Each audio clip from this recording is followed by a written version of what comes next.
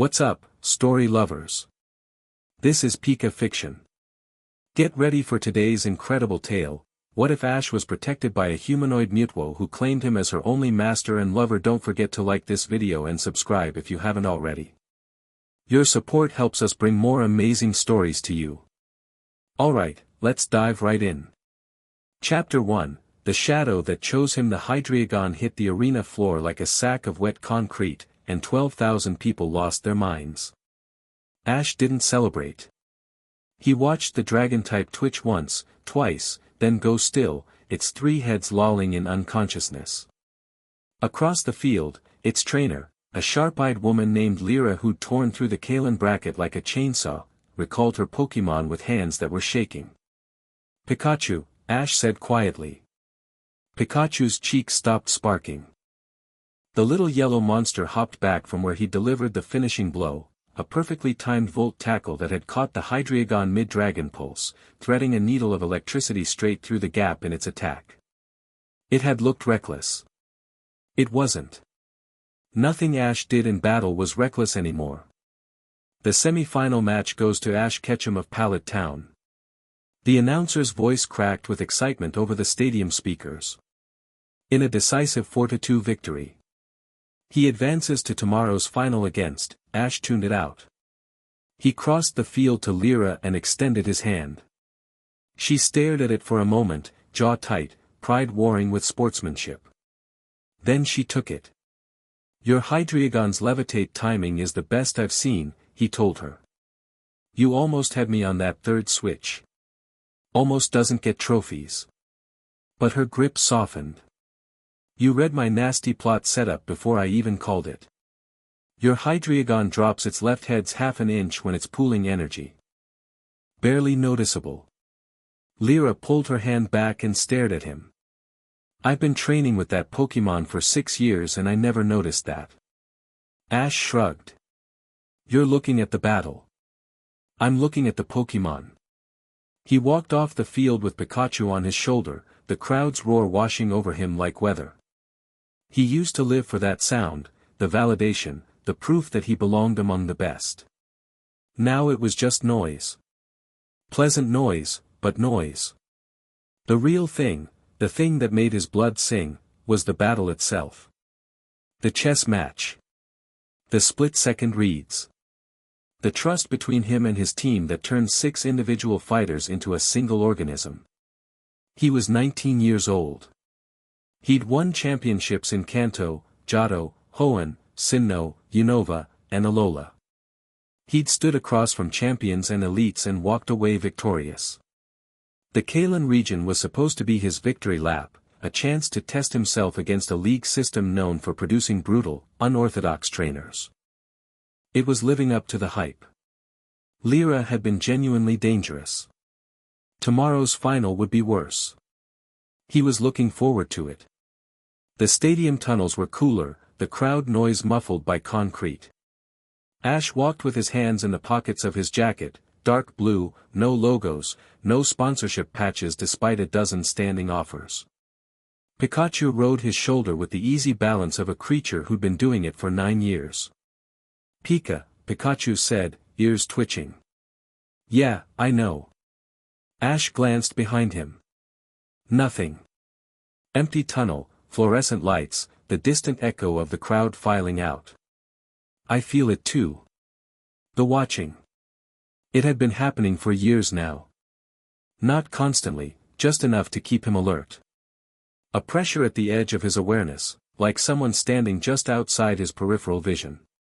He'd catch himself turning his head in empty forests, scanning rooftops in crowded cities, waking in the middle of the night with the absolute certainty that someone was right there. He'd told Brock about it once, years ago. Brock had suggested he might be developing a latent psychic sensitivity, not uncommon in trainers who'd been exposed to legendary Pokemon energy. It made sense. Ash had been exposed to more legendary energy than probably any trainer alive. But it didn't feel like ambient psychic noise. It felt personal. Like whatever was watching him cared about what it saw. He shook it off and pushed through the tunnel exit into the evening air of Tidewall. The city was gorgeous. Built along the Kalen coast where the cliffs met the sea, tide wall stacked itself in tiers, the harbor district at the bottom, the market and residential levels in the middle, the arena and administrative buildings at the top. Everything was white stone and blue tile, and the salt breeze carried the sound of waves even up here, 100 meters above the waterline. Ash took the long way down to the Pokemon Center, weaving through the evening crowds. People recognized him, they always did now, but Kalen culture was less starstruck than Kanto's. He got respectful nods, a few thumbs up, one hell of a match, Ketchum, from a fisherman carrying a Magikarp under each arm. He liked this region. The Pokemon Center was in the market tier, wedged between a Pokemon grooming salon and a restaurant that smelled like grilled tomato berries. Ash dropped off his team for their post-battle checkup, all of them, not just the ones he'd used. He always did full team checks after major fights. Nurse Joy had stopped trying to tell him it wasn't necessary. "They'll be ready by morning," she said, noting his Pokeballs on the tray. "Your Pikachu stays with me." Pikachu chirped in agreement. "Of course." She smiled. "Good luck in the final." Ash thanked her and stepped back into the evening. The sun was setting, painting the white city in shades of amber and rose. He should eat, should sleep, should review footage of tomorrow's opponent. Should. Instead he walked toward the harbor.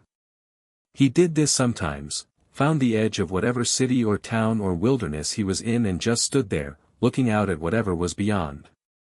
Tonight it was the sea, black and silver under the dying light, stretching out toward a horizon that blurred where water met sky. Pikachu settled against his neck, warm and familiar. "You ever get the feeling," Ash said to the ocean, "that you're waiting for something, but you don't know what it is?" Pika Pi. "Yeah, me too." The harbor district was quieter at this hour. Most of the fishing boats were in, crews already dispersed to pubs and homes. A few late arrivals were tying off at the stone quays, their lanterns swinging in the breeze. The smell of salt and engine oil and wet rope mixed into something that was oddly comforting. Ash leaned against a bollard and closed his eyes. 1 minute. He'd give himself 1 minute of peace, and then he'd go be responsible. He got about 30 seconds. Pikachu's body went rigid against his neck. Not the normal alertness of a Pokemon sensing something interesting, the full-body tension of a predator recognizing a threat. A low, electric growl vibrated through Ash's collar. Ash opened his eyes. 6 of them. Stepping out from behind cargo containers, from around corners, from what had been empty shadows a moment ago. They moved with the coordinated efficiency of people who'd practiced this exact maneuver many times. Dark uniforms, no insignia. Each one held a Pokeball in one hand and something else in the other, a device about the size of a phone, matte black, humming with a frequency Ash felt in his teeth. He was off the bollard and moving before the formation was complete, already calculating angles. 2 behind, 4 in front. Harbor wall on his left. Open water on his right. No good exits. "You're Ash Ketchum," said the point woman. Not a question. She had close-cropped hair and the posture of someone who'd seen combat. "You need to come with us. This doesn't have to be violent."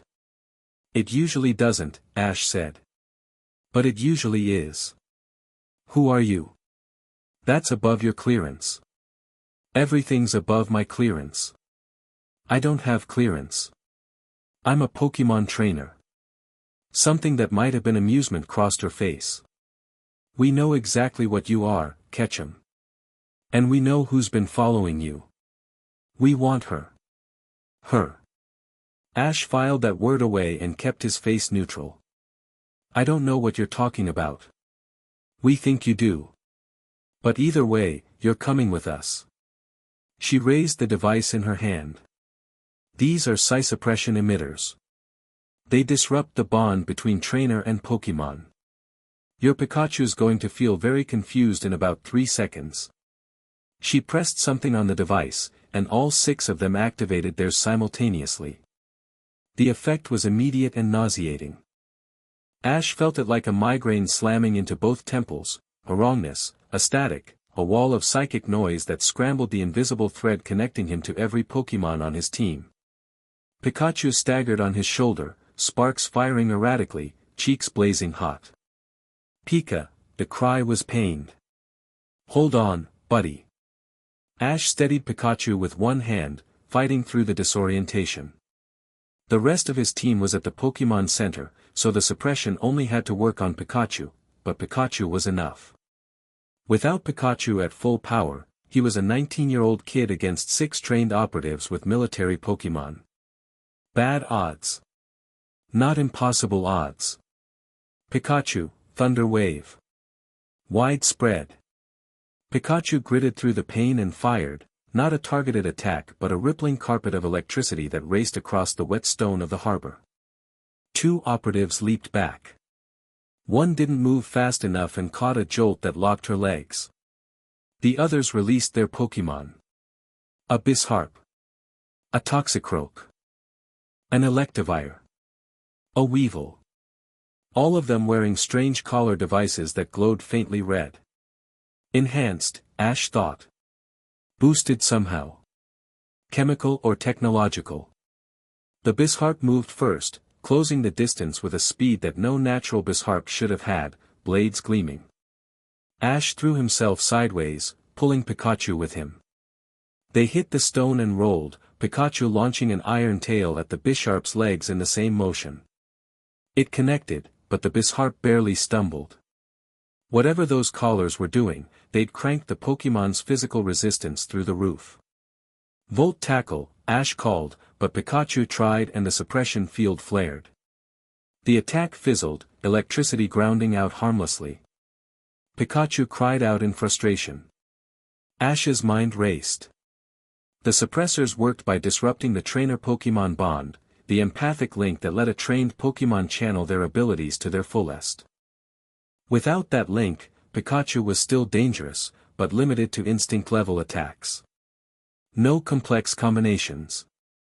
No synchronized strategy. So he'd have to fight stupid. Pikachu, ignore my commands. Fight on your own. Pure instinct. Pikachu's ears flattened.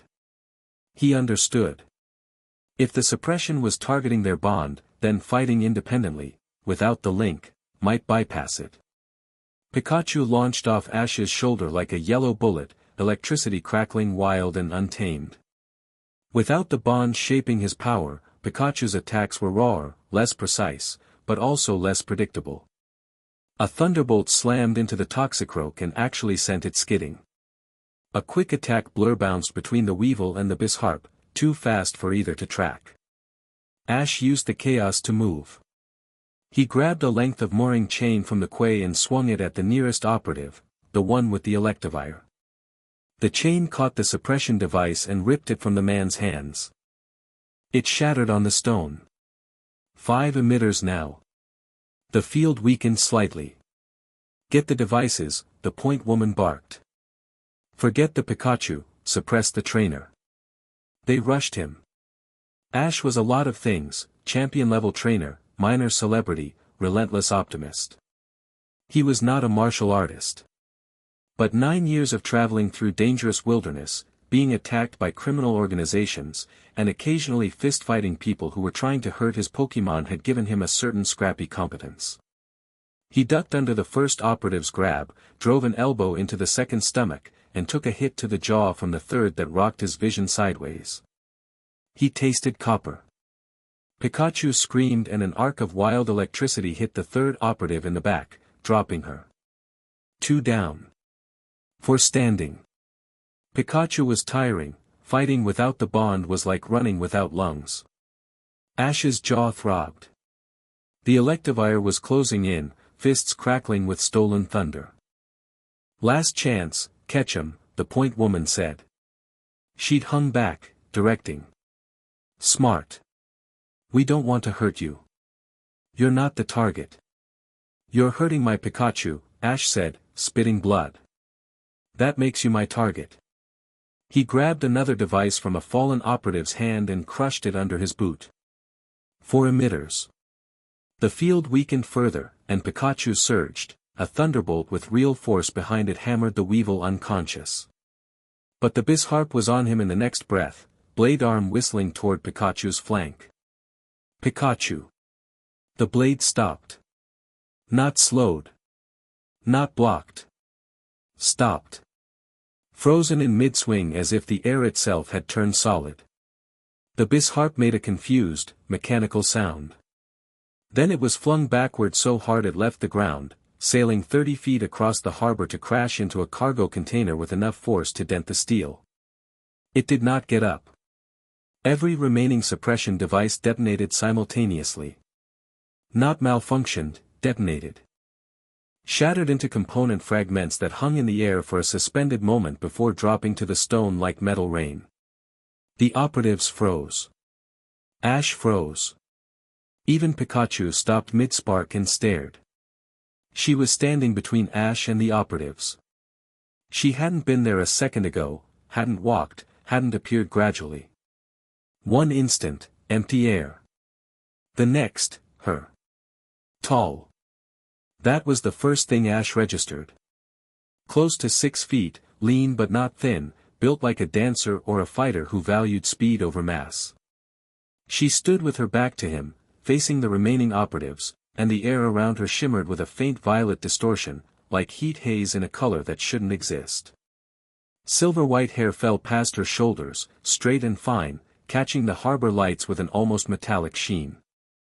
Her skin was pale, not human pale, something cooler, with the faintest suggestion of lavender, like moonlight through colored glass.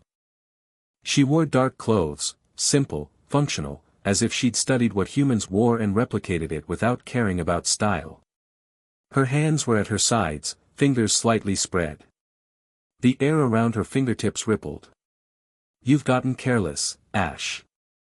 Her voice hit him like a chord played on an instrument he'd forgotten existed. Low, precise, with a resonance that vibrated somewhere behind his sternum. "I can't always be this close." The point woman reached for something at her belt, a backup weapon, a communicator, something. She never completed the motion. An invisible force wrapped around all 4 remaining operatives simultaneously and lifted. They rose 3 feet off the ground, limbs locked, faces contorted in silent panic. The woman, the being, whatever she was, turned her head slightly. Ash caught her profile. High cheekbones. A jawline cut from marble. And eyes that were violet from corner to corner, no whites, no pupils, luminous with an inner light that made the shadows around them deeper. He knew those eyes. The memory hit him like a physical blow. New Island. The storm. The clone army. 2 Pokemon, original and copy, firing at each other with killing intent, and him running between them because he couldn't stand it, couldn't watch it, couldn't do nothing, the light. The cold. The stone that crawled up his legs and swallowed him whole. And before the darkness took him, a pair of violet eyes staring down at him in confusion, in something that might have been wonder, as if she'd never seen anything like a boy stupid enough to die for someone else's fight.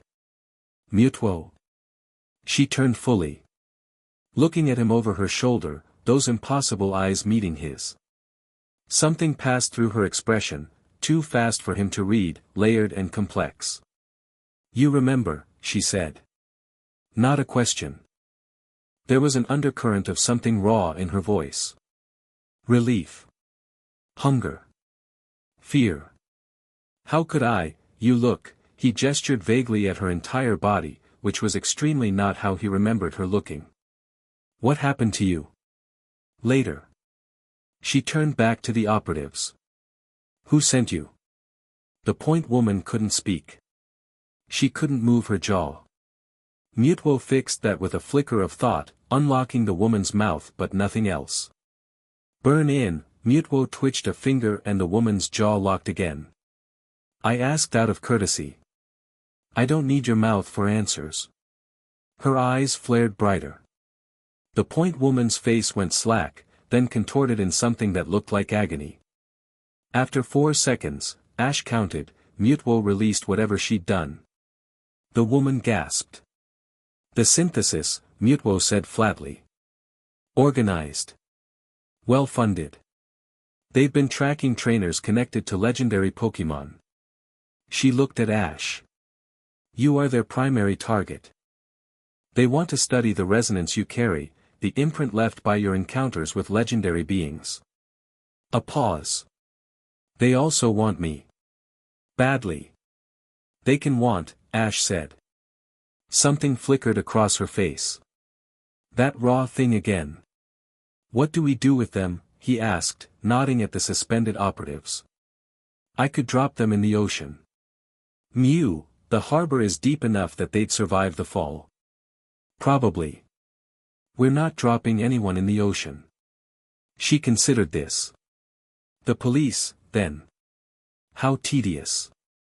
She set them down, not gently, but not lethally, and did something with her psychic field that made all four of them go limp and unconscious. They'd wake up with headaches that would last a week. Pikachu bounded across the stone and leaped onto Ash's shoulder, nuzzling his cheek with frantic relief. Ash scratched behind his ears automatically, but his eyes never left the woman standing in front of him. Mewtwo. The world's most powerful psychic Pokémon.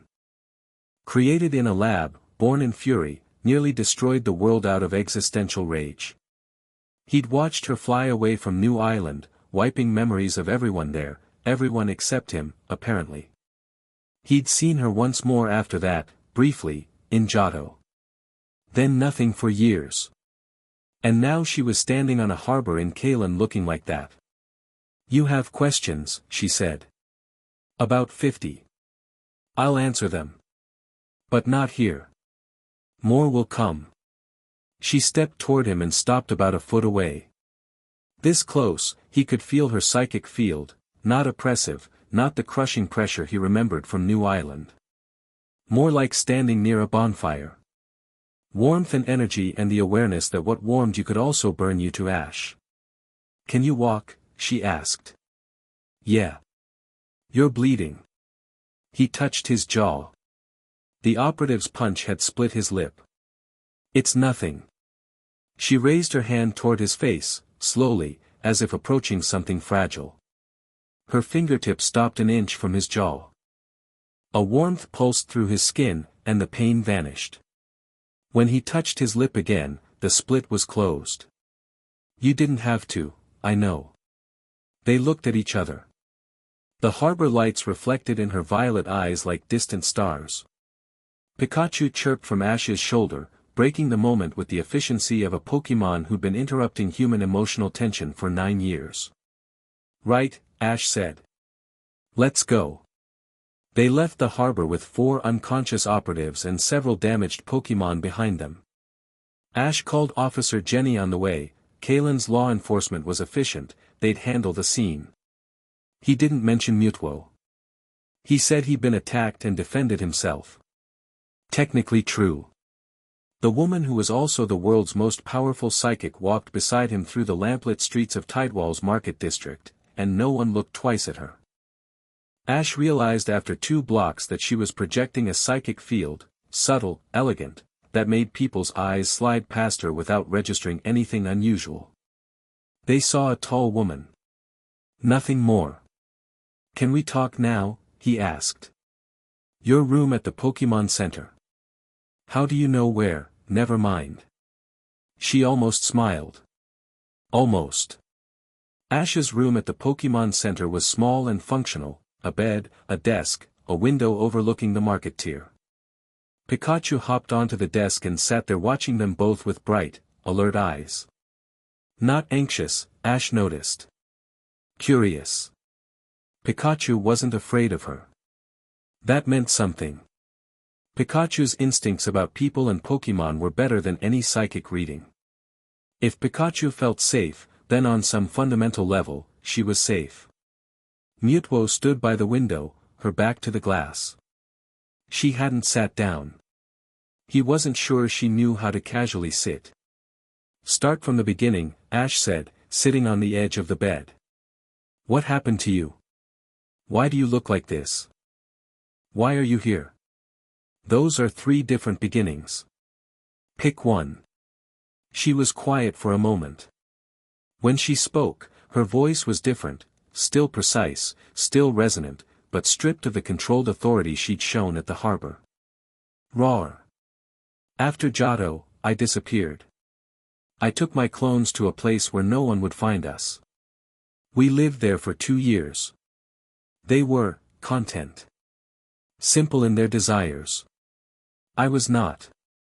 She turned her head slightly, looking at the city lights. I was made to be the strongest. I achieved that. It meant nothing. Strength without purpose is just energy waiting to be wasted. And your purpose? Her eyes met his. You. From the moment you walked between 2 attacks that would have obliterated any living thing and did it without hesitation, without calculation, without fear, you became the only reference point I had for what it meant to be worth something. You didn't sacrifice yourself for a cause or an ideology. You did it because you couldn't stand watching others suffer. I had never encountered anything like that. I still haven't. Ash opened his mouth and she raised a hand. Let me finish. This is difficult for me. I don't talk about this. He closed his mouth. I tried to forget you. I couldn't. I tried to understand you by observing other humans. They were all disappointing. I tried to find you again, and when I did, she paused. You were 15, traveling through Unova. You'd grown. You were still reckless, still impossibly kind, but sharper. More aware. I watched you from a distance and realized that the feeling I had, this constant, consuming fixation, wasn't going to fade. It was going to grow. And I was going to have to make a choice, suppress it until it destroyed me, or reshape myself to be part of your world. She held out her hands, palms up. Human hands, 5 fingers, smooth skin, the faintest lavender tinge. This took me 3 years. Restructuring my own biology. Altering my physical form at the cellular level while maintaining my psychic core. It was the most painful thing I've ever experienced, and I was created through genetic torture, so that's saying something. Ash stared at her hands. You did this to yourself. For me. I did this for me. So I could stand beside you as something you might recognize. Something you might. She stopped. Pulled her hands back. I chose the form that felt right. I didn't try to look human. I tried to look like myself. The human elements are functional. So I could walk your streets, enter your buildings. Exist in your spaces. You've been watching me. For years. Protecting you. There's a difference. Is there? Her jaw tightened. In Unova, a synthesis scout identified you as a person of interest. I erased her memory and destroyed her equipment. In Alola, a rogue Gyarados surfaced during a storm while you were sailing between islands. I redirected it before it reached your boat. In Kalos, the tree, Ash said suddenly. In the winding woods. The one that fell during the windstorm. It should have hit our campsite. It veered at the last second. I thought the wind shifted. The wind didn't shift. Ash sat with that for a long moment. Years. She'd been out there for years, watching, intervening, reshaping her entire body, and he'd never known. All those times he'd felt watched, felt that presence at the edge of his awareness, that had been her. Not a threat. A guardian. Why didn't you just come to me? Talk to me. And say what? Hello, I'm the psychic weapon you saved when you were 10. I've been obsessed with you for the better part of a decade and restructured my DNA so I could hold your hand. That would have gone well. Ash surprised himself by laughing. It was short and slightly manic, but genuine. Okay, fair point. But tonight they almost had you. The suppression technology is new. I've been tracking synthesis for 2 years, and they've never deployed anything like those emitters before. They're escalating. And for the first time, something cracked in her composure. Her hands clenched at her sides. I will not watch you die again. I watched it once. On New Island. I watched you turn to stone and I didn't understand what I was feeling and I never want to feel that again. The room was very quiet. Pikachu made a soft sound, not his usual chirp but something gentler. He hopped from the desk to the bed, then stretched out toward Mewtwo and patted her hand with one small paw. She looked down at him. Surprised. Uncertain. Pika-Pi, Pikachu said firmly, and it wasn't a sound Ash needed translated. You're okay. You're with us. Something in Mewtwo's expression shifted. Not softened, she wasn't built for soft. But some of the rigid defensiveness eased, like a wall coming down one brick at a time. Thank you, she said to Pikachu. The words came out stiff, unpracticed. You have always been there for him. I respect that. So what now? Ash asked. You said more will come. They will. Synthesis doesn't abandon assets, and you are their highest value target. They know I'm connected to you now, tonight confirmed it. They'll send more teams. Better equipped. And eventually, they'll send their enforcer. Who's their enforcer? A trainer named Kale Ashford. Young. Brilliant. Ruthless. He uses chemically enhanced Pokemon and fights with a tactical style that I would describe as competent if I were being generous. You're never generous. No. I'm not. Ash leaned forward, elbows on his knees. And you want to, what? Be my bodyguard? I want to stand beside you. As your partner. Your protector. She hesitated, and Ash watched the most powerful psychic being on the planet search for a word like a student fumbling through a vocabulary test. Your person. I don't know the human word for what I am to you. I only know that I am yours. You're not mine. I don't own anyone. I didn't say you owned me. She stepped forward. One step. The psychic field around her pulsed, and the window behind her trembled in its frame. Ownership implies I had no choice. I am choosing. I have spent years choosing. Every moment of agony reshaping this body was a choice. Every night spent watching over you from a distance was a choice. I choose you, Ash Ketchum. Not as a Pokemon chooses a trainer. As a soul chooses its anchor. The words hit him with a weight that had nothing to do with psychic power. This wasn't a Pokemon imprinting on a trainer. This wasn't a creature following instinct. This was a sentient being, arguably the most intelligent mind on the planet, who had looked at the entirety of existence and decided that one person mattered more than all of it. It was terrifying. It was the most meaningful thing anyone had ever said to him. I don't even know what to call you, he said. I chose a name. Mira. Mira. It means, wonderful, in one of the old languages. Or, to look at. Both felt appropriate. That's, actually a good name. I'm aware. He looked at her, really looked, past the alien beauty and the humming power and the unsettling violet eyes. She was standing with her shoulders slightly raised, her fingers still clenched. Her chin was up, her expression composed, but her body language was that of someone bracing for rejection.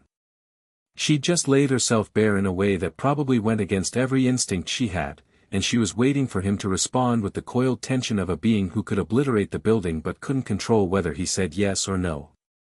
Okay, Ash said. She blinked. Okay. Stay. Fight with me. We'll figure out the rest as we go. He held out his hand, the same way he'd held it out to Lyra after the match, to 100 trainers before her, to Pokemon and people and everything in between. Open palm. Your choice. Mira looked at his hand. Then she took it. Her skin was cool and smooth and faintly electric, like touching a live wire wrapped in silk. Her grip was careful, carefully measured, he realized. She was calibrating her strength to avoid crushing his fingers. You should sleep, she said, not letting go.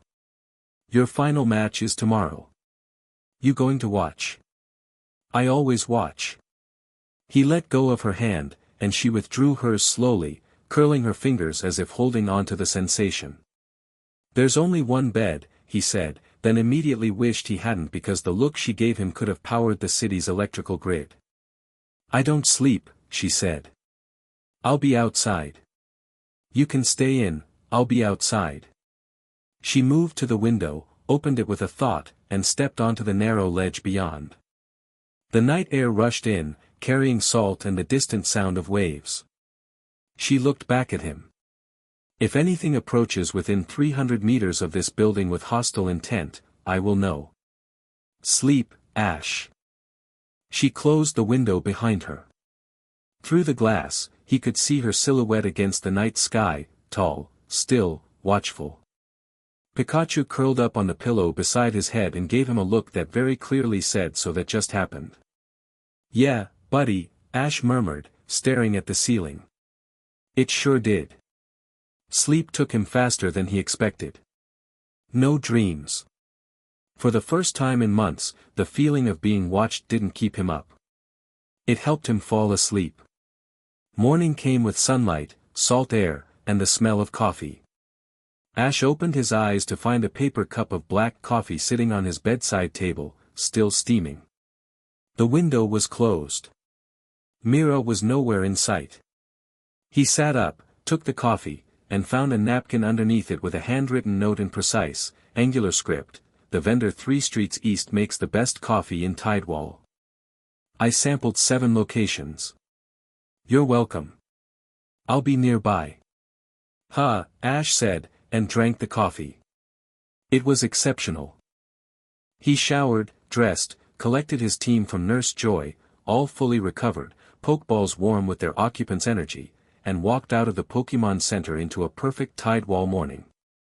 Bright sky, cool breeze, the kind of day that made you feel like anything was possible. A young man was sitting on the bench outside the center, feeding berries to a Luxray. He looked about 21. Dark hair cut close on the sides, longer on top, pushed back carelessly. Brown skin, sharp features, the kind of lean build that came from never having quite enough to eat growing up. He wore a battered leather jacket over a plain shirt, and his boots had seen better decades. The Luxray at his feet was enormous, half again the size of a normal specimen, and its eyes tracked Ash with predatory focus. A faint red glow pulsed from a device attached to its collar. The young man looked up and smiled. It was a good smile. Warm, easy, the kind that invited you to relax. Ash did not relax. Ash Ketchum, the young man said. Mind if I sit with you for breakfast? My treat. I already ate. No, you didn't. You drank coffee. Good coffee, admittedly, that vendor 3 streets east really is the best in town. But coffee isn't breakfast. He knew about the coffee vendor. Which meant he'd either been watching the same streets Mira had, or he'd been watching Mira. Who are you? Ash said. Kale Ashford. He offered his hand. Ash didn't take it. Kale withdrew it without offense. I see my reputation precedes me. Did your new friend tell you about me? She mentioned you. Favorably, I hope. She used the word competent. She said she was being generous. Kale's smile flickered, a micro-expression of genuine annoyance, quickly smothered. She's charming. Look, Ketchum, I'm not here to fight. Not yet. I'm here to have a conversation like reasonable people. Can we do that? Ash leaned against the Pokemon Center wall and crossed his arms.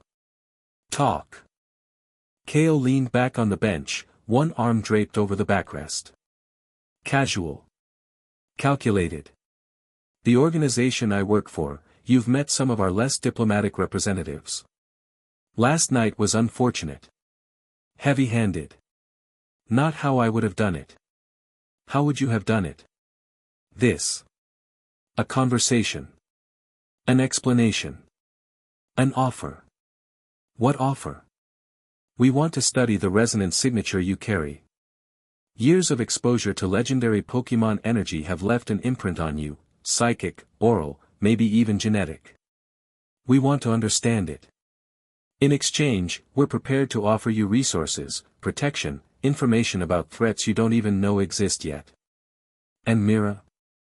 Kale's eyes sharpened. She named herself. Answer my question. Mewtwo is the single most significant achievement in the history of Pokémon science.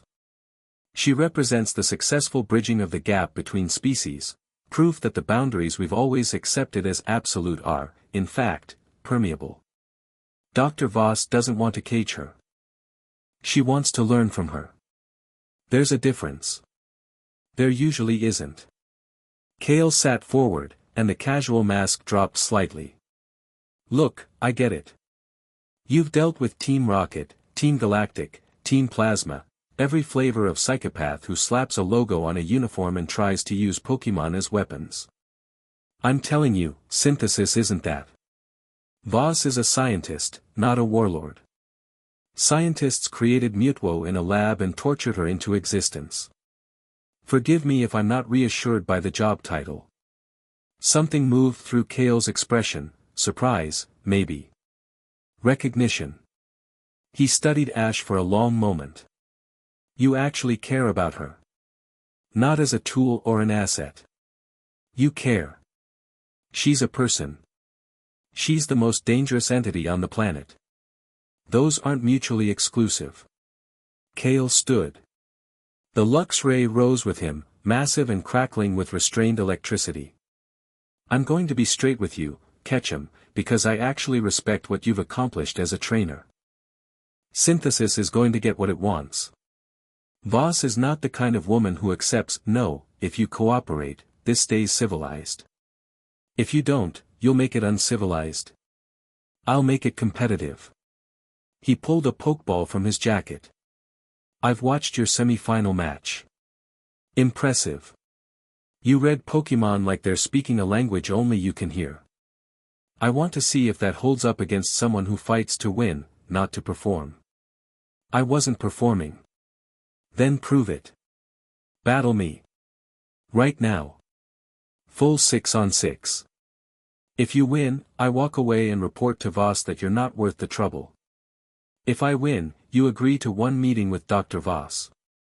That's it. One conversation. It was a transparent play. Ash knew it. Kale knew that Ash knew it. But there was something in the challenge that was genuine. Under the manipulation and the tactical framing, Kale wanted to battle him. Wanted to measure himself against someone the world called one of the best. Ash knew that hunger. He'd carried it his entire life. Not 6-on-6, Ash said. My team needs to be fresh for the final this afternoon. 3-on-3. No enhancements. He nodded at the Luxray's collar. Kale's jaw tightened. The enhancement collars are proprietary synthesis technology. They're part of my team's, no enhancements or no battle. A long pause. Then Kale reached down and removed the collar from his Luxray's neck. The massive electric type shuddered, then settled, still huge, still dangerous, but noticeably less charged. Like turning a speaker down from 11 to 8. 3-on-3, Kale said. No enhancements. No psychic interference from your girlfriend. She's not my. Ash stopped. She won't interfere. She knows I fight my own battles. Does she?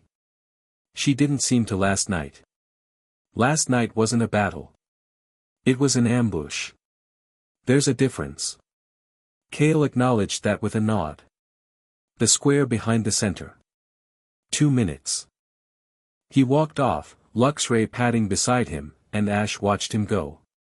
Pikachu bristled on his shoulder, sparks dancing. Not you, Ash said. Not for the first round, anyway. I want to see what he brings. He felt her before he heard her. A whisper of presence at his side, the faint electric tingle of her psychic field. You don't have to fight him, Mira said. She'd appeared beside him without a sound, standing close enough that their arms almost touched. I could make him forget why he came here. I know you could. But you won't let me. Nope. He's dangerous, Ash. His Pokémon are trained for combat, not competition. He fights to incapacitate. So do I, when I have to. She was quiet for a moment. Then, I'll watch. I know you will. She looked at him, really looked, with those violet eyes that saw more than any human gaze could. Whatever she found in his face seemed to satisfy her. She stepped back, and the air around her shimmered as her passive camouflage engaged. To anyone else, she just vanished. To Ash, she was a warm presence at the edge of his awareness, watching. Always watching. The square behind the Pokémon Center was a flat stone plaza used for outdoor markets on weekends. Today it was empty, and the early morning meant few witnesses. Kale stood at the far end, 3 Pokeballs in hand. His jacket was off. He looked leaner without it, and younger. Almost normal. Rules? Kale called. Standard League format. No switches after a knockout. No items. You're giving up switching advantage. I don't need switching advantage. Kale's smile turned sharp. Okay, catch 'em. Let's see what all the fuss is about. He threw his first ball. The Luxray materialized, shaking its mane, electricity crackling through its fur. Without the enhancement collar, it was still a magnificent specimen, well-trained, powerful, with the focused intensity of a Pokémon that had seen real combat. Ash chose Garchomp. The land shark erupted from its ball with a roar that echoed off the surrounding buildings, dorsal fin cutting the morning air. Garchomp was one of Ash's veteran fighters, caught in Sinnoh, trained through 4 regional championships, a creature of terrifying speed and controlled violence. Kale raised an eyebrow. Ground type against an electric. Bold. Garchomp, dig. The dragon plunged into the stone plaza like it was water, vanishing underground in a spray of shattered tile. Luxray, sense it, Kale commanded. The Luxray's eyes flared gold, its X-ray vision, capable of seeing through solid matter. Its head tracked something underground, following the vibrations. Clever, Ash thought. Most trainers would panic at a subterranean approach. Kale was using his Pokémon's unique ability to negate the strategy. Except the strategy wasn't the dig itself. Garchomp burst from the ground directly beneath Luxray, but not to attack. The eruption sent a column of rock and debris upward, forcing Luxray to leap sideways. And Garchomp was already moving, mid-air, pivoting with its fins, because the real attack was the dragon claw aimed at the exact spot Luxray was jumping to. Kale saw it a fraction of a second before impact. Wild charge, intercept. Luxray twisted mid-dodge, wreathing itself in electricity, and met Garchomp's claw with a full-body electric tackle. The collision sent a shockwave across the plaza. Both Pokémon slid back, claws digging furrows in the stone. He's fast, Ash said to himself. Not the Luxray, Kale. His reaction time was inhuman. He'd read the true attack, adjusted his counter, and executed, all in the space of a heartbeat. Stone Edge, Ash called. Garchomp slammed its fist into the ground, and pillars of jagged rock erupted in a line toward Luxray. Kale's Pokémon dodged the first 2, vaulted over the third, and fired a thunderbolt that Garchomp's ground typing shrugged off like rain. That won't work, Ash said. I know. Kale was smiling. Luxray, crunch. The electric type closed the distance with startling speed, jaw gaping, fangs wreathed in dark energy. Garchomp met it with dual chop, both arm fins scything inward, but Luxray slipped under the strikes with a flexibility that spoke to years of sparring against larger opponents. Its jaws clamped onto Garchomp's forearm. Garchomp roared. Not in pain, in anger. It grabbed the Luxray by the scruff with its free claw and hurled it across the plaza. Luxray hit the ground rolling, skidded, and came up snarling. Both Pokémon were breathing hard. First blood was even. Garchomp, Dragon Rush. Garchomp's body blazed with draconic energy, blue-violet flames that weren't fire but something older, something that existed in the space between physical and mythical. It launched itself forward like a missile. Luxray, stand. Luxray didn't dodge. It planted its paws and took the hit. Dragon Rush slammed into the electric lion with full force, driving it back 10 feet, claws gouging trenches in the stone, but it didn't go down. It absorbed the impact through its legs, muscles bunching, and as the energy dissipated, it counterattacked with another crunch, this time aimed at Garchomp's neck. Garchomp caught the jaw with both hands. For a moment, the two Pokémon were locked in a test of pure strength, muscle against muscle, eyes blazing. Earthquake, Ash said quietly. The plaza cracked. A seismic pulse radiated outward from Garchomp's planted feet, and Luxray, pressed against Garchomp, unable to dodge, took the full force of a ground-type attack that it had no defense against. It went through the Luxray like a wrecking ball through glass. Luxray crumpled. Garchomp released it and stepped back, breathing hard, the bite wound on its forearm seeping dark blood. Kale recalled his Luxray without a word. His expression hadn't changed, but something in his posture had shifted. He'd expected to lose his first Pokémon.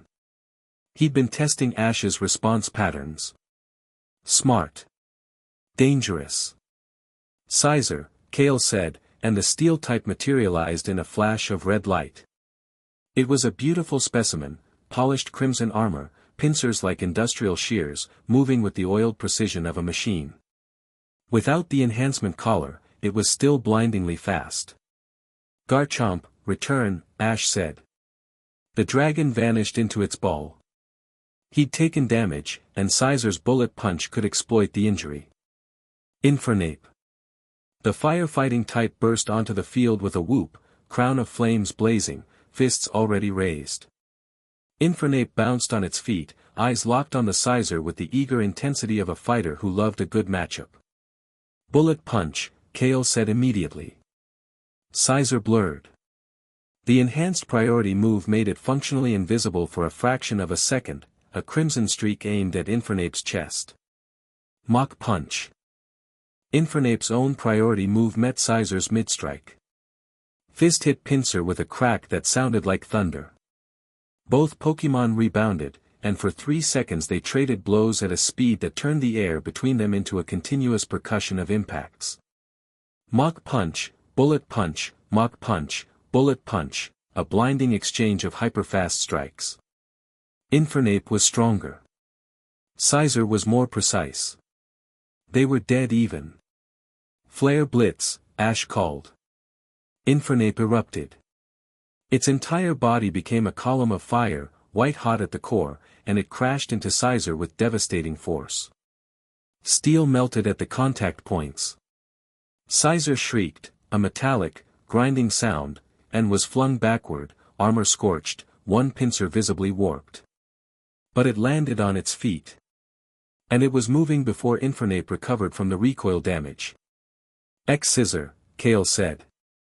The counter came from an angle Infernape wasn't covering, a cross-slash of bug-type energy that caught the fire-type in the ribs and sent it tumbling. Infernape rolled, came up spitting, and the flames on its head roared higher. Close combat, Ash said. There was no defensive strategy attached.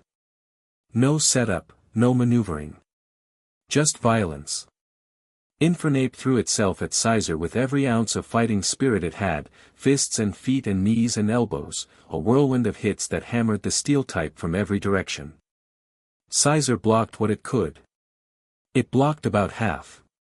The steel type hit the ground with its armor dented in a dozen places. It tried to rise. Couldn't. 2-0. Kale recalled Sizer, and this time Ash saw something in his expression that hadn't been there before. Not anger. Not frustration. Recalculation. Kale was adapting in real time, analyzing Ash's decision patterns, looking for the crack. Last one, Kale said. He tossed his final ball with a casual underhand, and a Hydreigon materialized. It was, frankly, one of the most intimidating Pokémon Ash had ever seen outside of a legendary encounter. Massive, dark-scaled, 3 heads weaving with independent intelligence. Its eyes burned with an intensity that went beyond normal training. This was a Pokémon that had been forged in serious, no-holds-barred combat. Infernape snarled. Not afraid, never afraid, but aware that this was a different class of opponent. Infernape, return. Ash recalled his fighter and held his last ball for a moment, considering. Then he looked at Pikachu. Pikachu grinned. Go. Pikachu launched off Ash's shoulder and hit the plaza in a streak of yellow, electricity already building, cheeks blazing. The little mouse landed in a combat stance, tail high, sparks dancing. Kale stared. You're sending a Pikachu against my Hydreigon. I'm sending my Pikachu against your Hydreigon. There's a significant type and size disadvantage. I know. Kale shook his head slowly. Dragon Pulse. All 3 heads. The Hydreigon's 3 mouths opened simultaneously, and 3 beams of draconic energy converged on Pikachu's position. The combined blast would have leveled a small building. Iron Tail, vertical launch. Pikachu slammed its tail into the ground like a piston and launched itself straight up. The Dragon Pulse trio converged on empty stone, detonating in a crater. Pikachu was 15 feet in the air, directly above the Hydreigon. Thunderbolt. Maximum. What came out of Pikachu wasn't a normal thunderbolt. After 9 years of training, of pushing past every conceivable limit, of standing beside Ash against gods and legends and forces of nature, Pikachu's thunderbolt was a natural disaster in miniature. A pillar of electricity slammed down onto the Hydreigon like the judgment of an angry sky. The dragon screamed. All 3 heads. It crashed to the ground, scales smoking, wings folded at wrong angles. It got back up. Impressive, Kale said, and his voice was tight. Dark Pulse. A wave of dark energy rippled outward from the Hydreigon, catching Pikachu mid-landing and sending the mouse tumbling. Pikachu skidded, recovered, shook it off. Ash saw the wince. That had hurt. Quick attack, spiral pattern. Pikachu became a blur. Not a straight-line charge but a spiraling approach pattern that made targeting impossible, weaving, juking, changing direction with a speed and agility that left afterimages. The Hydreigon's heads tracked independently, each trying to follow the yellow streak, none able to lock on. Flamethrower, spread pattern. Kale called. All 3 heads breathed fire, not at Pikachu but across the entire approach vector, creating a wall of flame. Through it, Ash said. Pikachu didn't hesitate. The mouse charged through the flames, Volt Tackle igniting around its body, the electrical armor shunting the fire aside as Pikachu became a screaming comet of pure electric force. It hit the Hydreigon dead center. The impact cratered the plaza. Dust and debris erupted outward. When it cleared, the Hydreigon was down, all 3 heads unconscious, body twitching with residual electricity. Pikachu stood on the fallen dragon's chest, breathing hard, fur singed, and sparked defiantly.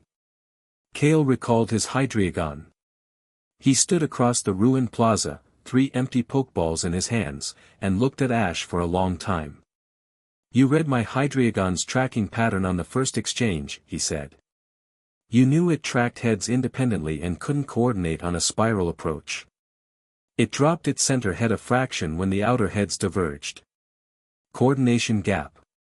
About a quarter second. Most trainers wouldn't have seen that from this distance. Most trainers aren't me. Kale laughed. It was genuine, surprised out of him, sharp and real. No. They're not.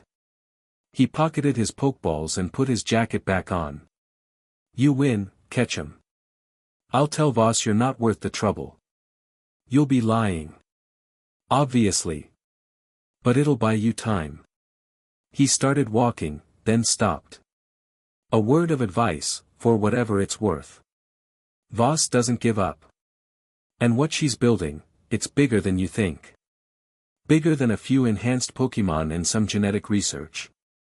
She's going to change the world, one way or another. He glanced toward the spot where Mira was standing, invisible. Your friend there is proof that it's possible. That's what scares me. He walked away. The Lux Ray appeared beside him from somewhere.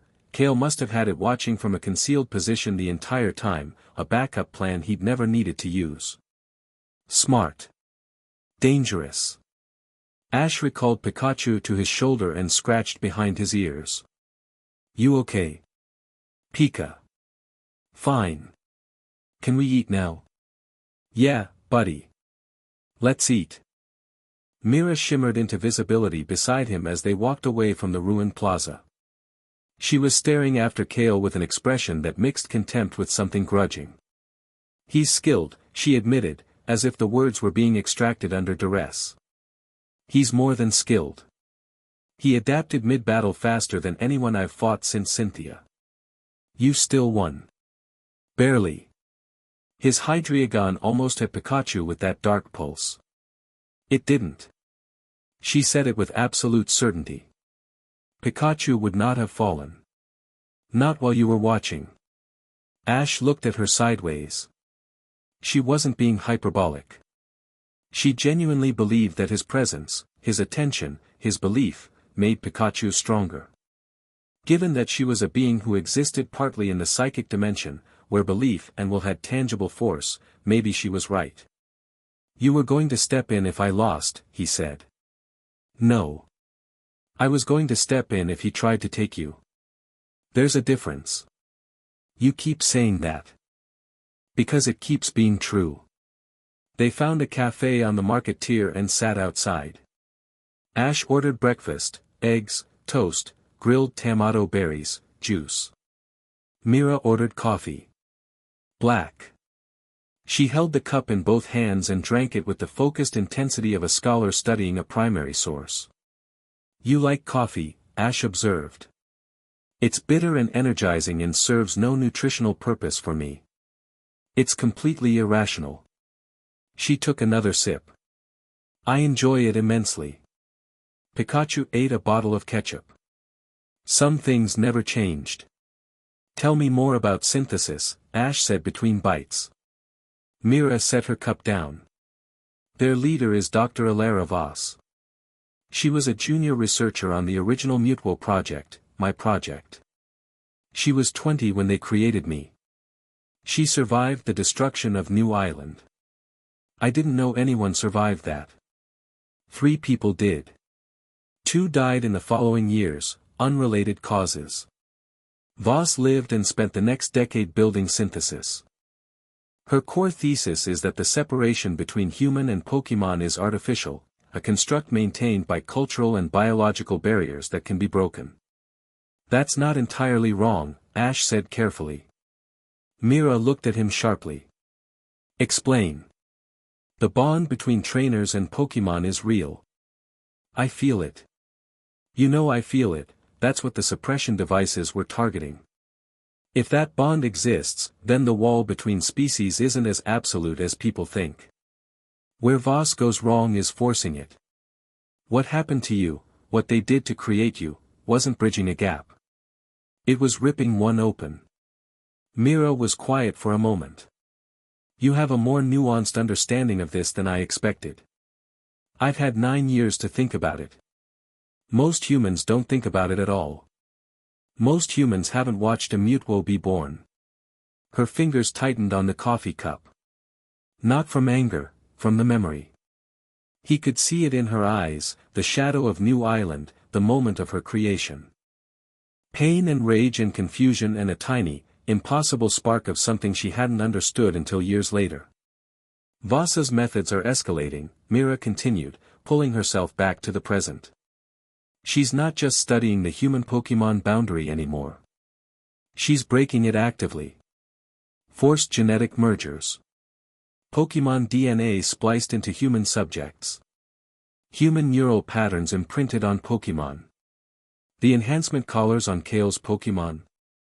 A crude application of the same research. The collars amplify a Pokemon's capabilities by feeding them processed energy derived from human biosignatures. It's temporary and it's damaging, those Pokemon will have shortened lifespans. Does Kale know that? I don't know. He's either complicit or willfully blind. Neither speaks well of him. Ash pushed his plate aside. You said Synthesis has been tracking trainers connected to legendary Pokemon. How many? At least 12 that I've identified. Trainers who've had direct encounters with legendaries, Suicune, Lugia, Rayquaza, Dialga, Palkia. You've encountered more legendaries than any other living human. Your resonance signature is, she paused, searching for the word. Loud. Like a beacon. Every psychic Pokemon on the continent can feel you if they reach out. That's why you could always find me. I could find you on the other side of the world. Your mind has a specific quality. It's warm. Like sunlight through water. She said it matter-of-factly, as if she were describing the weather, but her eyes dropped to her coffee cup. Ash watched her for a moment. Mira. Yes. Look at me. She did. Those violet eyes, alien and beautiful and holding something so intense it was almost painful to meet. Thank you, he said. For all the years you watched over me. For the tree in Kalos. The Gyarados in Alola. For last night. I didn't know, and I should have felt more than just the watching. I should have felt the caring. Something happened to her face. It was subtle, a micro shift in the muscles around her eyes, a fractional softening of her mouth. On a human, it would have been nothing. On Mira, who controlled her expression with the same precision she controlled her psychic powers, it was the equivalent of tears. You're welcome, she said, and her voice was rough. Pikachu purred against Ash's neck. They sat in the morning sun for a while, not speaking. It was comfortable, the first truly comfortable silence Ash had shared with another being in longer than he could remember. Mira drank her coffee. Ash watched the marketeer come alive around them, vendors opening stalls, people walking their Pokemon, the ordinary beauty of a world that had no idea what was lurking at its edges. Then Mira set down her cup and went very still. What is it? Ash asked immediately. Something happened last night during the attack. Something I need to show you. She stood and led him through the marketeer, down winding stairs, through narrow streets, until they reached the harbor where he'd fought the Synthesis operatives. The police had been and gone, the operatives and their Pokemon were in custody, the area cordoned with yellow tape. Mira ducked under the tape without slowing. Ash followed. She stopped at a specific spot near the quay, about 20 feet from where she'd first appeared. Look. Ash looked down. At first he didn't see it. Then the morning light shifted, and he caught it, a patch of stone about 3 feet across that looked wrong. The cobblestone was the same color, the same texture, but there was a faint translucency to it, as if the stone was losing its conviction about being solid. If he stared at it too long, he thought he could see through it, not to the ground below but to something else. Something that wasn't quite darkness and wasn't quite light. An absence. What is this? I don't know. Mira crouched beside the patch, one hand hovering over it. Her psychic field rippled where it contacted the anomaly, like water hitting oil. During the fight, one of the operative suppression devices malfunctioned. The field inverted, instead of suppressing psychic energy, it amplified it. For about 2 seconds, the local psychic field spiked to levels I've never felt before. And when it subsided, this was here. A weak point. More like a thin point. As if reality, thinned. Wore through slightly. She pulled her hand back. I've felt something like this before. Once. On New Island, in the deepest level of the laboratory, there was a spot where Dr. Fuji's equipment had been running for months, pouring energy into the creation process, into creating me. The fabric of the space felt worn there. Threadbare. As if pushing too much energy through one point weakened the barrier between. She trailed off. Between what and what? That's the question. Ash crouched beside her and reached toward the patch. Myra's hand shot out and caught his wrist, gently, but with a grip that reminded him she could bench press a building. Don't touch it. I wasn't going to touch it.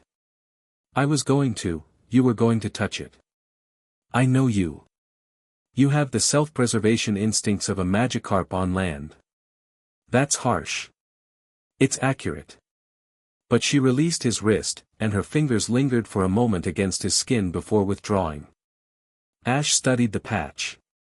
There was something deeply unsettling about it, not threatening, exactly, but wrong in a way that bypassed his rational mind and went straight to something older.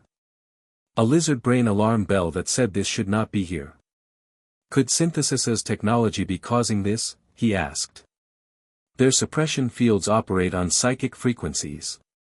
If those frequencies are powerful enough, or if they're being used in enough locations simultaneously, they could be weakening the same barriers. She stood. I need more data. This might be isolated. Or it might not. You think it's not? I think that Synthesis is playing with forces they don't understand, and when humans do that, things break. They left the harbor. Ash's final match was in 4 hours, and he needed to prepare. But as they climbed back up through Tidewall's tears, he couldn't shake the image of that translucent patch of stone, the place where reality had worn thin and something else almost showed through. And somewhere else, in a place that existed in the spaces between places, where the rules of the world grew thin and the old dark pressed against the seams, something opened its eyes for the first time in millennia. It was not a being in the way that humans or Pokemon understood beings. It did not have a body or a mind or a will. It was prior, the thing that existed before the thing that existed before everything else. When Arceus shaped the world, it had pushed this thing aside, sealed it behind walls of cosmic law and divine intent. For eons, the walls held. Now, in a harbor city on a world it barely remembered, the walls had thinned. A figure stood in the knot place, watching the thin spot with something that might have been patience if patience were a physical force. The figure was tall, impossibly tall, proportioned like a human but wrong in ways that resisted description. It wore armor the color of old bone, and where its face should have been, there was nothing. Not darkness. Not light. Nothing. Ah, the Arbiter said, in a voice that sounded like a door closing at the end of a very long hallway. They're tearing the stitches. It turned its non-face toward a direction that didn't exist and contemplated the small, warm light of a particular human mind, a mind it could feel through the fraying barriers. Bright. Warm. Beloved by something powerful. Interesting, it said. And waited. Ash won the Kalen Championship final in 5 rounds. It was a war. His opponent, a mountain of a man named Rourke who fought with a team of steel and rock types that could absorb punishment like the earth itself, pushed him harder than anyone had in months. But Ash found the angles, read the patterns, and when Pikachu delivered the final thunder to Rourke's Aggron, the stadium shook with the impact. He stood on the field with confetti falling and the crowd roaring and Pikachu on his shoulder and thought, 7 regional championships. A number that no trainer in history had reached before the age of 25. He didn't feel the triumph. Not because it wasn't real, but because his mind was on translucent stone and a woman with violet eyes and an organization that wanted to break the rules of the world. Mira was waiting outside the stadium. She'd watched from somewhere, he'd felt her presence, warm and steady at the edge of his awareness, the entire match. She leaned against a wall in the shadow of the arena, silver hair catching the late afternoon light, and when she saw him, she did something he hadn't seen before. She smiled. It was small and uncertain, the expression of someone who'd learned to smile from observation rather than experience, still calibrating the muscle movements. It was lopsided, slightly too intense, and it transformed her face from ethereal to almost human. 7, she said. You counted. I've watched every one. Kanto. Giotto. Hoenn. Sinnoh. Unova. Alola. Kalen. She pushed off the wall and fell into step beside him.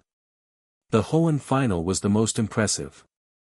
Your Sceptile's leaf blade timing against Drake's Salamence was, she paused, searching for a non-clinical word. Beautiful. You watched me in Hoenn. I watched you everywhere. He should have found that disturbing. Part of him knew that, objectively, a being who'd watched him for years from the shadows was not a normal foundation for any kind of relationship. But objectivity had never been Ash's strong suit. He dealt in feelings, in instincts, in the bone-deep reads that told him when to trust and when to fight. His instincts said Mira. So what now? He asked. Synthesis isn't going to stop. That thin spot in the harbor isn't going to fix itself. And I have a feeling things are going to get more complicated before they get simpler. They will. I've been intercepting synthesis communications. There's a summit being organized, a meeting of regional champions and league officials to discuss the synthesis threat. You'll likely be summoned. Great. Politics. You hate politics. I really do. Then it's fortunate that I can read minds. Please don't read minds at a political summit. I make no promises. They walked through Tidewall as the sun set, champion and guardian, human and transcendent, two beings bound by a choice made on a burning island 9 years ago. Pikachu rode on Myra's shoulder. He'd migrated there during the walk, and she hadn't objected, though she held herself with the rigid care of someone carrying something infinitely precious and terrified of dropping it. He likes you, Ash said. He has good taste. She glanced at the Pikachu, then at Ash. As do I. The sun dipped below the ocean, painting the white city in shades of fire, and they walked into whatever came next together. Tomorrow they'd leave Tidewall. Tomorrow they'd face politics and enemies and a world that was fraying at the edges. Tomorrow the shadow at the edge of reality would press a little harder against the walls. Tonight, Ash Ketchum walked beside the being who had chosen him above all others, and for the first time in years, the feeling of being watched felt like coming home. Chapter 2, The Weight of Devotion. The summons came 3 days after the championship, delivered not by mail or message but by a dragonite that dropped out of a cloudless sky and landed on the road 6 feet in front of them. Mira had the dragonite telekinetically pinned against a hillside before Ash finished blinking. Wait, he grabbed her arm. Not because it would physically stop her, but because the touch broke her focus for a split second, and that was enough. That's Lance's dragonite. The dragon type hung in midair, suspended by invisible force, looking mildly inconvenienced rather than afraid. It had a leather satchel strapped to its chest bearing the seal of the Indigo League, a stylized pokeball wreathed in laurel. Mira released it. The dragonite settled to the ground, shook itself like a wet dog, and chirped at them with the put-upon dignity of a creature that was very much used to being the most impressive thing in any given airspace. Sorry about that, Ash told it, taking the satchel. She's protective. I'm efficient, Mira corrected. An unidentified airborne creature diving at high speed toward the most important person on this continent warrants an immediate response. Most important person on the continent? I said what I said. Ash opened the satchel. Inside was a single sheet of heavy paper, hand-signed. He read it twice. Pan-Regional League Summit. Veranthos. 4 days from now. He looked up. They want me there in an advisory capacity regarding emergent transnational threats to trainer safety. That's bureaucrat for synthesis. Veranthos is 600 miles northeast. Through the Kalen interior. Mira took the letter from his hand and read it with the speed of someone who processed text the way normal people processed breathing. Lance's signature. Countersigned by Cynthia of Sinnoh and Diantha of Kalos. This is serious. Multiple champion signatures on a single summons. Yeah. Ash folded the letter and tucked it into his jacket. They're scared. They should be. He fed Lance's Dragonite a handful of berries and sent it back with a confirmation. Then he looked at the road ahead, winding through Kalen's green interior hills, dotted with farms and small towns, and did the math. 600 miles in 4 days meant flying, which meant Charizard. Can you keep up with a Charizard at full speed? He asked Mira. She gave him a look that could have curdled steel. Right. Stupid question. They flew. Charizard was delighted to be out. The fire type had been cooped up in his ball for most of the championship circuit, and the chance to stretch his wings over open country brought out the playful streak he usually kept buried under 30 layers of draconic pride. He barrel-rolled twice in the first 10 minutes, nearly throwing Ash from the saddle both times. Mira flew beside them without wings, without visible effort. She simply moved through the air, her psychic field carrying her with a fluid grace that made Charizard's powerful wing beats look clumsy by comparison. Her silver hair streamed behind her like a banner, and her eyes were half closed against the wind, expression unreadable.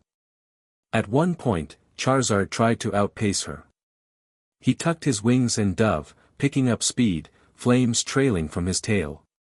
Mira kept pace without changing her posture. Charizard tried harder. He hit his top speed, something north of 200 miles per hour, and held it, muscles straining, flames roaring. Mira yawned. Stop antagonizing my Charizard, Ash called over the wind. He started it. He's a fire type. They're competitive. So am I. Charizard grumbled and settled into a steady cruising speed. Pikachu, tucked inside Ash's jacket with just his head poking out, laughed his squeaky Pikachu laugh. Myra's mouth twitched. They covered 200 miles before sunset and made camp in a river valley between two forested ridges. Ash set up his tent, a practiced routine that took 3 minutes flat, while Charizard curled around a self-made fire pit and Pikachu hunted for berries in the underbrush. Mira sat on a boulder overlooking the valley, perfectly still, watching the sunset paint the western sky. You should eat, Ash said, bringing her a portion of the trail stew he'd made. He was a better cook than people expected. 9 years on the road taught you things. I don't require food. I didn't say you required it. I said you should eat. He held out the bowl. You liked the tomato berries in Tidewall. There are tomato berries in this. She took the bowl, examined the stew with the analytical intensity of a scientist studying a culture sample, and took a careful bite. Chewed. Considered. This is adequate, she said. High praise. Don't push it. They ate in comfortable quiet. Or rather, Ash ate and Mira consumed small, deliberate spoonfuls while studying the food as if trying to understand why biological organisms found the process rewarding. She finished about half the bowl and set it aside. Can I ask you something personal? Ash said. You can ask. I may not answer. When you reshaped yourself, when you took this form, did it hurt? She was quiet for a long time. The sunset faded through orange into purple, and the first stars appeared over the eastern ridge. Yes, she said finally. It was the most painful experience of my existence, sustained over 3 years. Every cell in my body resisted the change. My psychic core wanted to maintain its original configuration, the form I was created in. Forcing it into a new shape was like rewriting my own source code while the program was running. Why did you do it that way? Couldn't you have found someone to help? A scientist, who would I have trusted? The question was sharp but not angry. The only scientists who understood my biology were the ones who created me through torture. I would not give another human being access to my genetic structure. The risk of exploitation was absolute. So you did it alone. I do everything alone. Or I did. She looked at him. In the firelight, her violet eyes were darker, almost indigo. Until now. Ash held her gaze. There was something in those eyes that he was learning to read, layers of emotion that she controlled with iron precision but couldn't entirely hide from someone who'd spent his life reading the feelings of beings who couldn't speak. Fear. Hope. A desperate, consuming need to be seen as more than what she was made to be. "You're not alone anymore," he said. "Whatever's coming, synthesis, this summit, whatever that thin spot in the harbor means, you're not handling it by yourself. That's not how this works. I protect you. It's how I work. I protect the people I care about. You're going to have to get used to that." Something shifted in her expression. That micro-movement again, the tiny, almost imperceptible softening that was her version of a tectonic emotional event.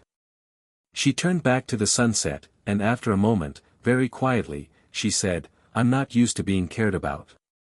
I know. It's uncomfortable. I know that too. I don't want it to stop." Ash smiled. "Wasn't planning on it." Pikachu returned from the underbrush with an armful of berries, took one look at the two of them sitting in the firelight, and made a satisfied "Pika" before settling down between them. The little electric mouse fell asleep in under a minute, tail curled over his nose, sparks flickering gently. Mira watched him sleep with an expression that Ash could only describe as bewildered tenderness. "He trusts so easily," she murmured. "He trusts so well. There's a difference." "You keep saying that." "Because it keeps being true." They stopped in the city of Harrowan to resupply, a mid-sized trading hub where the Kalen River roads converged. Ash needed potions and his gear needed repairs after the harbor fight. Mira needed nothing but came anyway. This was where the problem started. Myra's psychic camouflage worked on crowds, the subtle field that made people's eyes slide past her without registering anything unusual. But it faltered in close quarters. Personal interactions. Direct conversation. The moment someone looked at her rather than past her, the field couldn't fully mask what she was. The first incident was at the supply shop. The clerk, a cheerful man in his 50s, handed Ash his bag of potions and then turned to Mira with a standard customer service smile. "Anything for you, miss?" Mira looked at him. Just looked. But her eyes were those impossible violet pools with no whites and no pupils, and even through the camouflage field, the clerk's hindbrain screamed at him that something was fundamentally wrong with the woman standing 3 feet away. He dropped the bag of potions. His smile froze. His hand reached for something under the counter, an alarm, maybe, or a weapon. "She's fine," Ash said quickly, stepping between them. "She has a rare eye condition. Medical. Very boring. We'll take the potions." He paid, grabbed the bag, and steered Mira out of the shop before the clerk could process what he'd seen. "I frightened him," Mira said. Not upset, analytical. Studying the interaction like a failed experiment. "Your eyes are intense. We might need to get you sunglasses." "Sunglasses. Dark lenses. They cover your eyes. Humans wear them when the sun is bright, or when they want to look cool, or when they're hiding something." "I would be hiding something. Welcome to human society." They found a vendor selling accessories and Ash bought her a pair of dark sunglasses, simple, angular frames that covered her eyes completely. Mira put them on and examined her reflection in the vendor's mirror. "I look like a government operative," she said. "You look fine." "I look like I'm about to arrest someone." "You kind of always look like that." She turned to him, sunglasses on, silver hair framing her face, and with her eyes hidden, she looked almost human, striking, unusual, but human. The vendor glanced at her, registered a tall attractive woman in sunglasses, and went back to arranging his stock. "Better," Ash said. "Functional," she conceded. "Though I resent the necessity of hiding what I am." "So do I. But one fight at a time." The second incident was at the inn where they stopped for lunch. The dining room was crowded, and Mira had to navigate between tables while Ash found them seats. She moved through the space with mechanical precision, avoiding contact with other patrons, but her movements were too precise. Too controlled. She turned corners at exact right angles. She stopped and started without the micro-adjustments that humans made unconsciously. A woman at a nearby table watched Mira pass and frowned, unable to articulate what was wrong but feeling it. Mira sat across from Ash and removed her sunglasses to read the menu, holding it 6 inches from her face. "Why are there 47 options?" she asked. "This is unnecessarily complex. How do humans make decisions when presented with this many variables? Most people just pick what sounds good. Everything sounds equally irrelevant to me. I don't require sustenance. Order the coffee. It's noon. Order the coffee, Mira." She ordered the coffee. And, after staring at the menu for another 30 seconds, a bowl of something called Kalen River Chowder, because it contained tamato berries and she'd apparently decided those were acceptable. The chowder arrived. She ate it with the same careful, analytical approach she applied to everything: small bites, long pauses, processing the experience as data. Halfway through the bowl, she set down her spoon. "This is superior to your trail stew," she said. "Thanks." "You asked." "I didn't, actually." "Your expression asked." "My expression did not," he stopped. "Can you read my expression?" "I can read your surface thoughts. Your expression is just confirmation." She picked up her spoon again. "Your trail stew is still adequate." "I didn't say it was bad." "You literally just said this is superior." "Superior and bad are not," she paused, spoon halfway to her mouth. "Are you offended?" "About stew?" Ash started laughing. He couldn't help it, the absurdity of sitting in a crowded and arguing about stew with a humanoid Mewtwo who was wearing sunglasses to hide her alien eyes while eating chowder she didn't need to survive. Mira watched him laugh with that expression, the one that was bewilderment and hunger and something softer underneath, and after a moment, the corner of her mouth turned up. "Your laugh is my favorite sound," she said, simply and without artifice, in the middle of a busy restaurant, loud enough for the next table to hear. Ash's laughter caught in his throat. The couple at the next table glanced over, then quickly away, embarrassed by the intensity of the silver-haired woman's statement. "You can't just say things like that," Ash managed. "Why not?" "It's true. Because humans don't. There are norms. Your norms are inefficient. If a thing is true, it should be said. That is not how society works. Then society is wrong." He couldn't argue with that. He didn't entirely want to. Veranthos rose out of the Kalen plains like a declaration of intent. The city was massive, a sprawl of white stone and steel and glass that blended old-world architecture with modern engineering. It sat at the confluence of 3 rivers, connected by arching bridges that carried foot traffic, vehicles, and a sleek rail system. The League Summit Hall dominated the skyline, a domed building plated in bronze that caught the sun and threw it back in blinding sheets. They arrived on the morning of the summit's second day. Ash had been assigned quarters in the League diplomatic wing, a suite that was considerably more luxurious than he was used to. 2 bedrooms, a sitting area, a balcony overlooking the river. Someone had stocked the kitchen with high-end provisions. Mira swept the room psychically before allowing Ash inside. It took her 4 seconds. Clean. No surveillance devices, no hostile psychic signatures, no chemical agents. She paused. "The bathroom has a remarkably large bathtub."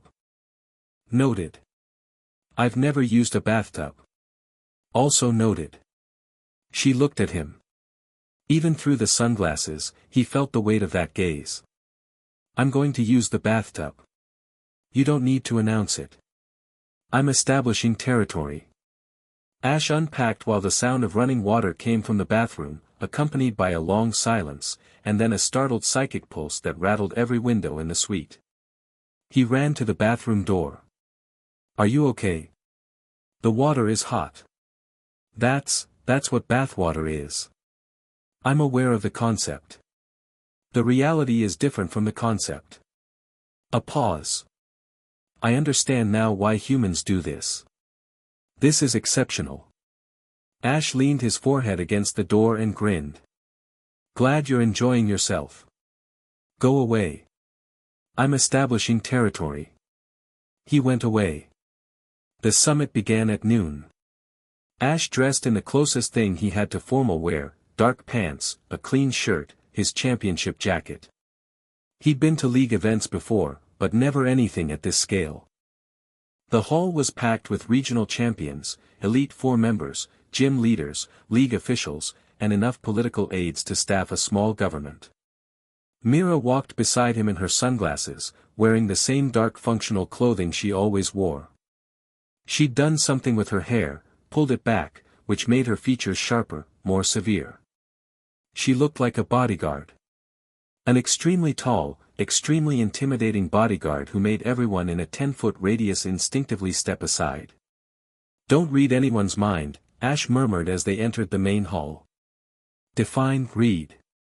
Don't access anyone's thoughts without their consent. Surface thoughts are broadcast constantly. It's like asking me not to hear people talking. Then don't act on what you hear. That's marginally more reasonable. The main hall was arranged in a semicircle of tiered seating facing a central podium. Ash spotted familiar faces immediately, Lance at the center of the front row, silver-haired and sharp-eyed in his cape, looking like he'd aged 5 years in the last 2.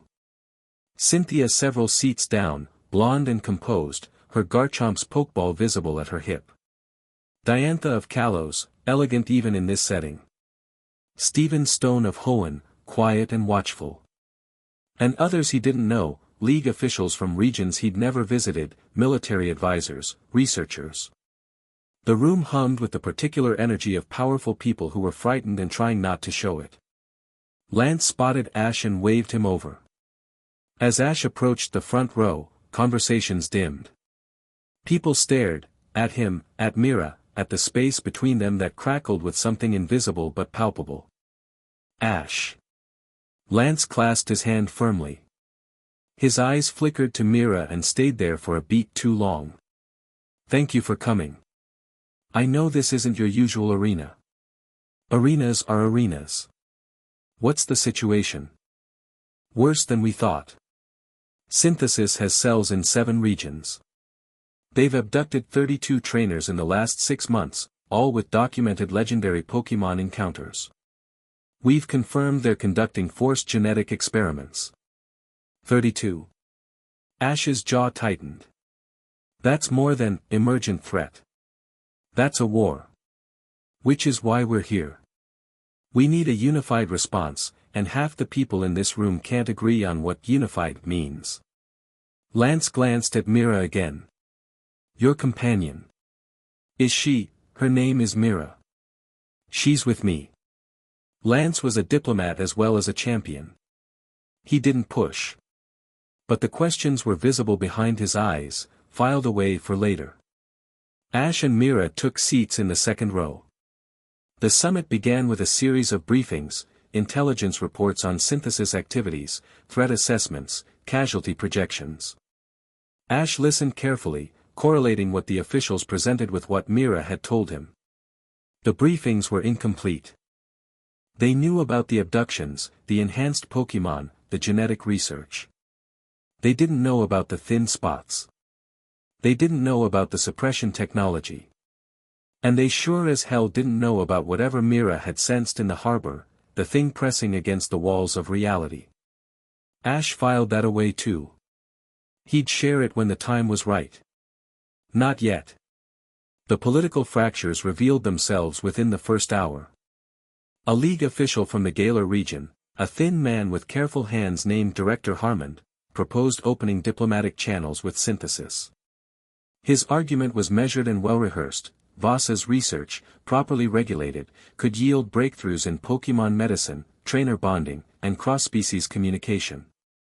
The abductions were criminal, certainly, but the science itself wasn't inherently evil. Perhaps negotiation could secure the release of the captured trainers while preserving the valuable research. Lance opposed this immediately. Military response. Coordinate across regions, locate synthesis facilities, strike hard and fast. The abductions were acts of war against the trainer community, and responding with diplomacy rewarded aggression. Cynthia took a middle position, intelligence gathering first, targeted strike second, diplomacy only from a position of strength. She spoke with the calm authority of someone who'd been navigating political waters for years and knew exactly how deep the currents ran. Others weighed in. Arguments branched into sub-arguments. Factions formed, dissolved, reformed around different positions. The summit devolved into the kind of procedural gridlock that made Ash want to jump out the window. Mira, sitting beside him with her sunglasses on and her hands folded in her lap, leaned over and whispered, "Director Harmond is lying." What?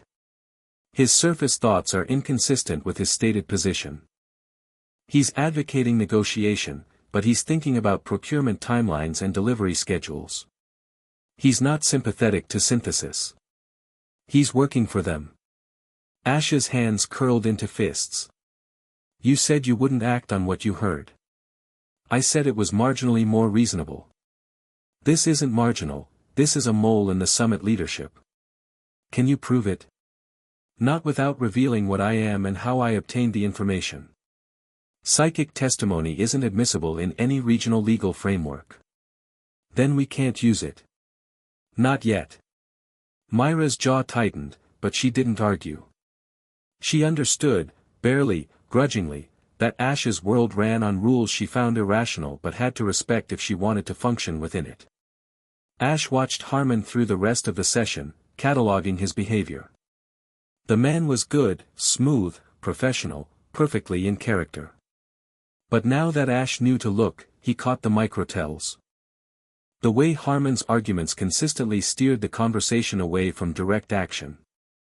The way he emphasized negotiation timelines that would give synthesis weeks to prepare.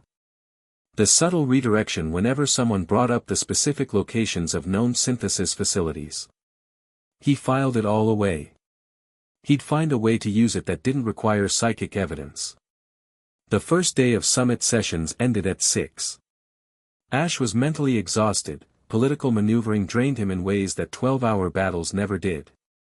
He stepped out of the hall into the evening air and breathed deep, letting the cool river breeze wash the stale conference room out of his lungs. Ash Ketchum. He turned. Cynthia stood behind him, alone. No aides, no security. She was taller than he remembered, or maybe he'd stopped growing and she'd always been this tall.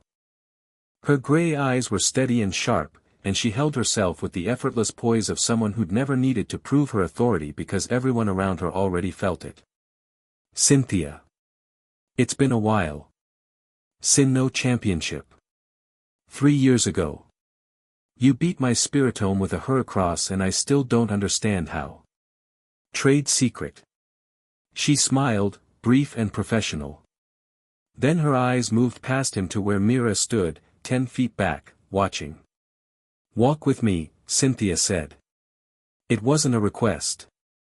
They walked along the river path that circled the summit hall, the water black and silver in the fading light. Mira followed at a distance, close enough to intervene, far enough to give them privacy. Or the appearance of it. I've read every file the League has on Mewtwo, Cynthia said without preamble. The New Island Incident. The Johto Encounter.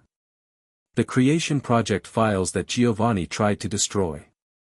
I know what she is, Ash. She's a person. She's a weapon that achieved personhood. There's a distinction. Not one that matters. Cynthia stopped walking and faced him. The river light played across her features, and for a moment she looked less like a champion and more like a researcher, someone genuinely, deeply curious about something she didn't understand. That thing standing behind you could level this city if it chose to, she said.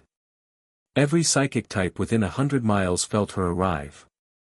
My Lucario has been pacing its ball since you walked into the summit hall. How do you know her loyalty is real? How do you know it's not psychic projection, self-delusion, a programmed response to your specific biosignature? The questions hit hard because they weren't stupid. They were exactly the questions Ash had been asking himself in the quiet moments, the gaps between action where doubt lived. "I don't know," he said. "Not with certainty. I can't prove it the way you'd prove a theorem or a battle strategy. But I've spent my entire life trusting Pokémon based on instinct and connection, and I've been right more often than I've been wrong. My instincts say she's real. Her feelings are real. Whatever this is between us, it's real. Your instincts are legendary, Ash. I've seen you read opponents like open books. But this isn't an opponent. This is an entity with psychic capabilities that could rewrite your perception of reality without you ever knowing. She could. She hasn't. How would you know if she had?" Silence. The river murmured. "I wouldn't," Ash admitted. "But that's true of any relationship. You trust someone, and you accept the risk that your trust might be wrong. The alternative is never trusting anyone, and I refuse to live like that." Cynthia studied him for a long moment.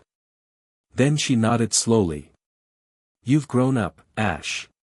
The boy I battled in Sinnoh wouldn't have been able to articulate that. The boy you battled in Sinnoh also lost." "Yes. But he lost well." She started walking again. "I won't oppose you at the summit. But I will be watching her. And if I see any indication, any at all, that she's compromising your judgment or influencing the proceedings, I'll act." Fair. It's not fair. It's cautious. Fair would be giving her the benefit of the doubt, and I'm not built for that. Noted. Can I ask you something? Go ahead. Director Harmond. What do you know about him? Cynthia's expression didn't change, but something shifted behind her eyes, a chess player recognizing that another player had seen the same move. "I know he was appointed to the Galar League board 14 months ago, that his background check was suspiciously clean, and that his policy recommendations have consistently favored inaction on synthesis. You think he's compromised? I think he's worth watching." "Why? What do you know?" "Just a feeling." Cynthia almost smiled. "Your feelings have a better track record than most people's facts. Keep watching. We'll compare notes." She walked away, and Mira materialized beside Ash like a shadow gaining substance. "She's formidable," Mira said. "Her mind is exceptionally well organized. I couldn't read her surface thoughts at all, she has natural psychic resistance." "You were reading the Sinnoh champion's mind?" "I was trying to read the Sinnoh champion's mind. There's a difference. She's essentially psychically opaque. It's irritating and impressive." "Mira. I won't try again. She's an ally." "Probably." They returned to their suite, and Ash collapsed on the couch while Pikachu raided the complimentary berry basket. Mira stood by the balcony doors, looking out at the city lights reflecting on the river. "She asked how you know my loyalty is real," Mira said without turning around. "You heard that? I hear everything within 300 meters. I told you, it's like asking me not to listen to people talking." She turned. She'd removed her sunglasses, and her violet eyes caught the city light. "Her question deserves an answer. Not the one you gave her, the real one. The one I gave her was real. It was accurate. It wasn't complete." She crossed the room and sat on the couch beside him. Not close enough to touch, but close enough that he could feel the edge of her psychic field, warm, electric, alive. "You trust me because of instinct. But instinct isn't why I'm loyal. Do you want to know why?" "Yes. On New Island, when you stepped between the attacks, when you sacrificed yourself, I scanned your mind. I didn't mean to. My psychic field was reactive, and your proximity triggered an automatic deep read. I saw everything. Your entire emotional landscape in a single instant." She paused. "Do you know what I found?" "No. Nothing for yourself. Not one fragment of self-preservation, not one calculation of personal benefit. Your entire mind, in that moment, was filled with concern for others. For the Pokémon who were suffering. For the clones who hadn't asked to exist. For me, a being you'd known for less than a day who tried to destroy everything you loved. Her voice dropped. No human mind I've ever scanned, before or since, has looked like that. Humans are selfish. It's not a flaw, it's survival. But you, in that moment, had no self. You were pure empathy, given form. Ash didn't know what to say. He remembered the moment, the heat, the light, the absence of fear, but he'd never been able to explain why he'd done it. It hadn't been a decision.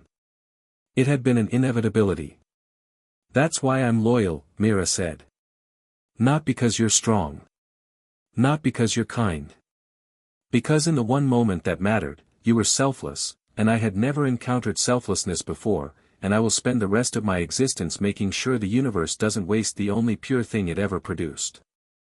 The room was very quiet. Even Pikachu had stopped eating, watching them with bright, knowing eyes. That's a lot of pressure, Ash said softly. I know. I'm sorry. Don't be sorry. Just, he reached over and took her hand. Her fingers twitched, then curled around his. Cool skin, faint electric tingle, the careful calibration of strength. Just let me be a person, too. Not a symbol. Not a pure thing. A person who makes bad stew and argues about coffee and sometimes doesn't know the right thing to say. Your stew is adequate. He laughed. She watched him laugh with that expression, the one that broke her alien composure into something raw and yearning, and then she leaned forward and kissed him. It wasn't hesitant. Mira didn't do hesitant. She kissed him the way she did everything, with absolute commitment, total precision, and an intensity that made the air around them vibrate. Her psychic field flared on contact, and the balcony doors blew open, the curtain streaming inward on a wind that had nothing to do with weather. The lights in the suite flickered. A glass on the counter cracked. She pulled back. Her eyes were blazing violet, her composure shattered, and she looked horrified. The field, I didn't mean to, the glass was ugly anyway, Ash said, and kissed her back. This time she was ready. The field held, barely, trembling at the edges like a held breath, but it held.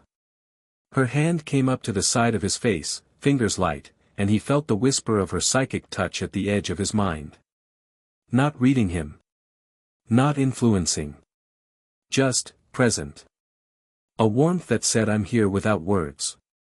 Pikachu made a pointed Pika-chu and retreated to the bedroom, pulling the door shut behind him with his tail. They ignored him. When they finally separated, Myra's breathing was uneven, a biological response she didn't technically need to have but had adopted along with the form. Her hand was still on his face. I've wanted to do that since Hoenn, she said. You've been waiting since Hoenn. You were 15. I was patient. That's, actually very responsible of you. I have my moments. They sat together on the couch as the city hummed around them, her head on his shoulder, an awkward arrangement given that she was taller than him, but she made it work through sheer determination and a minor application of telekinesis. Pikachu eventually crept back from the bedroom and settled on Ash's lap, and the three of them sat in the glow of the city lights, and for a few hours, the world was just the right size. Morning brought coffee. Mira had found the best vendor in Veranthos within an hour of arriving, because of course she had, and complications. A knock at the suite door at 7 a.m. Ash opened it to find a familiar face. Hey, Ash. Brock hadn't changed much. Taller, broader, his brown skin weathered by years of field work in remote regions. He'd traded his vest for a white medical coat and his cooking apron for a stethoscope, but his smile was the same, warm, reliable, the smile of a man who'd been Ash's first real friend on the road and never stopped being exactly that. Brock. Ash pulled him into a hug. When did you get here? Last night. Late flight from Johto, the League Medical Division wanted representation at the summit, and I drew the short straw. He stepped inside, looked around the suite approvingly, and then saw Mira standing by the kitchen counter holding 2 cups of coffee. He didn't flinch. Didn't tense. He looked at her with the same calm, professional curiosity he'd apply to any new patient or acquaintance. "You must be Mira," he said.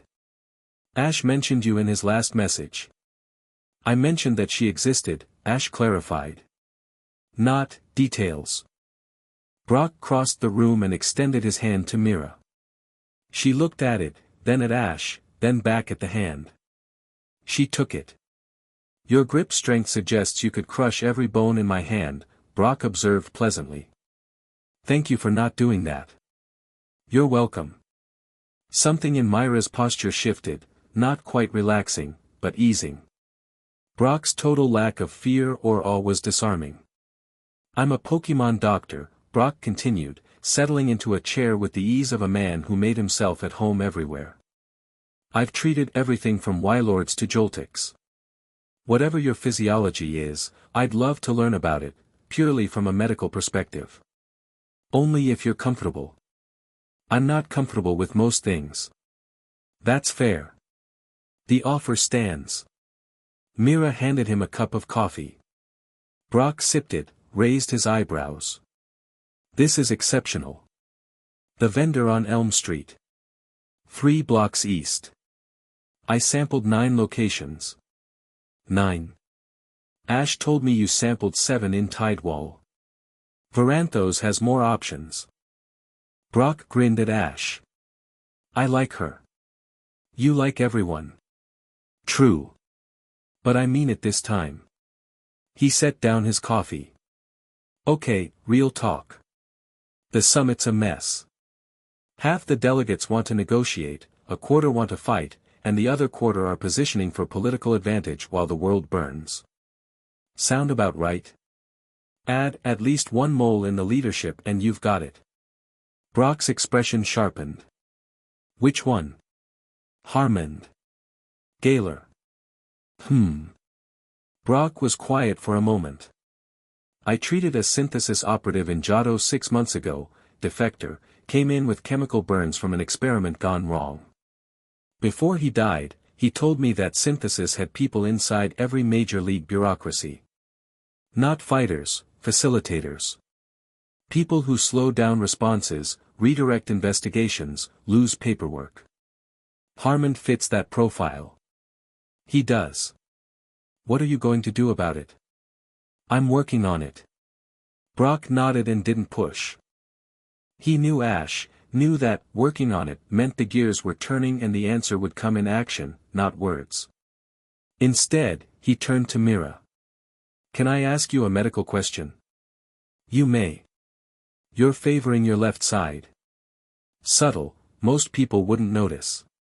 But you shift your weight right when you stand, and your left arm movements have a slightly delayed initiation." "Muscular? Structural?" Mira went very still. Ash looked at her, seeing it now that Brock had pointed it out, the tiny asymmetry in her posture, the fractional lag in her left arm. "It's a flaw in the transformation," she said slowly.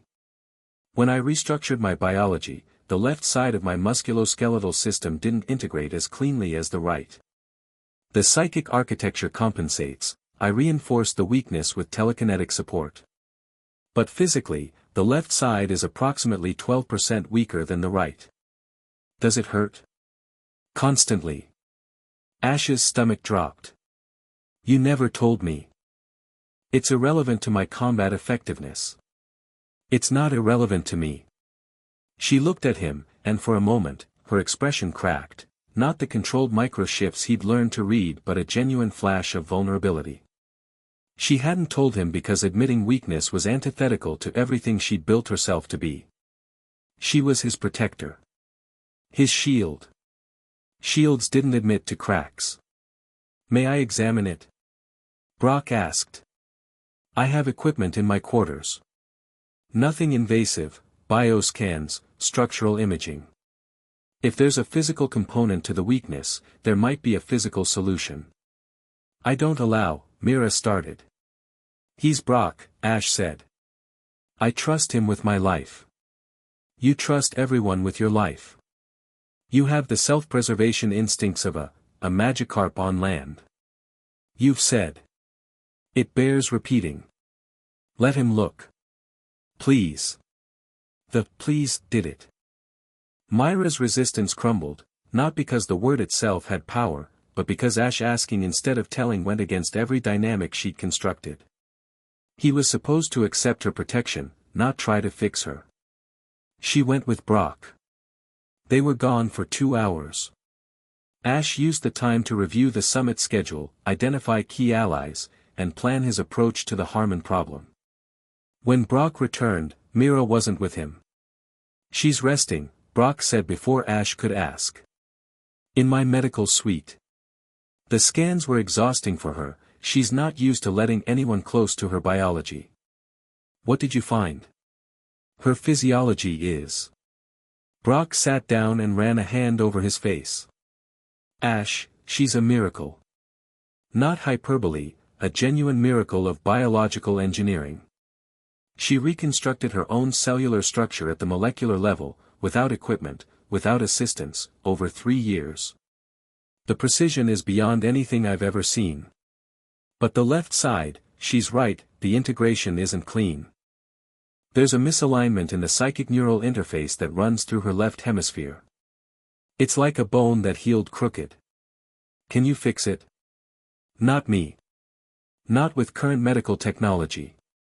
But I can design a treatment regimen that reduces the pain and improves the structural support. Physical therapy, basically. For a psychic demigod. He smiled tiredly. My career has gotten weird. Welcome to my life. I've been in your life since you were 10. I'm well aware. Mira returned an hour later, moving with the careful dignity of someone who just allowed a stranger to see her most guarded secret. She sat on the couch next to Ash, closer than usual, and said nothing. He put his arm around her shoulders. She stiffened, then leaned into him. Brock says he can help with the pain, Ash murmured. He told me. His proposed treatment is thoughtful. He's a thoughtful person.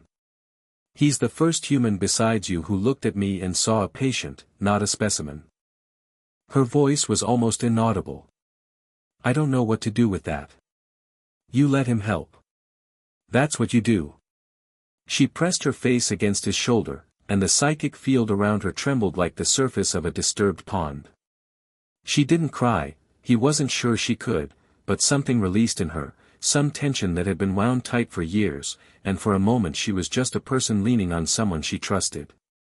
Pikachu climbed onto her lap and curled up. She put a hand on his back, fingers light and wondering, and the three of them sat like that until it was time to face the world again. The third day of the summit broke everything open. It started normally, more briefings, more arguments, the political machine grinding through its procedural gears. Ash sat through 2 hours of debate on resource allocation before his patience finally snapped. We're talking about supply lines while 32 trainers are in synthesis labs right now, he said, standing.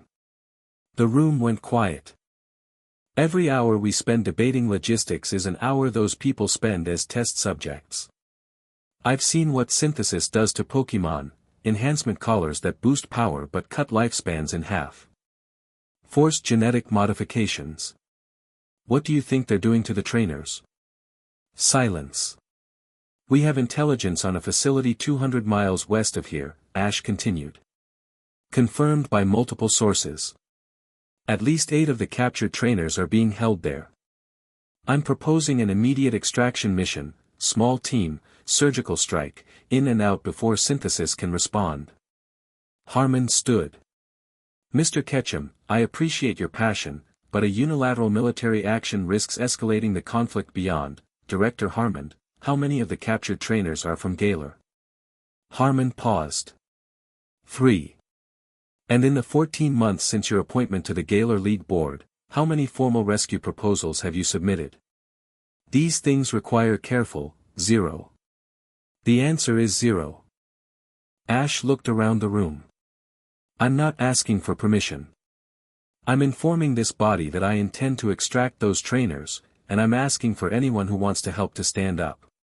Dead silence. The political weight of the moment pressed down on the room like gravity. Then Lance stood. I'll assign a strike coordination team. Then Stephen Stone. Hohen's resources are at your disposal. Cynthia didn't stand. She sat perfectly still, watching Ash with those unreadable gray eyes. Then she said, the Sinnoh League will provide intelligence support. Unofficially. The room shifted. The political calculus changed in real time. Ash could see it on faces, the recalculation of alliances and positions. 3 champions backing a 19-year-old trainer's rescue plan. Harmon's jaw tightened, but he sat down. After the session, Ash's phone rang. Unknown number. He answered. That was quite a performance. A woman's voice. Warm, cultured, with an undertone of amusement. 3 champions rallied behind a teenager with a hero complex. Very inspiring. Who is this? Someone who'd like to finish this conversation in person. The Summit Hall Garden. 20 minutes. Come alone, or bring your violet-eyed shadow. I don't mind. I've been wanting to meet her for 20 years. The line went dead. Mira looked at him. She'd heard every word, of course she had.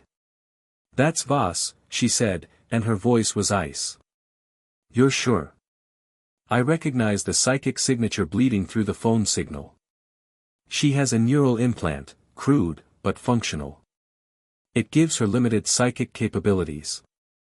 Myra's eyes blazed behind her sunglasses. She's in the city. She walked through our security. She disabled it, Ash said. Psychically. The League's security wasn't designed to counter psychic infiltration. It was designed by people who think threats come through doors. We're going. Ash, we're going. She wants to talk. I want to hear what she says. And I want you there. Myra's expression hardened into something that wasn't anger, it was older than anger, colder. It was the expression of someone confronting the institution that had created and tortured her, embodied in a single woman. If she threatens you, Mira said, I will end her. She won't threaten me. She needs something. People who need things don't threaten, they negotiate. You're more cynical than you used to be. I'm more experienced. The Summit Hall Garden was a manicured space of fountains and flowering trees, enclosed by high walls and accessed through a single archway. Dr. Ilara Voss was sitting on a bench near the central fountain, feeding breadcrumbs to a flock of pidgey. She was younger than Ash expected. Mid-40s, but she wore it well, sharp features, warm brown skin, hair cut short and practical. She wore a simple gray suit, no jewelry, no insignia. She looked like a university professor, not the leader of a paramilitary organization. Her eyes, though. Her eyes were wrong. Not obviously, they were brown, normal, human. But there was something behind them. A glitter. A depth. The neural implant Mira had mentioned, he could see its influence in the way Voss's gaze tracked them, too precisely, processing too much information. She stood when they entered the garden. The pidgey scattered. Ash Ketchum. She extended her hand. He didn't take it. She withdrew it without offense, the same smooth grace Kale had shown. They'd been trained by the same person. And Mewtwo. Or Mira, now, isn't it? Dr. Voss, Mira said. Her voice was flat as a blade. You know, I was there when you were born. Voss said it conversationally, as if discussing a shared acquaintance. I was the youngest researcher on the project. 20 years old, terrified, convinced we were going to change the world. We did, I suppose. Just not the way we planned. She looked at Mira with something that wasn't quite maternal but wasn't quite clinical either. A strange, proprietary pride. You've exceeded every projection. What you've done with your form, the self-directed metamorphosis, it's beyond anything we theorized was possible. You're magnificent. I'm not your achievement, Mira said. No. You're your own. That's what makes you magnificent. Voss sat back down, crossing her legs with casual ease. Please, sit. I'm not here to fight. I have 12 minutes before the League's psychic countermeasures adapt to my implant signature, so let's not waste time. Then don't. Ash remained standing. Why are you here? To offer you a choice. Both of you. She looked between them, and her expression shifted, the warmth fading, replaced by something harder, more honest. Synthesis isn't what you think it is. We're not a criminal organization. We're the only people on this planet who understand what's coming. What's coming? The end of the boundary. Voss leaned forward. The separation between human and Pokemon isn't natural, Mr. Ketchum. It's engineered. Arceus, or whatever force shaped this world, drew lines between species that don't need to exist. Trainers and Pokemon form bonds that transcend those lines every day. Your bond with your Pikachu. That's not just empathy. It's a bridge, a living connection between two forms of consciousness that were never meant to be separated. That doesn't justify kidnapping trainers and experimenting on them. No. It doesn't. The admission surprised him. Voss's expression was calm, direct. The abductions were a mistake. My field teams exceeded their operational parameters. The trainers were supposed to be recruited voluntarily, offered the chance to participate in research that would benefit all species. Some of my people got impatient, and people got hurt. I take responsibility for that. Responsibility doesn't help the people in your labs right now. Which is why I'm here to negotiate their release. She held up a hand. Not in exchange for anything. Unconditionally. The trainers will be freed within 48 hours, along with their Pokemon. I've already given the order. Ash studied her. She was good, poised, reasonable, offering exactly what the summit had been arguing about for 3 days. Too good. What's the catch? No catch on the release. But I am here to offer something else. She looked at Mira. A choice. Voss reached into her jacket and produced 2 small vials. One glowed faintly blue. The other shimmered with a violet light that matched Myra's eyes. These represent 20 years of research, Voss said. The blue one is a stabilizer. It would complete Myra's transformation, resolve the structural asymmetry, eliminate the pain, fully integrate her human and Pokemon biology into a seamless whole. She would be, in every measurable way, human. With human limitations. Myra's breath caught. Ash felt it, a psychic pulse of raw emotion that made the fountain water ripple. The violet one, Voss continued, is a reversal agent. It would return her to her original form, full Mewtwo, maximum power, complete psychic capabilities. But the human elements, the emotions, the capacity for connection, the personhood she's built, those would be stripped away. She'd be what she was created to be. A weapon. The ultimate Pokemon. Voss set both vials on the bench between them. You've spent years caught between 2 identities, Mira. Neither fully human nor fully Pokemon. Living in constant pain from a transformation you can't complete. I'm offering you resolution. Certainty. The one thing you've never had, a clear answer to the question of what you are. The garden was silent except for the fountain. Mira stared at the vials. Her psychic field was turbulent, Ash could feel it, the emotional storm she was barely containing. This was the scalpel Voss had brought, not a physical weapon but an existential one, aimed at the core of Myra's deepest insecurity. What am I?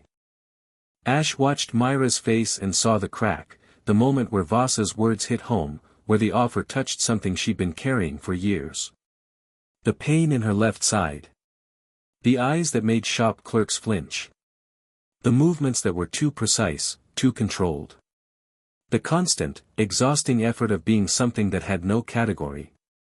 She wanted the answer. He could feel it. "Mira," he said. She didn't look at him. Her eyes were locked on the vials. "Mira. Look at me." She looked. And Ash saw, behind those impossible violet eyes, a being standing on the edge of a cliff, wanting to jump because at least falling was a direction. "Don't," he said. "You don't understand. I understand that she's offering you a false choice. Human or Pokemon. Those aren't your only options." He stepped between Mira and the bench, blocking her view of the vials. "You're Mira. You're the person who spent 3 years in agony rebuilding herself. You're the person who watched over me from the shadows because she cared too much to walk away and too much to come close. You're the person who likes bitter coffee and hates small talk and thinks my stew is adequate. That person exists. She doesn't need to be resolved into a category." But the pain, her voice broke. Actually broke, the precise control shattering for one terrible second. "Ash, it hurts. Every moment. Every breath in this body hurts, and she's telling me it doesn't have to. Brock is working on the pain. We'll find a way. Together. Without giving up who you are. Who I am is broken. Who you are is new. There's a difference." Voss watched this exchange with an expression that was difficult to read, clinical interest layered over something that might have been disappointment. Her play hadn't worked. The scalpel had cut, but it hadn't separated. "The offer stands," Voss said, standing. "Indefinitely. When the pain becomes too much, and it will, Mira, because I know the biology better than anyone alive, you know where to find me." She turned to leave, then paused. "One more thing. For both of you." Her voice dropped, losing its warmth, becoming something harder and more real. "The boundary between human and Pokemon isn't the only boundary that's weakening. Your research, your suppression technology, the thin spots, you've noticed them, haven't you?" She looked at Mira. "The fabric of reality is fraying. Something on the other side is pressing against it. I don't know what it is, my science can't reach that far. But I know that every time my equipment pushes energy across the species boundary, the dimensional boundary weakens too. They're connected." "Then stop pushing," Ash said. "I can't. The research is too important. And I'm not the only one pushing. Every trainer who bonds with a Pokemon, every legendary that manifests, every psychic type that touches another mind, they're all exerting pressure on the same barriers. I'm just doing it louder." She smiled, and it was the saddest smile Ash had ever seen. "The walls are coming down, Mr. Ketchum. The only question is whether we'll be ready when they do." She walked out of the garden. 12 minutes, exactly. The psychic countermeasures would be closing in. Mira stood where she was, trembling. Not visibly, she was too controlled for that, but Ash could feel it through her psychic field. A deep, structural tremor, like an earthquake happening inside a person. He picked up both vials from the bench. Myra's eyes tracked them. "These are yours," he said. "I'm not going to destroy them or hide them. They're your choice, if you ever want to make it." He held them out to her. "But I need you to know, whatever you choose, whenever you choose it, I'm here. The person I care about isn't defined by her biology. She's defined by her choices." Mira took the vials. Her hands were shaking. She looked at them for a long moment, then tucked them inside her jacket, close to her body. "You chose me," she said. "In front of Cynthia. In front of the summit. And now this. You keep choosing me. You chose me first. I'm just catching up." Her composure crumbled. Not dramatically, Mira didn't do dramatic. But the wall she kept between herself and vulnerability came down brick by brick, and she pressed her forehead against his shoulder and breathed, and her psychic field wrapped around them both like a cocoon. I will not let her take me from you, Mira whispered. Not with a vial. Not with logic. Not with anything. I know. And I will not let you make bad stew forever. We're working on that. He laughed into her hair, and she held on tighter, and the fountain murmured beside them. They had about 40 minutes of peace before the world exploded. The first sign was the lights. Every light in the Summit Hall complex flickered simultaneously, not a power surge but a skip, as if reality itself had stuttered. Ash felt it in his bones, a wrongness that resonated at the same frequency as the thin spot in Tidewall's harbor.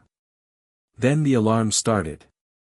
Myra's head snapped up, her eyes blazing, psychic field expanding outward like a radar pulse. 23 hostiles, she said, already moving. Synthesis operatives. They're hitting the communications infrastructure, satellite uplinks, hardline connections, emergency broadcast systems. They're cutting us off.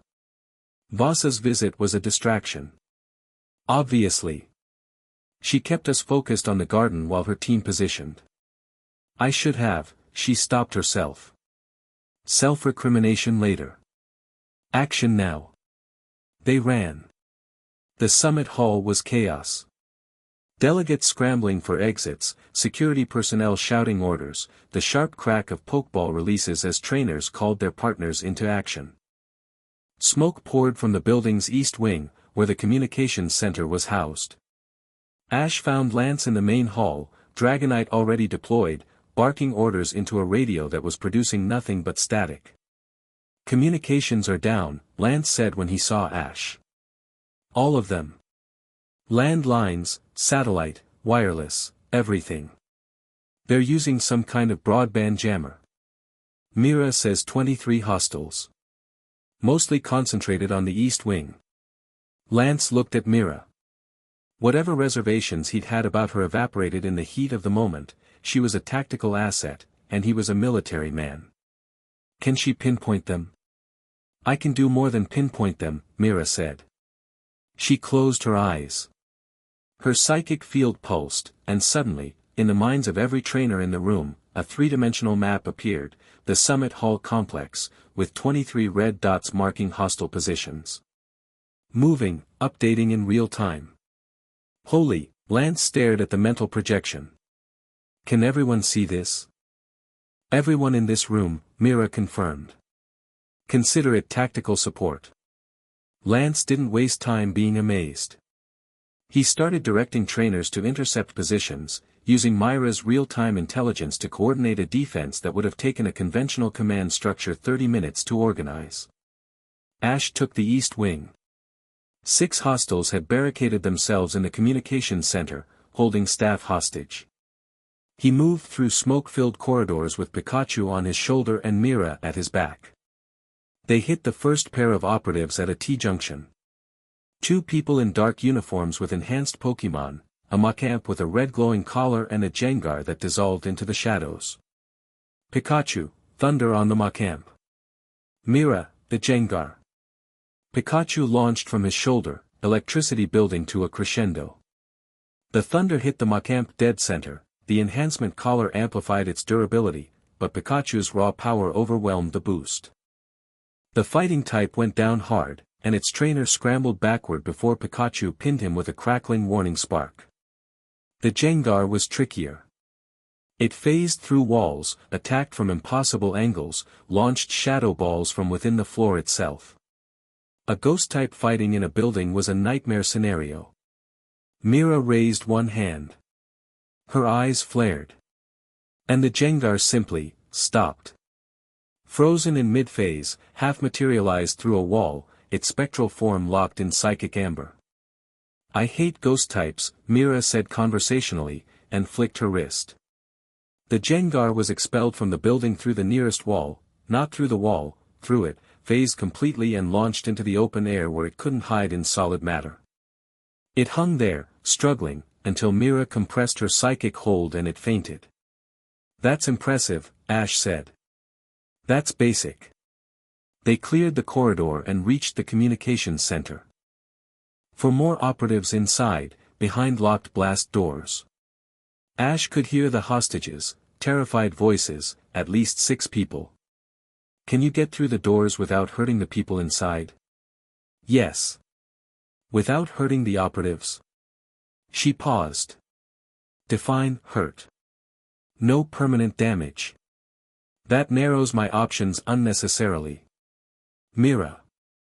Fine. She placed both hands flat on the blast doors. The metal groaned, then folded, not broken but bent, peeled open like the lid of a can, with surgical precision that left the doorframe intact while creating a gap wide enough to walk through. The operatives inside had a half-second to process what they were seeing before Myra's psychic field filled the room like a flood. Every weapon was ripped from every hand. Every pokeball was pulled from every belt. The 6 hostages, Summit staff, pale and shaking, were gently lifted and deposited outside the room. Then Mira looked at the 4 operatives and said, "Sit down." They sat. Hands on your heads. Hands went to heads. You're going to wait here until security arrives. You're not going to move, speak, or think about reaching for anything. Nod if you understand. 4 nods. Ash looked at her. You're terrifying. Thank you. It wasn't entirely a compliment. I know. Thank you anyway. They secured the communications center. Brock appeared with a medical team to treat the hostages, calm, professional, moving through the crisis with the steady efficiency of a man who'd handled emergencies in wilderness conditions for years. The rest of the summit defense went quickly once Myra's tactical overlay gave the champions and trainers clear intelligence. 20 minutes after the first alarm, all 23 operatives were neutralized. The communications infrastructure was damaged but reparable. No civilian casualties. Harmon was caught trying to leave the complex through a service exit with a briefcase full of encrypted data chips. Cynthia intercepted him personally. She didn't explain how she'd known to watch that exit. She didn't need to. Director Harmon, she said, blocking his path with her Garchomp looming behind her like a small mountain. Going somewhere? He tried to bluff. He lasted about 4 seconds under Cynthia's gaze before his composure cracked, and he started talking. Lance had him in custody within the hour. But the attack, and its aftermath, weren't the worst part of the day. The worst part happened at minute 14 of the assault, in the east wing of the summit hall, while a synthesis operative's overloaded jammer device discharged its stored energy in an uncontrolled burst. The burst tore a hole. Not in the wall. Not in the floor. In something else. A rip in the air itself, about 4 feet across, hanging in the corridor like a wound in a body that wasn't physical. Everyone nearby saw it. 3 security guards, a trainer from Unova, Brock, and Mira. They all saw the same thing. Nothing. Not darkness. Not light. Not a color or a shape or a void. An absence, a place where reality simply wasn't, as if someone had cut a hole in a painting and shown that there was no canvas behind it. No wall.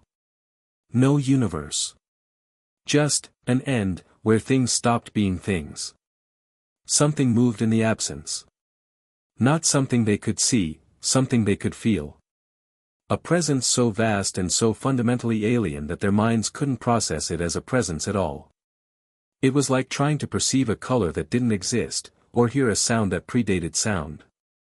3 seconds. The hole held for 3 seconds before the universe's own elasticity pulled it closed, reality snapping back like a rubber band, leaving a faint shimmer in the air that faded over minutes. The 3 security guards fainted. The Unovan trainer sat down on the floor and started crying silently. Brock leaned against a wall, face gray, and said nothing for a very long time. Mira stood perfectly still, staring at the spot where the hole had been, and Ash, who'd been 30 feet away and had felt it but not seen it, ran to her. What was that? She didn't answer immediately. Her psychic field was fluctuating wildly, the controlled precision gone, replaced by something turbulent and frightened. When she spoke, her voice was barely audible. Something spoke to me. What? When the breach opened, something on the other side spoke to me. Psychically. Directly. She turned to face him, and for the first time since he'd known her, she looked scared. Not combat scared, not threatened scared. The deep, existential terror of a being who understood exactly how powerful she was and had just encountered something that made her power feel like a candle in a hurricane. What did it say? It was a figure. Tall. White armor. No face. It spoke calmly, conversationally, almost. It said, "Your makers are clumsy children playing with the walls of a house they did not build. When the walls fall, I will be waiting." The corridor felt colder. The arbiter, Mira continued. That's what it called itself. Not a name, a function. It served something it called the primordial. Something that existed before Arceus shaped this world. Something that was sealed away. And synthesis is weakening the seal. Every time they push energy across the species boundary, every time they force open a connection that was designed to be closed, they weaken the dimensional barriers as well. The two systems are linked. Voss was right about that, at least. She knew. She suspected. She told us as much in the garden. She knows her research is causing dimensional damage, and she's doing it anyway because she believes the science matters more than the risk. Ash's jaw tightened. We need to stop synthesis. Not negotiate. Stop them. Agreed. But synthesis isn't the only pressure on the barriers. Voss was right about that too. Every trainer bond, every legendary manifestation, every psychic contact exerts force on the same system. Synthesis is just doing it louder and less carefully. Then we need to stop them first and figure out the rest after. That's not a strategy. That's triage. Triage is what you do when people are bleeding. People are bleeding, Mira. She looked at him, and the fear in her eyes warred with something else, the absolute, unshakable conviction that wherever Ash went, she would follow, and whatever he faced, she would face beside him. Then we go, she said. They gathered in Ash's suite that evening, Ash, Mira, Brock, and one unexpected addition. Kale Ashford walked through the door like he'd been invited, sat in the armchair by the window, and said, "Before anyone attacks me, I just fought 3 synthesis operatives to protect your summit's civilian staff. I think that buys me a conversation." Myra's psychic field spiked. Every object in the room lifted 3 inches off the floor. "Mira," Ash said. Objects settled. Slowly. Kale looked at the airborne furniture, then at Mira, then at Ash. "She's fun at parties, I bet." "Talk fast," Ash said. "Why did you fight your own people?" "Because they stopped being my people about 6 hours ago." Kale leaned forward, elbows on knees. The casual charm was gone. Underneath it was something rawer, anger, betrayal, the burned edges of broken faith. "Voss lied to me. About a lot of things. But specifically about one thing that matters. Which is? She's building a new Mewtwo." The room went completely silent. Myra's psychic field flared so intensely that the windows cracked from edge to edge, hairline fracture spidering across the glass. "Explain," Mira said, and her voice was something that had never been human. Kale met her eyes without flinching. Credit to him. The genetic experiments, the trainer abductions, the enhancement technology, it's all feeding into a single project. Voss is using the data to create a second Mewtwo. Not a clone of you, something new. Built from scratch using everything she's learned from studying your biology at a distance and the resonance signatures harvested from captured trainers. "That's not possible," Mira said. "The original creation process required Mew's DNA. Without it, she doesn't have Mew's DNA. She has something else. The resonance energy from trainers who've bonded with legendaries, it carries fragments of legendary Pokémon genetic information. Enough fragments from enough trainers, compiled and integrated, and you can approximate a legendary genetic template. Approximate, Brock said sharply. Approximate isn't the same as replicate. The biological instability would be catastrophic. Which is why every previous attempt has failed. Kale's expression darkened. I've seen the failures, Doctor. In the labs. Rows of tanks full of things that were supposed to be the next step in evolution and are instead just suffering. Screaming. Telepathically. Mira made a sound. It wasn't a word. It was a psychic vocalization, a frequency of pure anguish that hit everyone in the room like a physical blow. Brock grabbed the edge of the desk. Pikachu whimpered. Ash crossed the room and took her hand. Her grip crushed his fingers, he felt bones grind, and he didn't pull away. I'm here, he said quietly. I'm here. Breathe. I don't need to breathe. Do it anyway. She breathed. The psychic pressure eased. Voss thinks she's close to a viable specimen, Kale continued, watching the exchange with an expression that was hard to read. She calls it synthesis prime. If she succeeds, she'll have a Mewtwo-class entity without free will, completely under her control through a neural link derived from her implant technology. A weapon, Ash said. A tool. Her word, not mine. She sees it as the ultimate proof of concept, the final demonstration that the boundary between human and Pokémon can be erased and managed. And you believed in her. Kale's jaw flexed. I believed in the mission. I grew up in Kalen's lower districts, places where people and Pokémon both suffered because the system wasn't built for them. Voss told me we could build something better. That the separation between species was the root cause of inequality. She gave me purpose. She gave me power. He looked at his hands. She also lied to me about the human cost. The abductions. The failed experiments. She told me the subjects were volunteers. That the research was ethical. I wanted to believe her, so I did.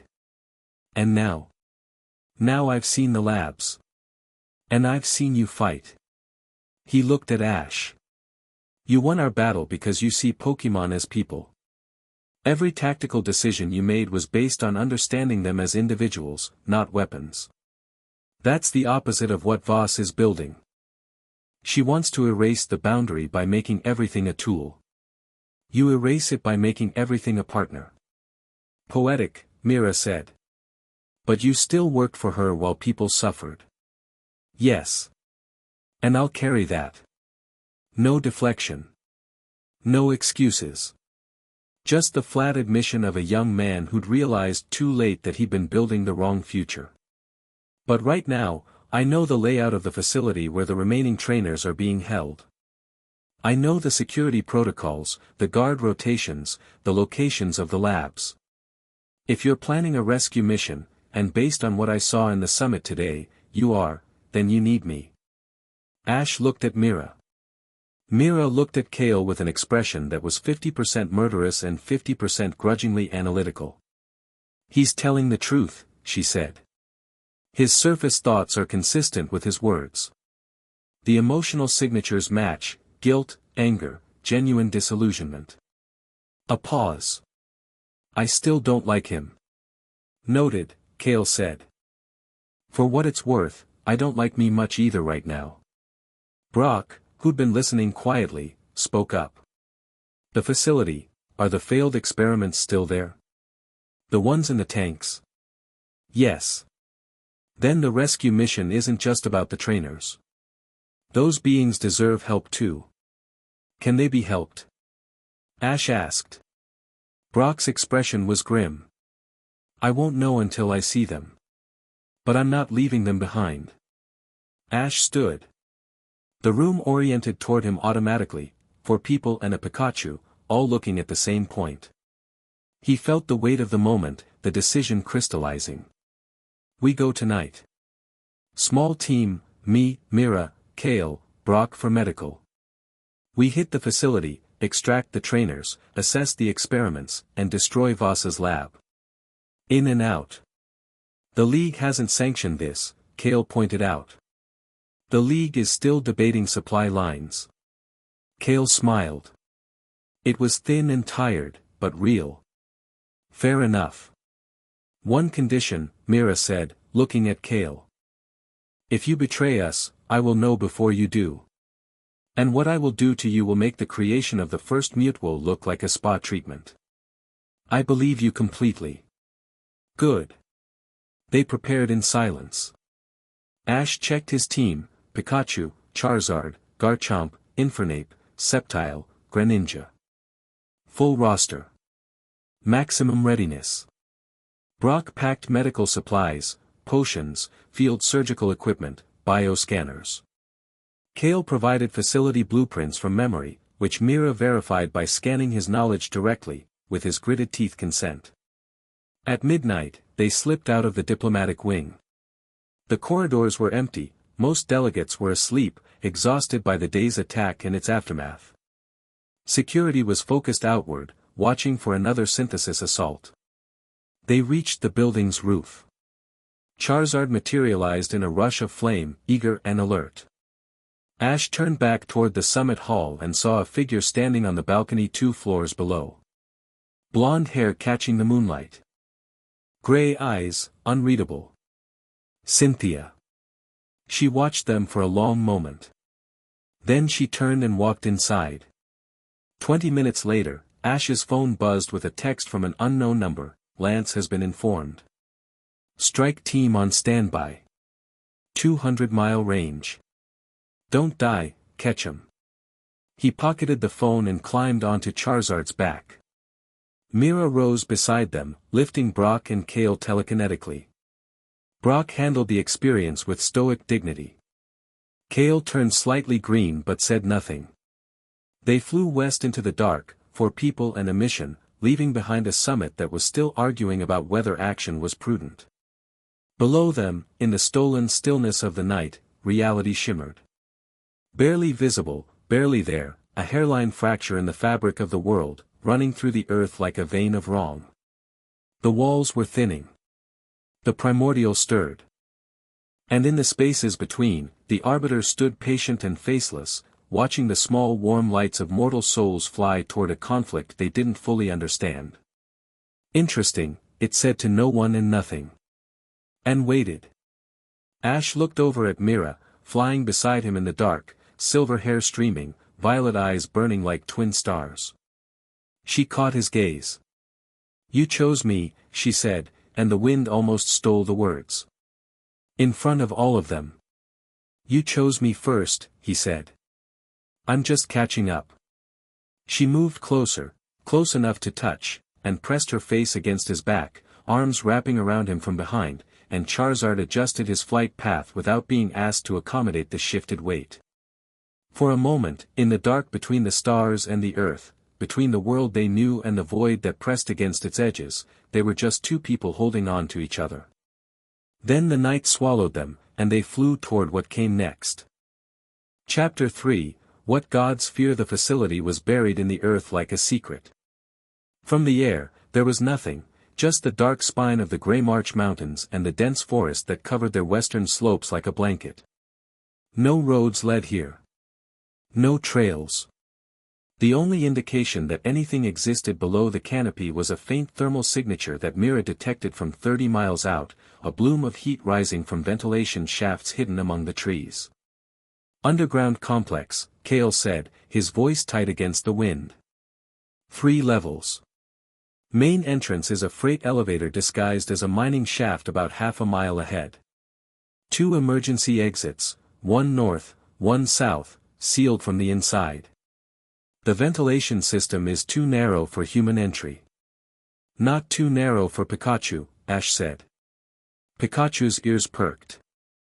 The ventilation shafts connect to the main air handling system on sublevel 2, Kale continued. If your Pikachu can navigate the ductwork, he can reach the security hub and disable the internal alarm network before we breach. He can navigate anything. Ash looked at Pikachu. Buddy, I need you in the vents. Find the security hub, biggest concentration of electronics on sublevel 2. Fry it. Then meet us inside. Pika. No hesitation. No fear. 9 years of impossible missions had turned the little electric mouse into something that Special Forces operatives would envy. They landed in a clearing half a mile from the main entrance. Charizard vanished into his ball with a reluctant growl, too large for underground work. Ash's hand went to his belt, fingers brushing the remaining 5 Pokeballs. Garchomp, Infernape, Sceptile, Greninja. Plus Pikachu. Plus Mira. He'd fought gods with less. Pikachu disappeared into the forest, moving low and fast toward the ventilation shafts Kale had identified. Ash gave him a 3-minute head start. Guard complement, he asked Kale. When I was last here, 4 days ago, approximately 40 personnel. 12 are combat rated with enhanced Pokemon. The rest are researchers and support staff. Kale paused. The researchers aren't fighters, but some of them are true believers. They won't run. I'm not planning to hurt researchers. I know. I'm telling you they might not give you the choice. Brock was checking his medical kit, fingers moving with practiced efficiency. Field surgical tools, high-potency potions, bioscanners, sedatives. He looked up. The failed experiments, the ones in the tanks. What's their status? Alive. If you can call it that. Kale's expression closed off. They're in the deepest section of sublevel 3. Past the main labs. Voss calls it the nursery. Nobody said anything for a moment. We get the trainers first, Ash said. Then we deal with the nursery. Kale, where are the prisoners held? Sublevel 1. Eastern Corridor. Individual cells with psychic suppression fields, same technology as the emitters from Tidewall, but hardwired into the walls. The fields keep captured trainers disoriented and prevent their Pokemon from responding to commands. I can neutralize the suppression fields, Mira said. She stood at the edge of the clearing, arms crossed, psychic field pulled tight around her like armor. She hadn't spoken much during the flight. The knowledge of what waited below, failed copies of herself, screaming in tanks, had driven her into a focused silence that Ash recognized as controlled fury.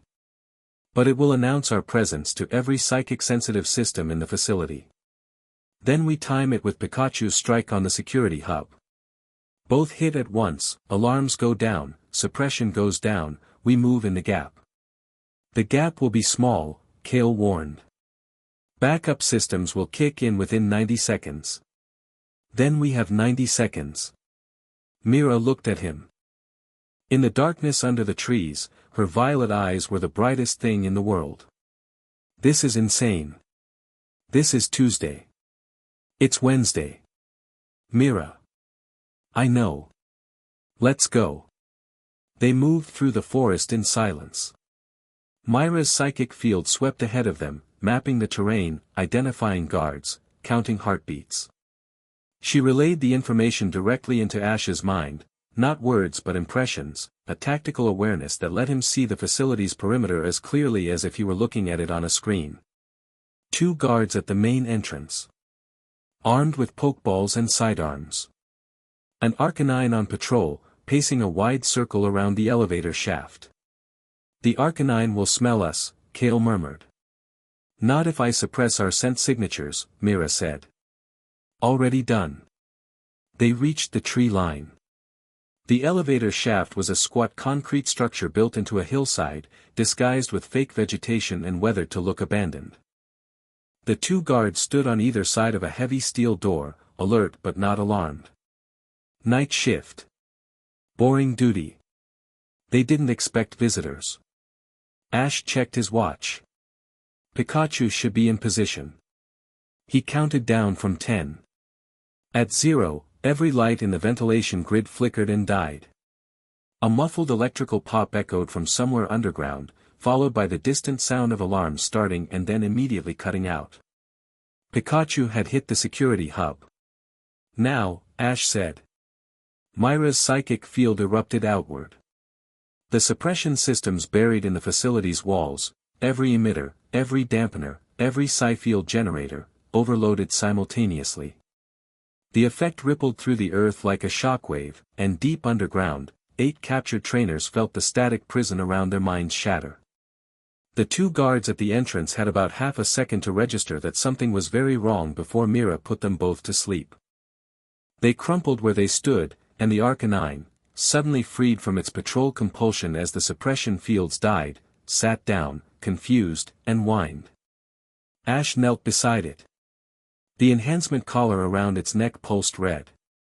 He unclipped it, and the Arcanine shuddered, then looked at him with clear eyes for what might have been the first time in months. "Go," Ash told it. "You're free." The Arcanine licked his hand once, then bounded into the forest. Kale stared. "You just released an enemy asset." "I released a Pokémon. Let's move." They breached the elevator shaft. Kale bypassed the electronic lock with a code he still remembered. The elevator descended into the earth with a mechanical groan that set Ash's teeth on edge. Sublevel 1 was a corridor carved from raw stone, lined with reinforced doors. Emergency lighting cast everything in dim red. The suppression fields were down, but the cells were still locked, mechanical deadbolts, not electronic. Kale had a master key. He'd lifted it from the guard station on his last visit, planning for this exact contingency. The fact that he'd been planning his defection for days before approaching Ash spoke to either admirable foresight or the kind of trust issues that came from working for a megalomaniac. They opened cells one by one. 8 trainers. Ages ranging from 16 to 40. All disoriented, all frightened, none seriously injured. Their Pokémon were held in a separate storage room, Pokeballs racked on shelves, labeled and catalogued like specimens. Brock moved among the trainers with calm authority, checking vitals, administering restoratives, speaking in the steady tone of a doctor who'd handled field crises since he was 15. The trainers responded to his competence instinctively, clustering around him like frightened Pokémon around a gentle trainer. "Can you walk?" Brock asked a girl who couldn't have been older than 17. She had the hollow-eyed look of someone who'd been psychically suppressed for weeks. Yes. I think so." She looked around wildly. "My Pokémon, where's my team?" "We have them. Here." Ash handed her belt of Pokeballs back to her. She clutched them like lifelines, and the faint warmth of her Pokémon responding through the balls brought color back to her face. One by one, they reunited trainers with their partners. It took 4 minutes. They'd used 30 of their 90-second window. Myra's suppression kill had bought them more time than expected, because without the security hub's coordination, the backup systems couldn't synchronize. But people were coming. Mira could feel them, facility personnel mobilizing, combat teams scrambling from their quarters on sublevel 2. 12 combatants incoming, she said. 2 minutes. Brock, get the trainers out. Elevator to the surface, then north through the forest. Lance's strike team is on standby within 200 miles, they should be inbound by now. Brock nodded. No argument, no questions. He shepherded the 8 trainers toward the elevator with the practiced efficiency of a man who'd been managing crises alongside Ash Ketchum since they were both children. Kale, you're with me. Sublevel 3. The nursery. And the main lab. We're destroying everything. Kale's jaw tightened, but he nodded. Mira, don't finish that sentence with "stay here" or "go with Brock." I wasn't going to. I was going to say, lead the way. She almost smiled. Then she turned and walked toward the stairwell that descended to sublevel 2, and the air around her sharpened, her psychic field condensing from its passive scanning mode into something focused and lethal. Sublevel 2 was the combat operations level. Training rooms, armories, barracks. The 12 combatants were between them and the stairwell to sublevel 3, and they hit like a wall. Enhanced Pokémon poured into the corridor, Machamps, Electrodes, a pair of Tyrannitars that barely fit in the hallway. Their trainers hung back, calling commands with military precision. These weren't the sloppy ambush team from Tidewall. These were synthesis elites, Kale's former colleagues, and they fought like it. Ash sent Garchomp and Infernape into the fray.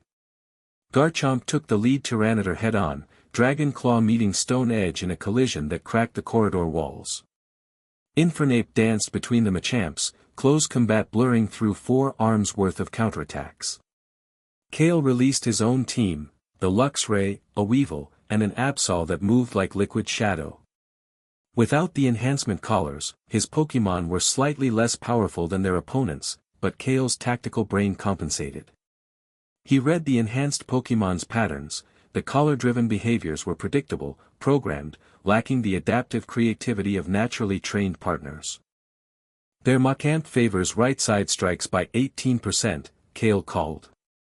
It's a collar artifact, the enhancement prioritizes the dominant limb. Attack left. Infernape adjusted instantly, hammering the Machamp's left flank with a combination that exploited the blind spot.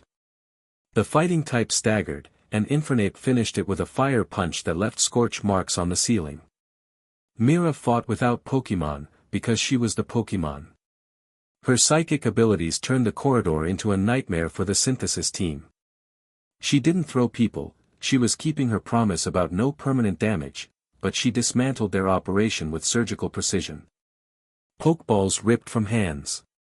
Enhanced Pokémon telekinetically pinned to walls. One trainer tried to fire a weapon, and the gun disassembled itself in his grip, components clattering to the floor. In 3 minutes, the corridor was clear. 12 combatants disarmed and disabled. 6 enhanced Pokémon unconscious or restrained. Ash looked at the fallen fighters. Most were conscious, staring up at Mira with expressions that ranged from awe to abject terror. "Where's Dr. Voss?" Ash asked the nearest one. The woman, young, dark-haired, with the hard eyes of a true believer, spat. "You think you're saving the world? She's saving the world. Everything she does is for the future of." Mira stepped forward, and the woman stopped talking.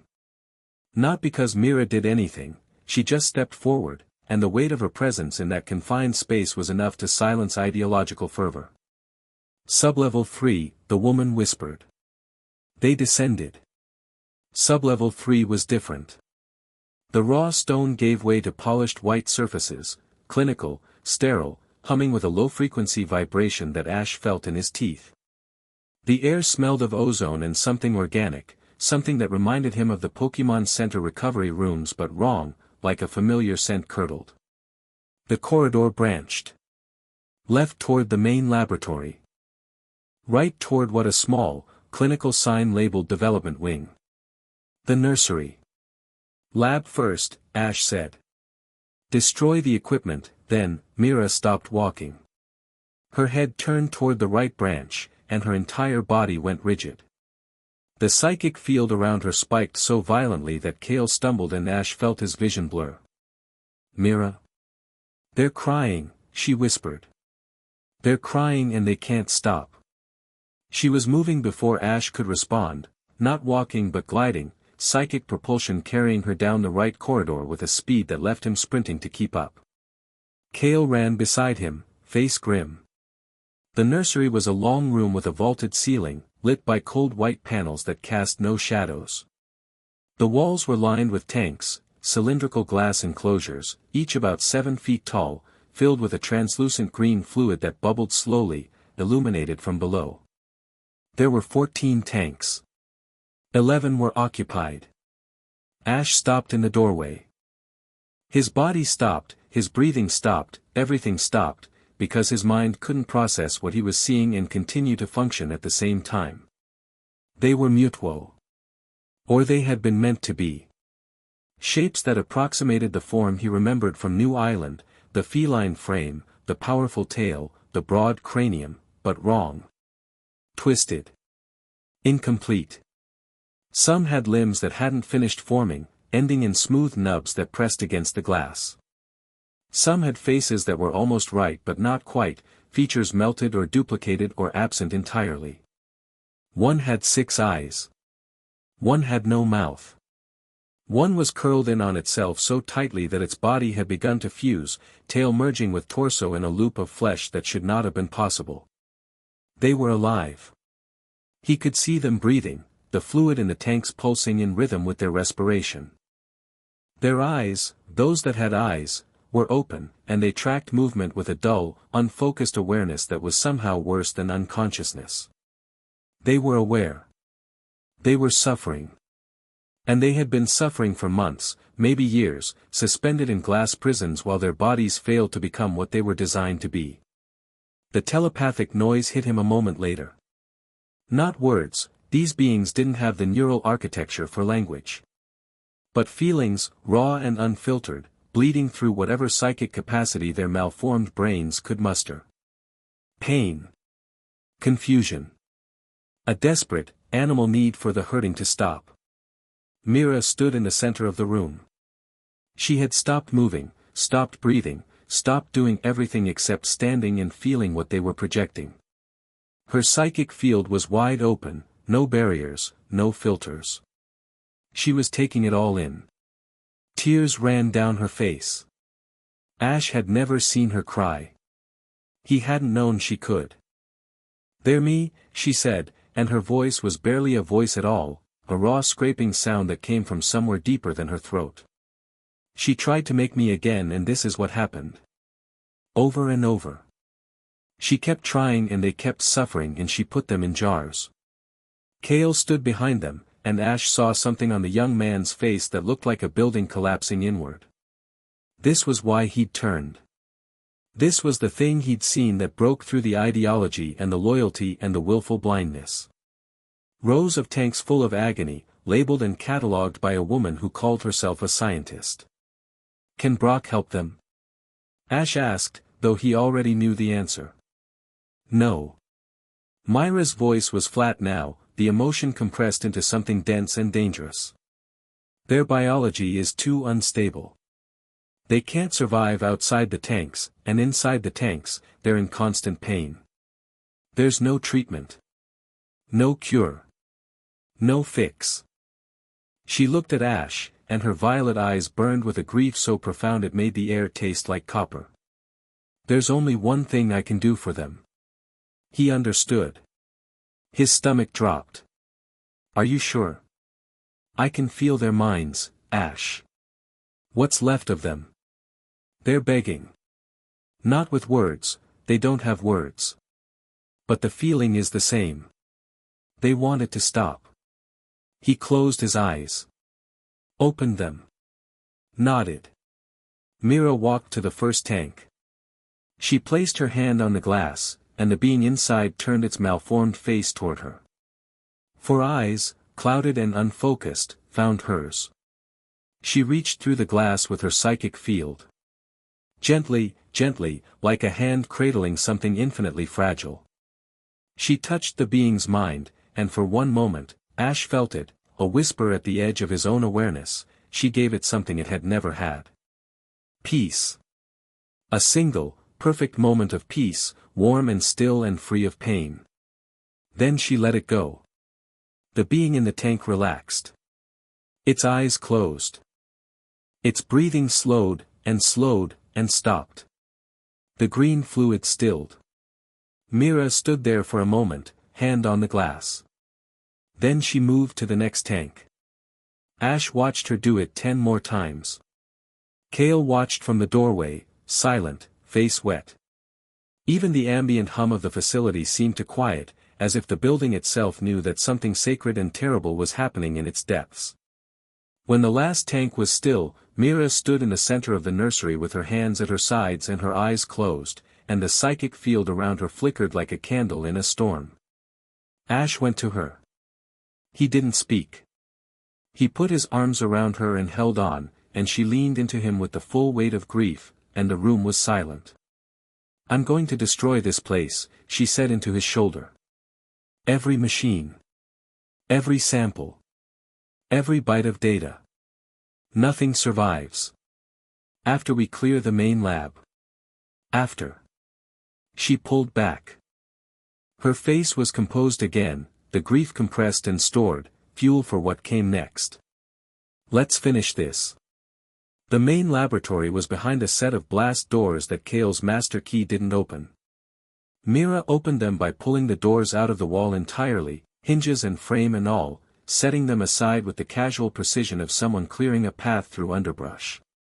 The lab was enormous, a cavernous space filled with equipment that Ash couldn't identify and didn't need to. Sequencing arrays, synthesis chambers, holographic data displays showing genetic maps that looked like abstract art. The room buzzed with active power, systems running autonomously. In the center of the lab, a single tank stood apart from the rest. Larger than the ones in the nursery. Reinforced glass, triple thick. The fluid inside was not green but violet, the same shade as Myra's eyes. Something floated in the tank. Something that was not malformed. Not twisted. Not incomplete. It was beautiful.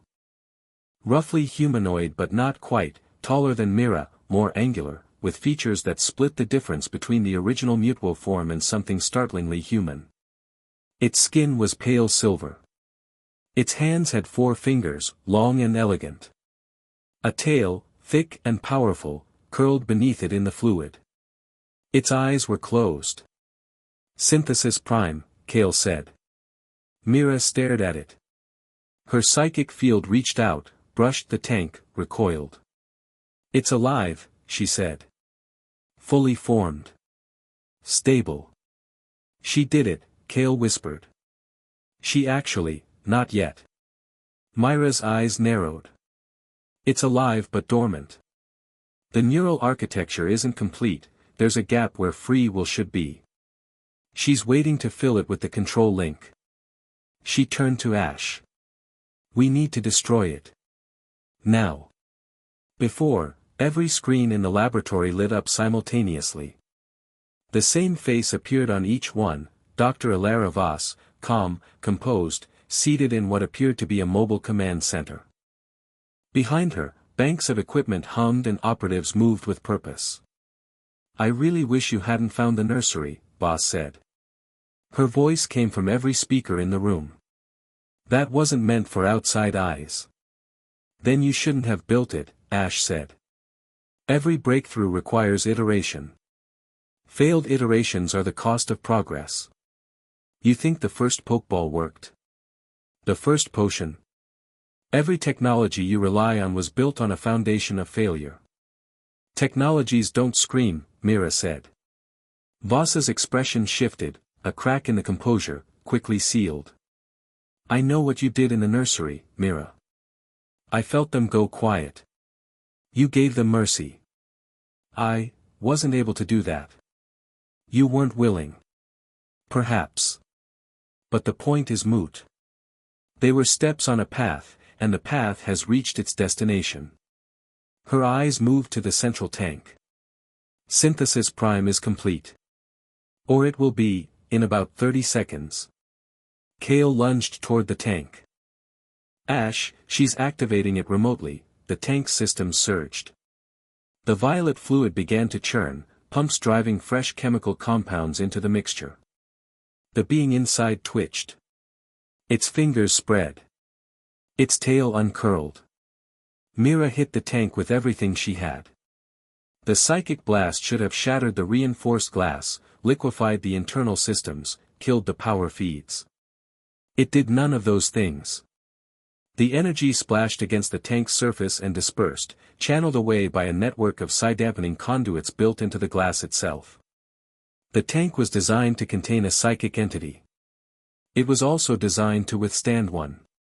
I spent 20 years preparing for you, Mira, Voss said from the screens. Did you think I wouldn't account for your power? The being's eyes opened. They were not violet.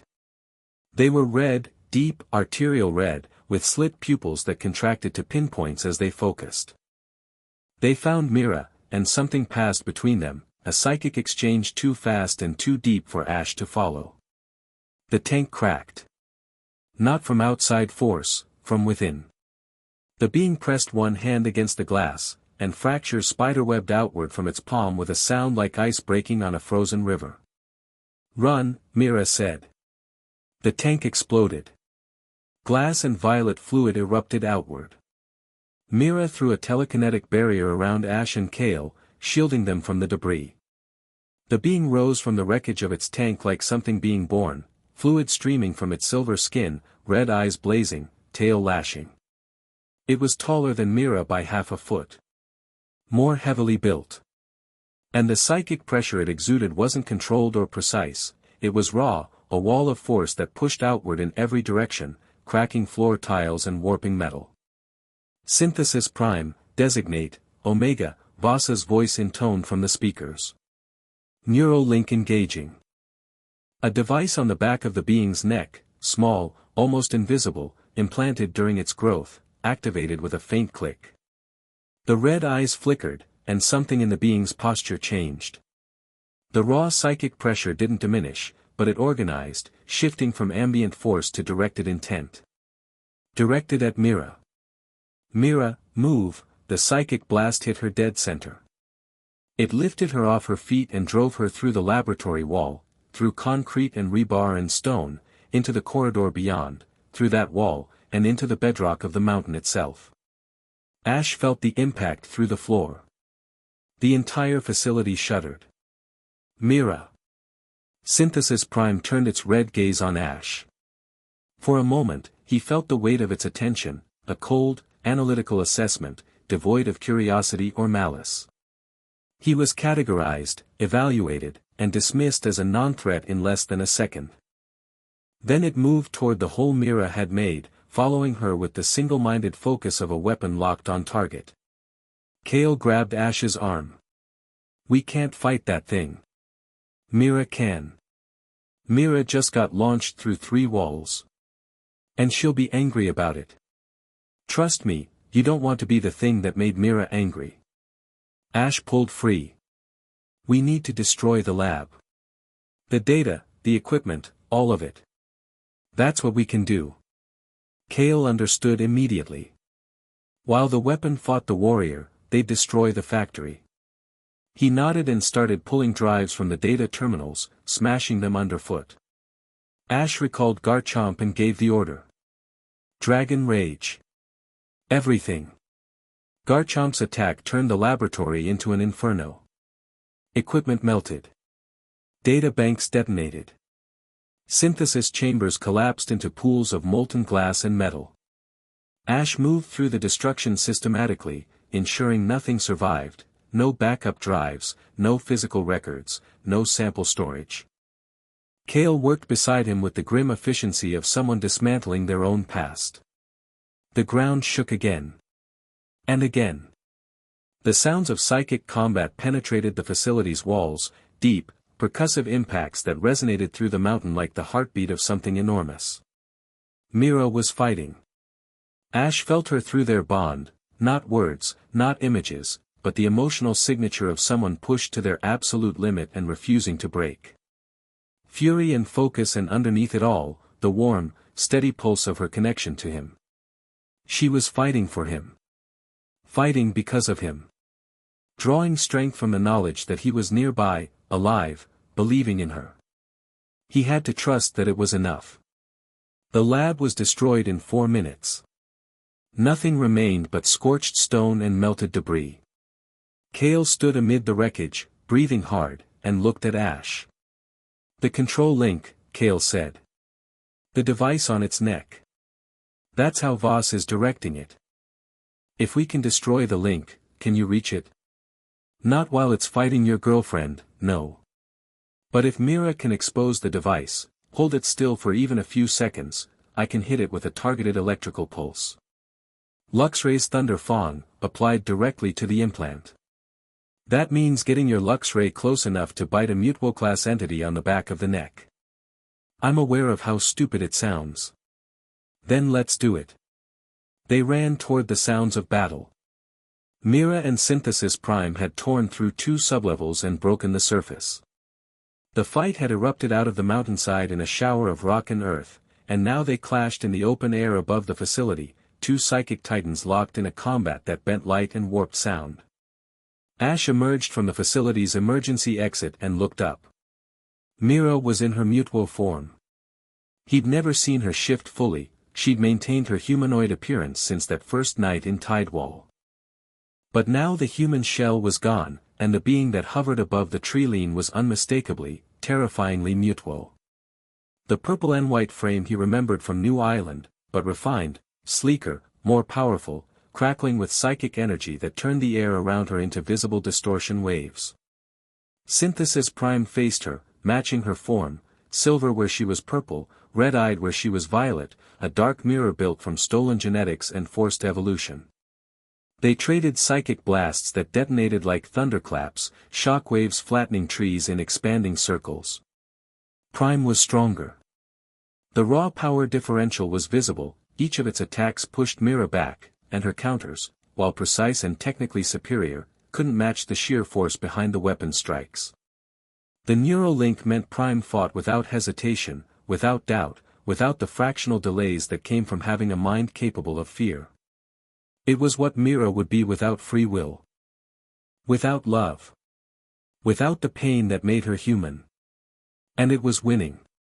A psychic blast caught Mira in her left side, the weak side, the side that had never fully integrated, and she spiraled, crashing into the mountainside hard enough to crater the rock.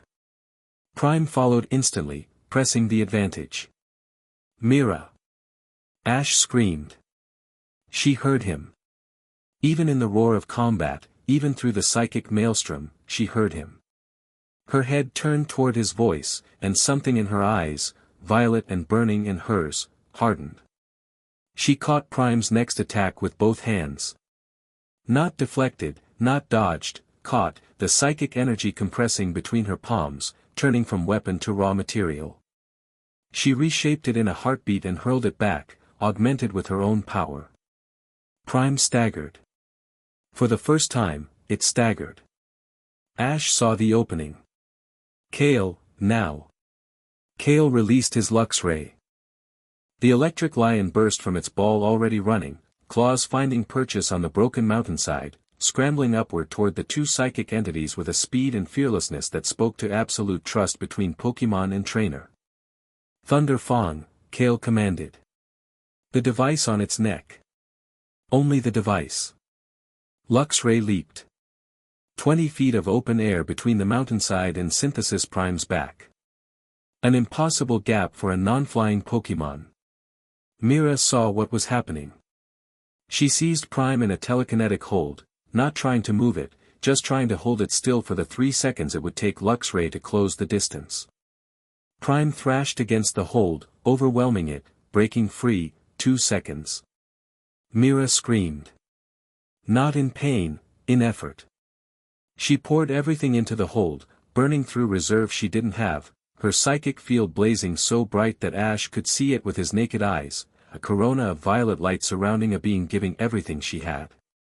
1 second. Luxray's jaws closed on the neural link device. Thunder Fang discharged directly into the implant, a targeted electrical pulse that overloaded the delicate circuitry in a shower of sparks. The device exploded. A small detonation, barely visible against the scale of the psychic combat, but its effect was immediate and profound.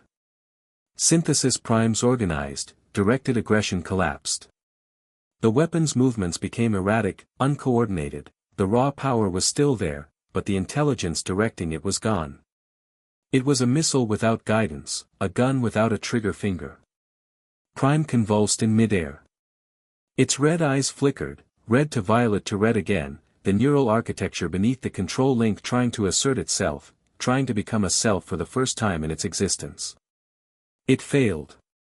Without the link, without any foundation of identity or experience or choice, Synthesis Prime had no framework for consciousness. It was power without purpose, and power without purpose was just energy waiting to dissipate. Prime dropped from the sky. Mira caught it, telekinetically, gently, the same way she'd caught the beings in the nursery. She lowered it to the ground and landed beside it, shifting back to her humanoid form in a ripple of light and restructured biology. The silver being lay on the broken earth, breathing slowly, red eyes fading to a dull amber.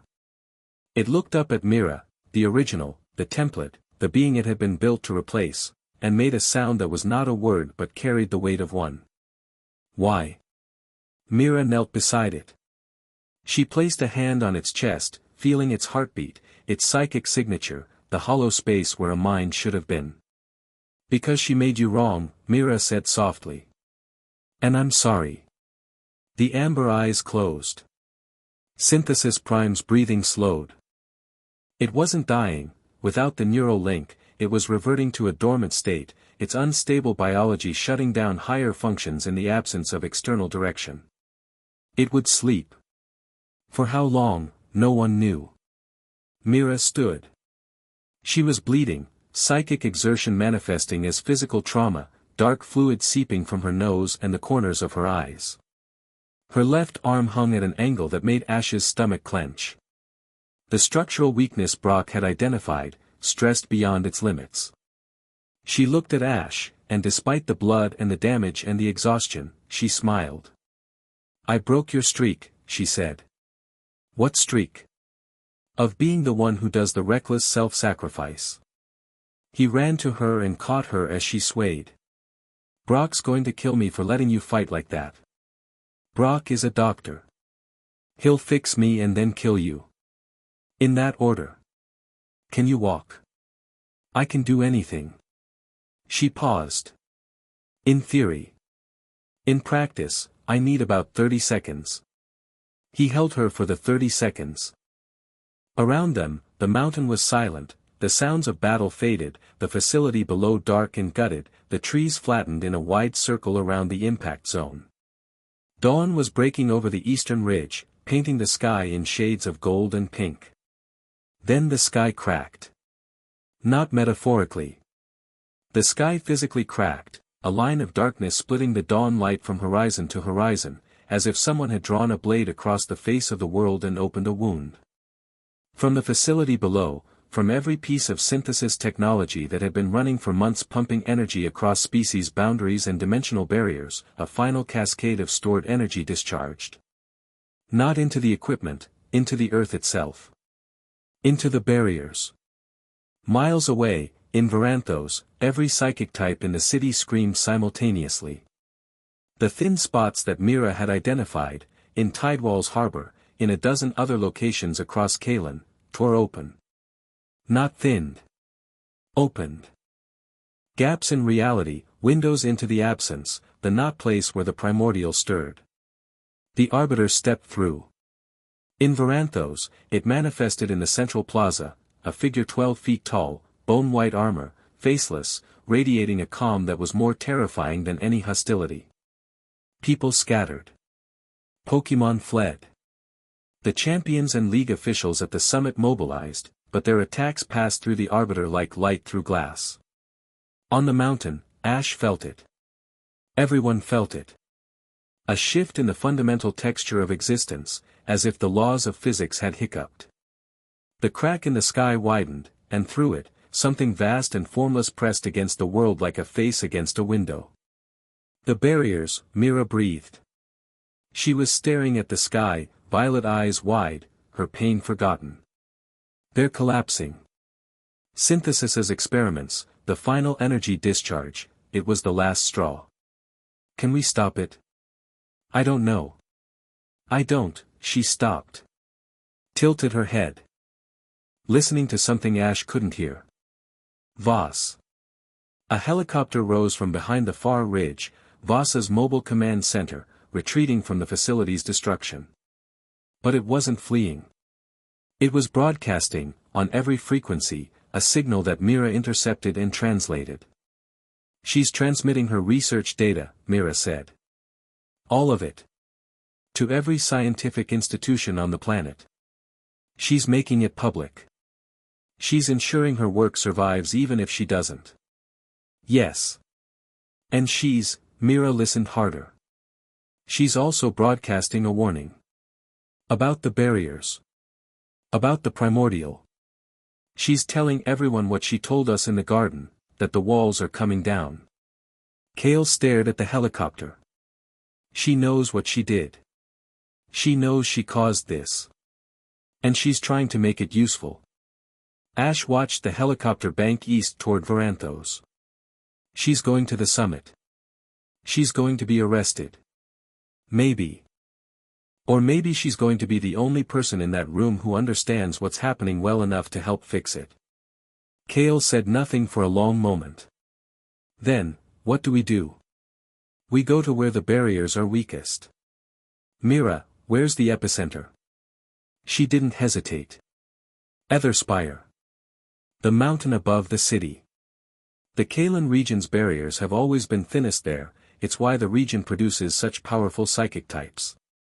If the dimensional breach is going to fully manifest anywhere, it'll be at Etherspire's peak. Etherspire was 100 miles northeast. The championship arena where Ash had been heading before all of this began. How long do we have? Mira looked at the crack in the sky. It was widening slowly, the edges flickering with that terrible absence. Hours.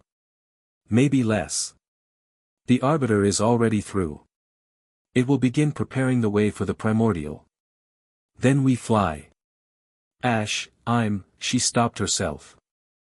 He saw what she'd been about to say, I'm hurt, I'm depleted, I used everything I had against Prime, and he saw her swallow it. Because admitting weakness was still the hardest thing she could do, even now, even with him. Mira. How bad is it? She met his eyes. 60% capacity. Maybe less.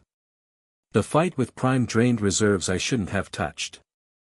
And my left side, she flexed her left arm and winced. Structural integrity is compromised. Can you fight the Arbiter at 60%? No. The word hung between them. Honest. Terrifying. Then we don't fight it alone, Ash said. We've got champions at the summit, Lance's strike force, and, he looked at Kale. You still have fight in you. I have fight. My team's battered, but they'll go. And me. Pikachu appeared at the edge of the clearing, singed and sparking, having fought his way out of the facility after the collapse. He leaped to Ash's shoulder and nuzzled his cheek. And Pikachu, Ash confirmed. Always Pikachu. Mira looked at the small electric mouse on Ash's shoulder. Then at Ash. Then at the cracked sky, and the darkness pressing through it, and the vast, ancient thing stirring in the spaces between worlds. I told you once that you have the self-preservation instincts of a Magikarp on land, she said. Yeah. I was wrong. You have the self-preservation instincts of an Ash Ketchum. Which is worse? Is that a yes? That's an always. They flew. Charizard carried Ash and Kale. Mira flew under her own power, conserving energy where she could, drawing on reserve she was building back slowly. Pikachu rode with Ash, fur crackling, ready. Below them, the world was wrong. The forests of Kalen's interior were behaving erratically, trees bending toward the cracks in the sky as if drawn by gravity, rivers flowing backward in places where the dimensional distortions were strongest. Pokémon herds stampeded through the valleys, running from something they could feel but not see. Etherspire came into view as they crested the final ridge. The city was built on the lower slopes of Mount Ether, a towering peak that pierced the clouds, its summit perpetually wreathed in mist. The championship arena sat on a plateau halfway up, gleaming in the fractured sunlight. Above the summit, the sky was shattered. The crack that had started as a single line had branched into a web of fractures, spreading across the sky like a broken mirror. Through the gaps, the absence pressed, not darkness, not light, not anything. The primordial, vast and formless and prior, pushing against the thinning barriers with a patient, inexorable pressure. The Arbiter stood on the mountain's peak. They could see it from miles away, a figure that should have been invisible at that distance but wasn't, because it existed partially outside the rules that govern visibility and scale. Bone-white armor. No face. Standing at the point where the barriers were thinnest, arms raised, conducting something that wasn't music but served the same purpose. It was opening the door. The breach point is directly beneath the Arbiter, Mira said, her voice carried on psychic resonance. If I can reach the peak and channel enough psychic force into the fracture point, I can reinforce the barriers. Push the primordial back. Reseal the breach. You said you're at 60%. The seal doesn't require raw power. It requires resonance. A psychic force significant enough to mean something to the fabric of reality. The barriers aren't just physical, they're conceptual. They separate what is from what was before. To reinforce them, I need to embody a connection strong enough to remind reality why the boundaries exist. That's abstract. The universe is abstract, Ash. The barriers between dimensions are maintained by the accumulated meaning of every bond, every choice, every act of will that says, this world matters. The primordial erodes that meaning. To push it back, I need to channel meaning so concentrated, so genuine, that it outweighs the void. And what happens to you if you channel that much? She was quiet for too long. Mira. There's a risk that I lose myself. The channeling process requires opening my mind fully to the breach, letting the primordial's influence touch me directly while I push back. If my sense of self isn't strong enough to withstand the contact, if I lose my grip on who I am, the primordial will absorb me. And my power will become its power, which would be catastrophic. Then we find another way. There isn't another way. I'm the most powerful psychic entity on this planet. If I can't seal the breach, nothing can. I refuse to accept that you doing this alone is the only option. I didn't say alone. She looked at him, and despite the fear, the genuine, visible fear that she'd never shown before the nursery, before the fight with Prime, before the sky cracked open, there was something else in her eyes. Trust. I said I need a connection strong enough to anchor me. To keep me here while my mind touches the void. I need you, Ash. How? Be there. That's all. Stand beside me and be you, the person who walked between two gods and chose compassion over survival. The person whose mind I scanned on New Island and found pure. Your presence, your emotional resonance, is the anchor. I channel through the breach. You keep me from falling in. That's not a strategy. That's faith. Yes. It is. They landed on the slopes of Mount Ether above the city. The streets below were emptying, civilians evacuating on orders from the local authorities, who had no idea what was happening but could see the sky cracking and had enough sense to run. As they started up the mountain, Ash's phone buzzed. A message from Cynthia, Arbiter manifested in Veranthos. Our attack's ineffective. It spoke. Said, the seal will open at Etherspire. Those who wish to bear witness may come. Then it vanished. We're coming. ETA 40 minutes. Hold the line. 40 minutes. The crack in the sky was widening by the second. We don't have 40 minutes, Ash said. No, Mira agreed. We don't. They climbed. Charizard couldn't fly near the peak, the dimensional distortions created turbulence that no wing-based flight could navigate. Mira couldn't fly either, the closer they got to the breach point, the more the psychic landscape warped, turning her abilities unpredictable. She tried to levitate and was thrown sideways by a reality distortion that inverted gravity for a fraction of a second. So they climbed. On foot, up a mountain, toward something that predated creation. The Arbiter watched them come. Ash felt its attention from a quarter-mile away, not hostile, not aggressive, but focused with an intensity that went beyond anything human. It was curious. Genuinely curious, in the way that a being who had existed since before time understood curiosity. They reached the summit as the last fragments of sky gave way. The peak of Mount Ether was a flat expanse of ancient stone, swept by winds that howled through the fractures in reality. The Arbiter stood at the center, arms lowered now, its work nearly complete. Behind it, or above it, or within it, because spatial directions had lost meaning this close to the breach, the absence yawned. Not a hole in the sky anymore but a presence, vast and formless, pressing into the world with the weight of something that had been waiting for millennia. The Arbiter turned its non-face toward them. Ah, it said, and its voice resonated in a frequency that bypassed ears and went straight to the brainstem. The created one. And her anchor. I wondered if you would come. Step aside, Mira said. She was in her humanoid form, battered and bleeding, left arm trembling, psychic field flickering like a dying flame. She looked small against the scope of what was happening, the cracked sky, the vast absence, the ancient entity before her. She looked fragile. She did not look afraid. I cannot, the Arbiter said. My function is to prepare the way. The way is prepared. The primordial stirs, and when it wakes fully, this world will return to what it was before, formless, potential, prior. Not destroyed. Returned. This world is not yours to return. It was never yours to keep. Arceus shaped it from the primordial substance without consent. Every mountain, every ocean, every living thing is made from stolen material. The primordial does not want to destroy your world. It wants itself back. And everyone living in this world? Everyone who exists because Arceus shaped it. They will return to potential. Unbounded.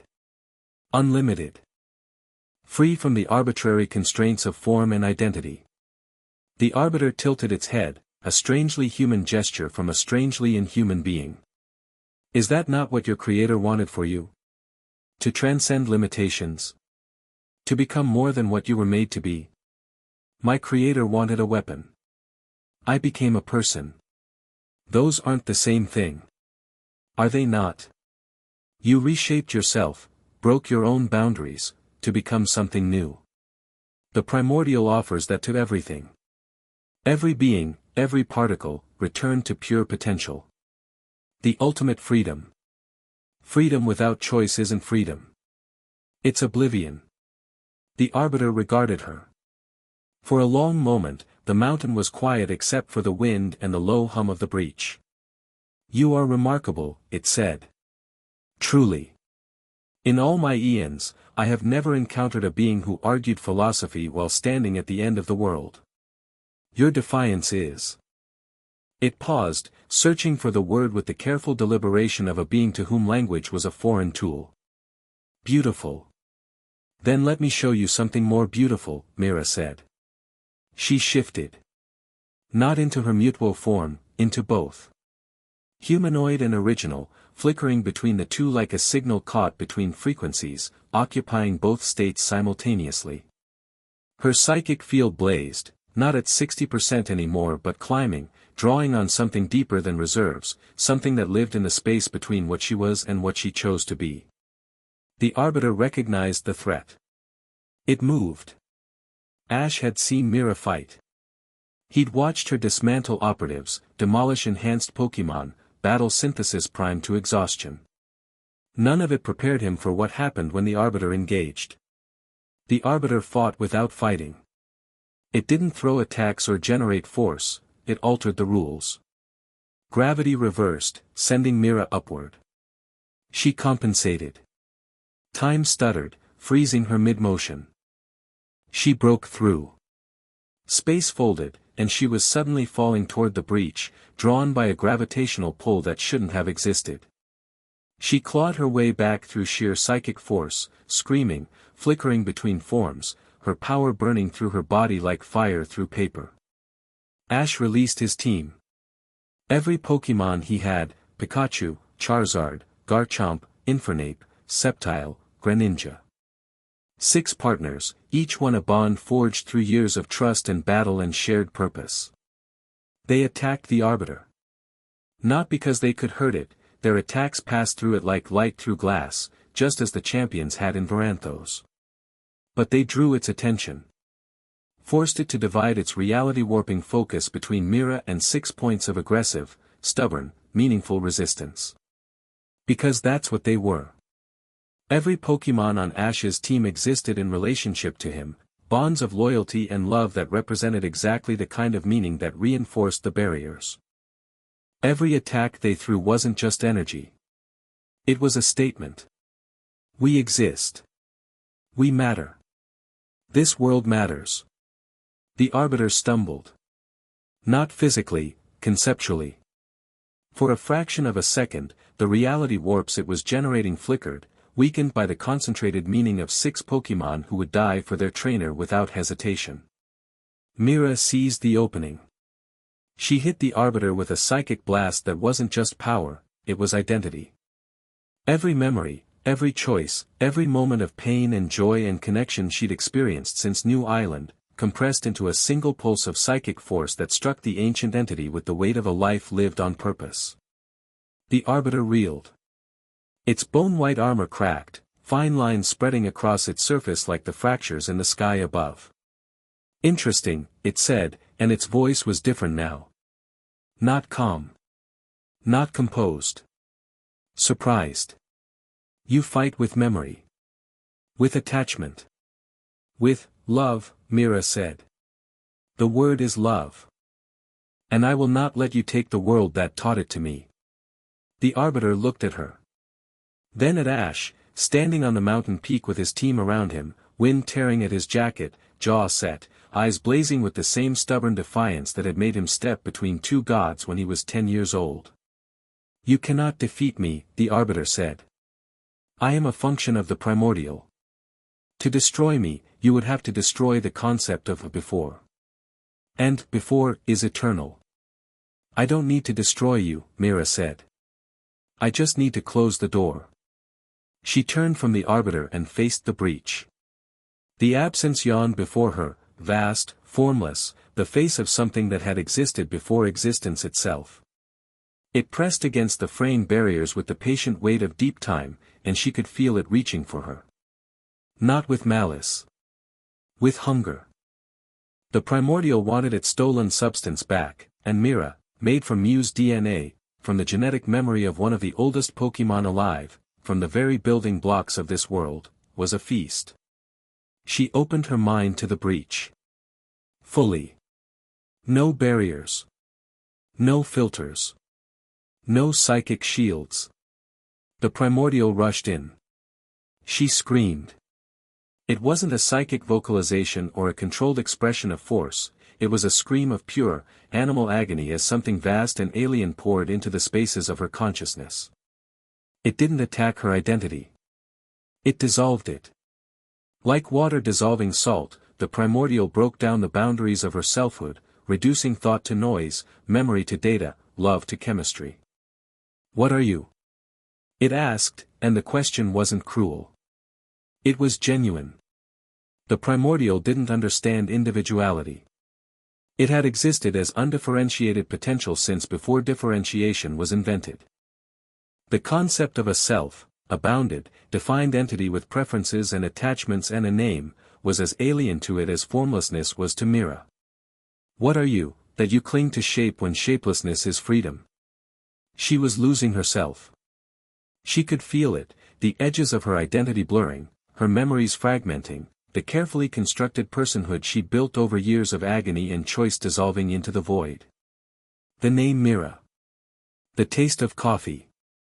The weight of Pikachu on her shoulder. The sound of Ash's laugh. Let go, the primordial whispered. Let go and be everything. Let go and be free. She was falling. Into the absence. Into the nothing that was everything. Into the vast, seductive promise of an existence without pain, without struggle, without the constant, exhausting effort of being someone. Mira. Ash's voice. Not telepathic. Not psychic. Physical. A human voice, carried on human air, shouted from human lungs at the top of a mountain at the end of the world. She felt his hand close around hers. Warm. Rough. Finite. A hand that would age and weaken and eventually stop, because it belonged to a mortal being who existed within time and chose to spend that time standing on a mountain holding the hand of something that the universe itself was trying to dissolve. I'm here, he said. The primordial's dissolution faltered. Not stopped, faltered. The warmth of his hand, the sound of his voice, the fact of his presence created a point of reference in the formless flood. A fixed point. An anchor. Mira, listen to me. You told me that on New Island, you scanned my mind and found pure empathy. That I had no self in that moment, just concern for others. His grip tightened. You were wrong. I had a self. I had the most important self I've ever had, the self that chooses. That's what you found. Not selflessness. Choice. The choice to care. The choice to act. The choice to stand between two fires because standing aside wasn't something I could live with.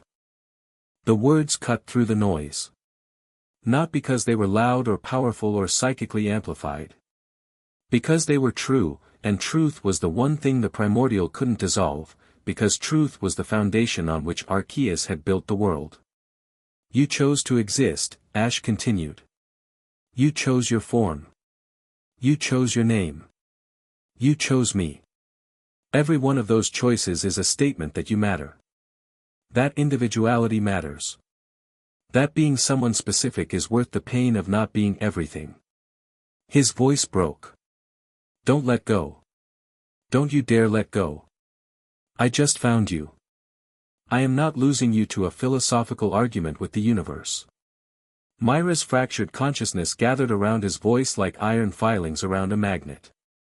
The memories that were dissolving reformed, not perfectly, not completely, but enough. Enough to remember who she was. Enough to remember why she'd chosen shape over shapelessness, pain over oblivion, love over freedom.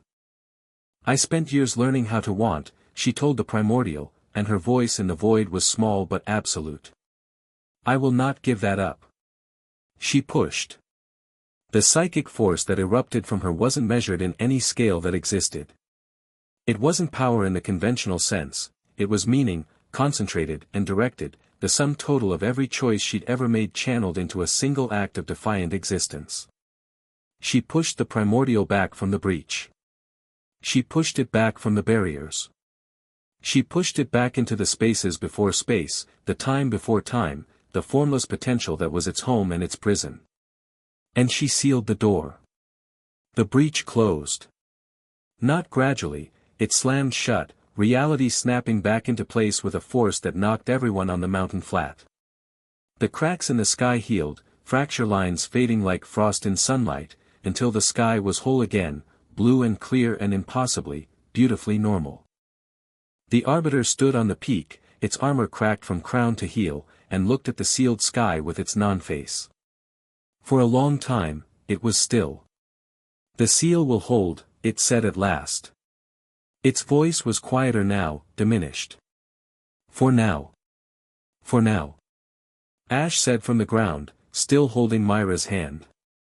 Walls are only walls, created one. And all walls, eventually, fall.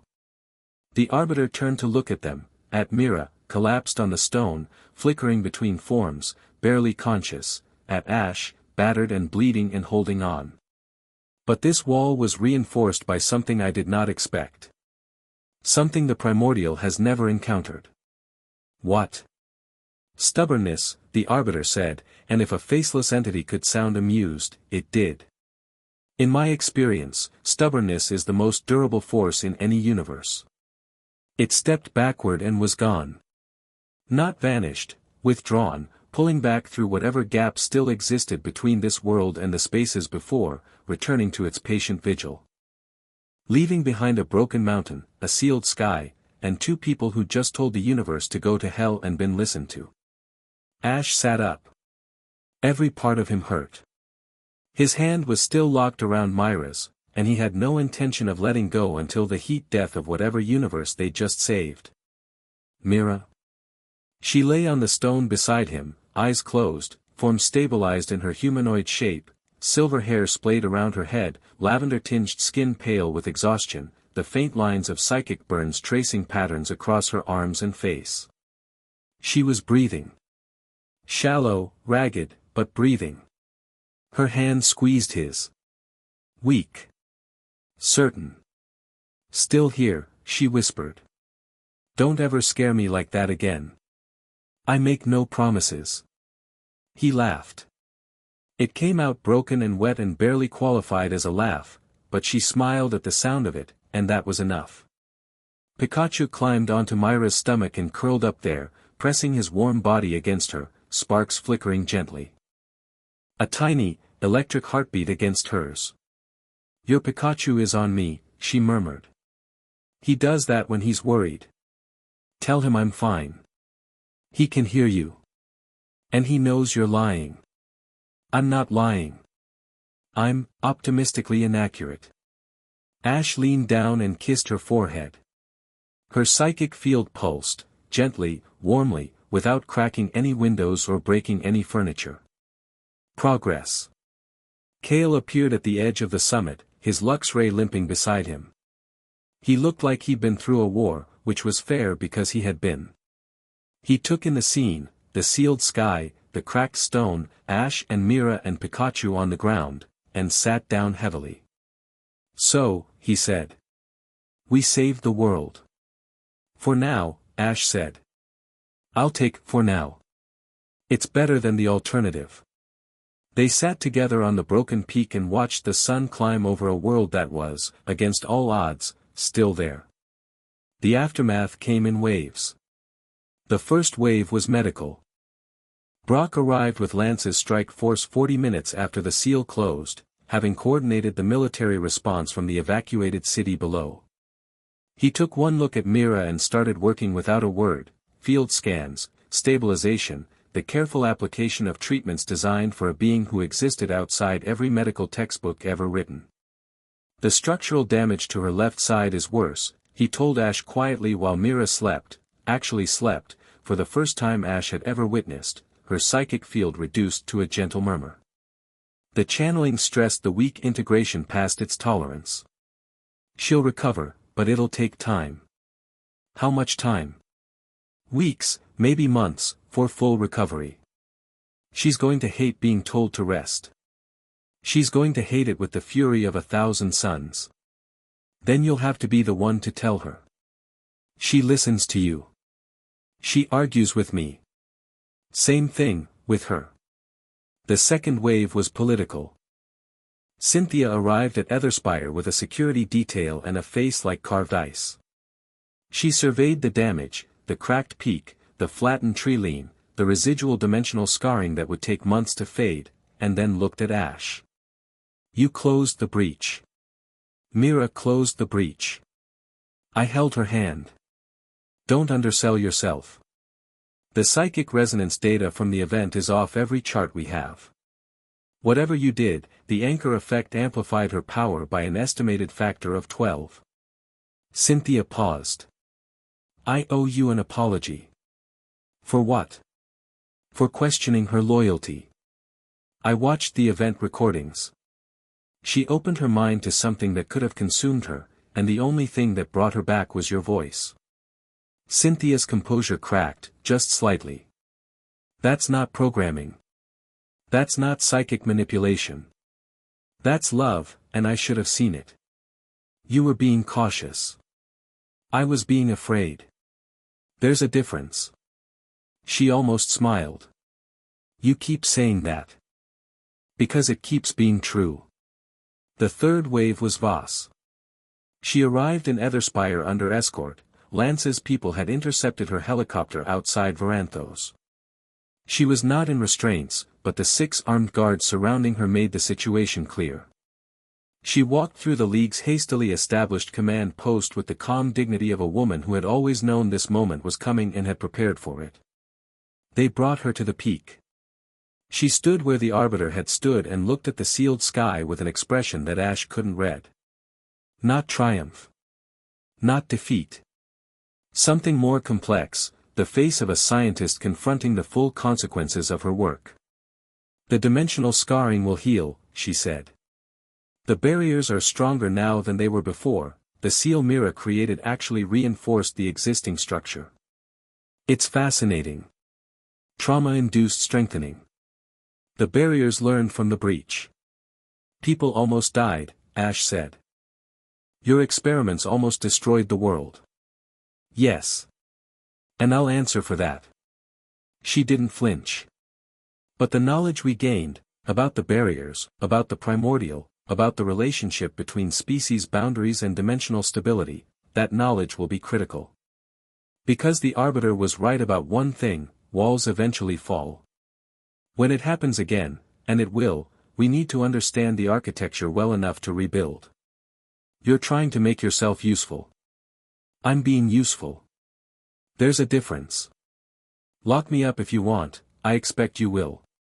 But put me somewhere I can keep working. Not on cross-species genetics. On dimensional theory. On understanding what's out there and how to keep it out there. She looked at Mira, who was watching from a stretcher with Brock hovering over her. She's the proof of concept, you know. Not for synthesis. For something better. A being who bridged two worlds and used that bridge to save both of them. She's not a proof of concept, Ash said. She's a person. One doesn't preclude the other. Voss met his eyes. You're a good man, Ketchum. Naive in some ways, but good. Take care of her. She's the most important being this world has ever produced, and I say that as the person whose predecessors produced her.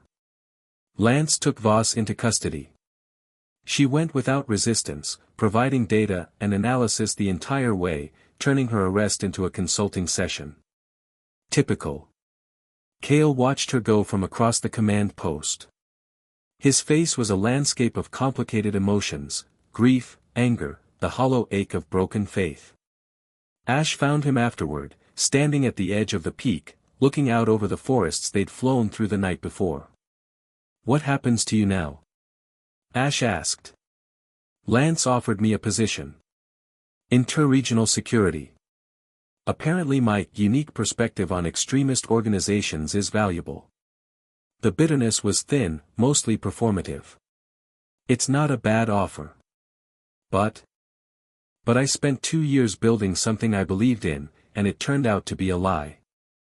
That doesn't go away because someone gives you a new uniform. No. It doesn't. But it can become something you build on. Kale looked at him. You really believe that? After everything? I walked between 2 legendary Pokemon attacks when I was 10 because I believed that caring about people mattered more than being safe. I've been proven right more often than not. And when you're wrong? Then I get up and try again. Same as everyone. Kale laughed, short, surprised, genuine. Voss always said you were annoyingly optimistic. She wasn't wrong. She was wrong about a lot of things. She wasn't wrong about that. They shook hands. Kale's grip was firm, but the competitive edge that had defined their first meeting was gone, replaced by something more durable. Respect, maybe. Or the beginning of it. Take care of Mira, Kale said. She's something else. You have no idea. Kale walked away, Luxray at his side, toward whatever came next. Ash watched him go and felt, for the first time in days, something like peace.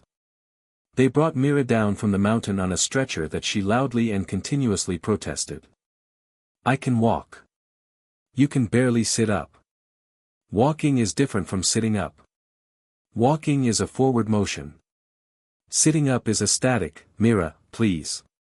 She stopped protesting but radiated indignation so intense that Brock's bioscanners registered it as a minor psychic event.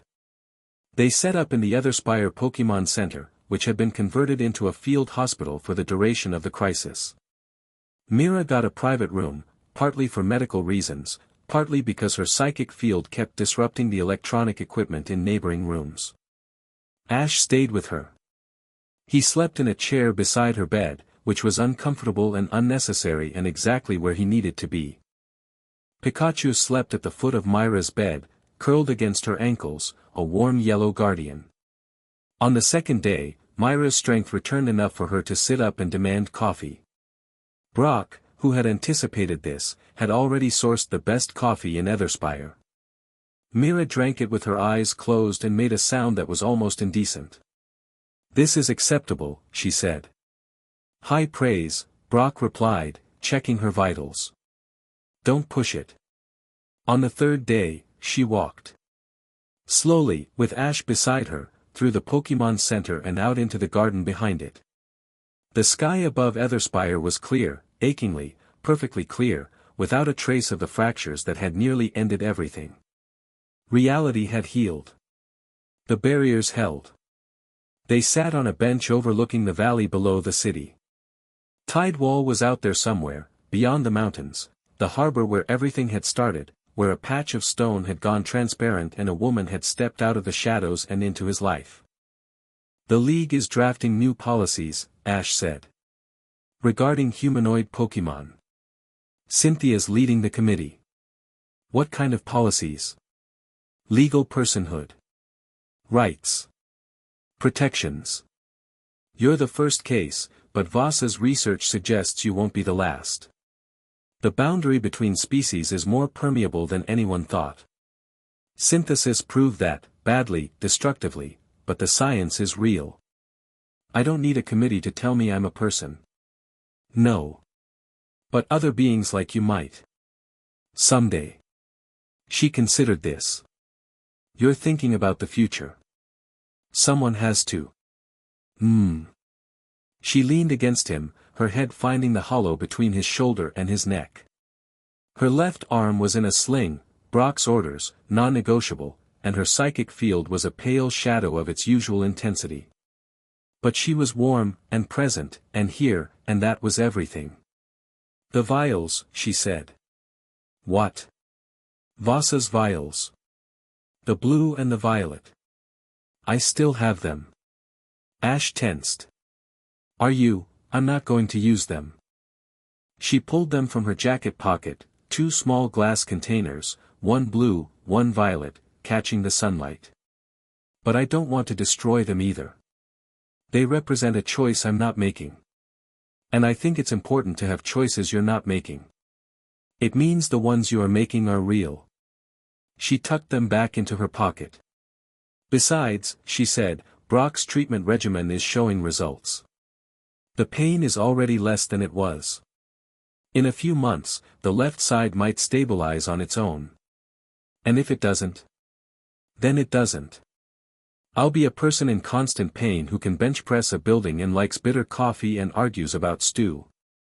There are worse things to be. Such as formless. Potential. Prior. She said the words with a contempt so withering that Ash was fairly sure the primordial felt it across dimensional barriers. I told an entity older than creation that I wouldn't give up wanting. I meant it. I know you did. Good. She paused. Ash. Yeah. I love you. She said it differently than she had before. Not as a declaration of ownership or an assertion of devotion. Quietly, simply, like placing something fragile on a table and trusting it not to break. I love you too, he said. I know. A beat. But it's nice to hear. Pikachu appeared from nowhere, he'd been exploring the garden, and launched himself onto Myra's lap.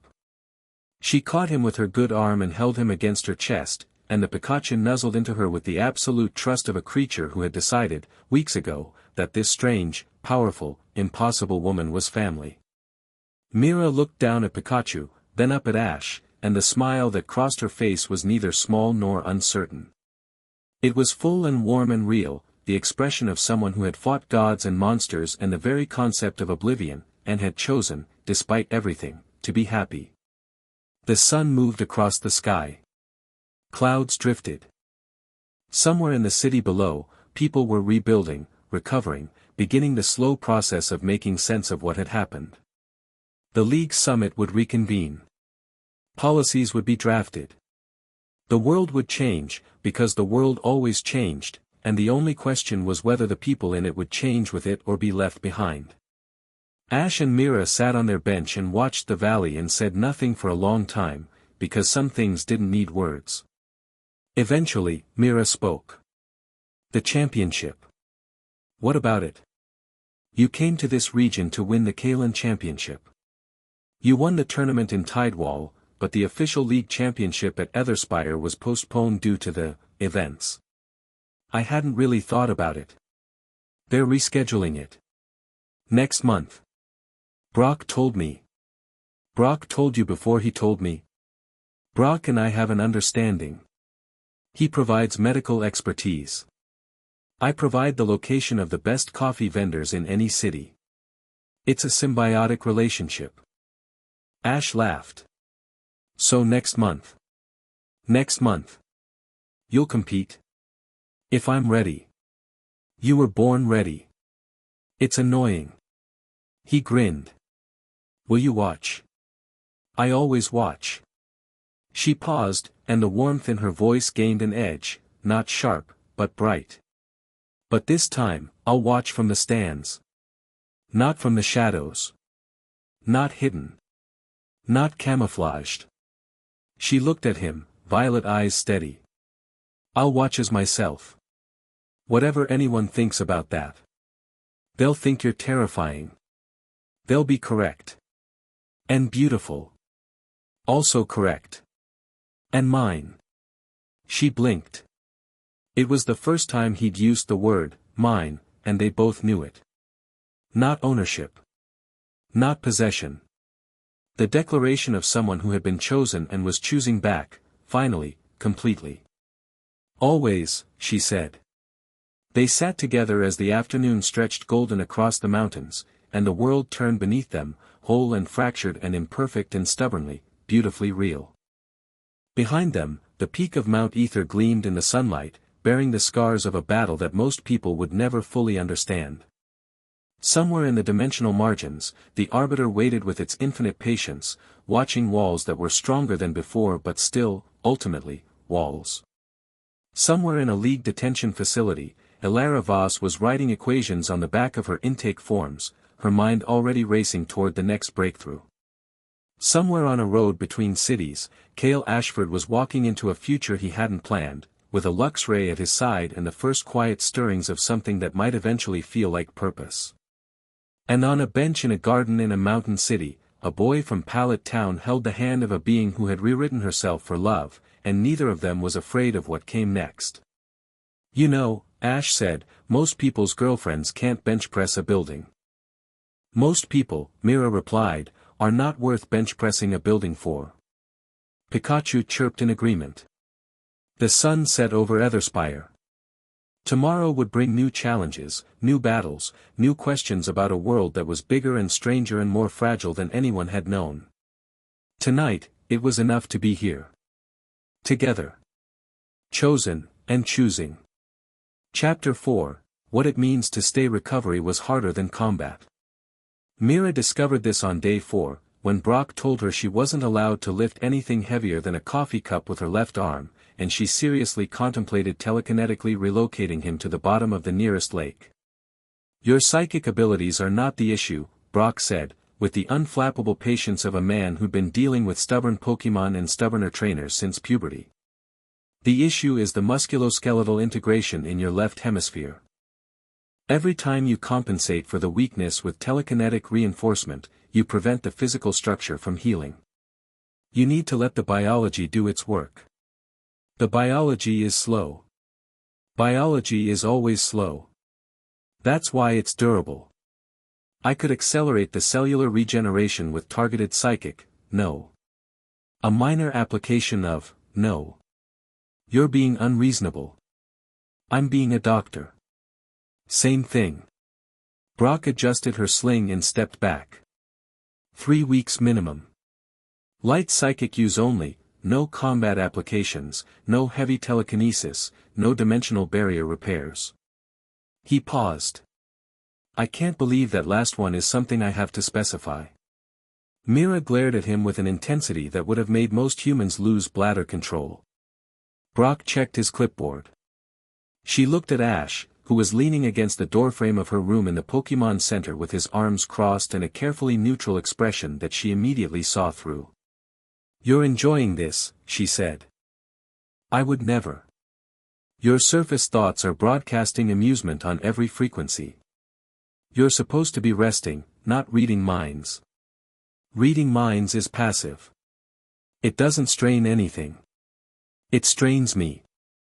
Brock left them to it, closing the door behind him with the quiet satisfaction of a doctor who knew his patient was in good hands, even if those hands belonged to an equally stubborn idiot. Mira sat on the edge of the hospital bed and stared at her left arm in its sling. The arm looked fine, no visible damage, no swelling, no discoloration. The problem was deeper than skin.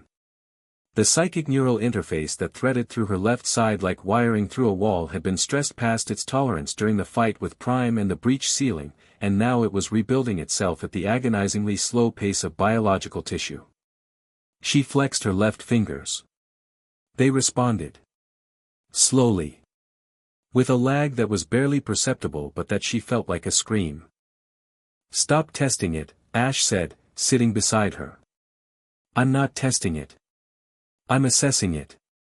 "You're testing it, and every time you do, you make that face." "I don't make a face. You make a face. It's the same face you make when someone serves you bad coffee. Like the universe has personally offended you." She turned to look at him, and whatever retort she'd been constructing dissolved when she saw his expression. Not amused anymore. Worried.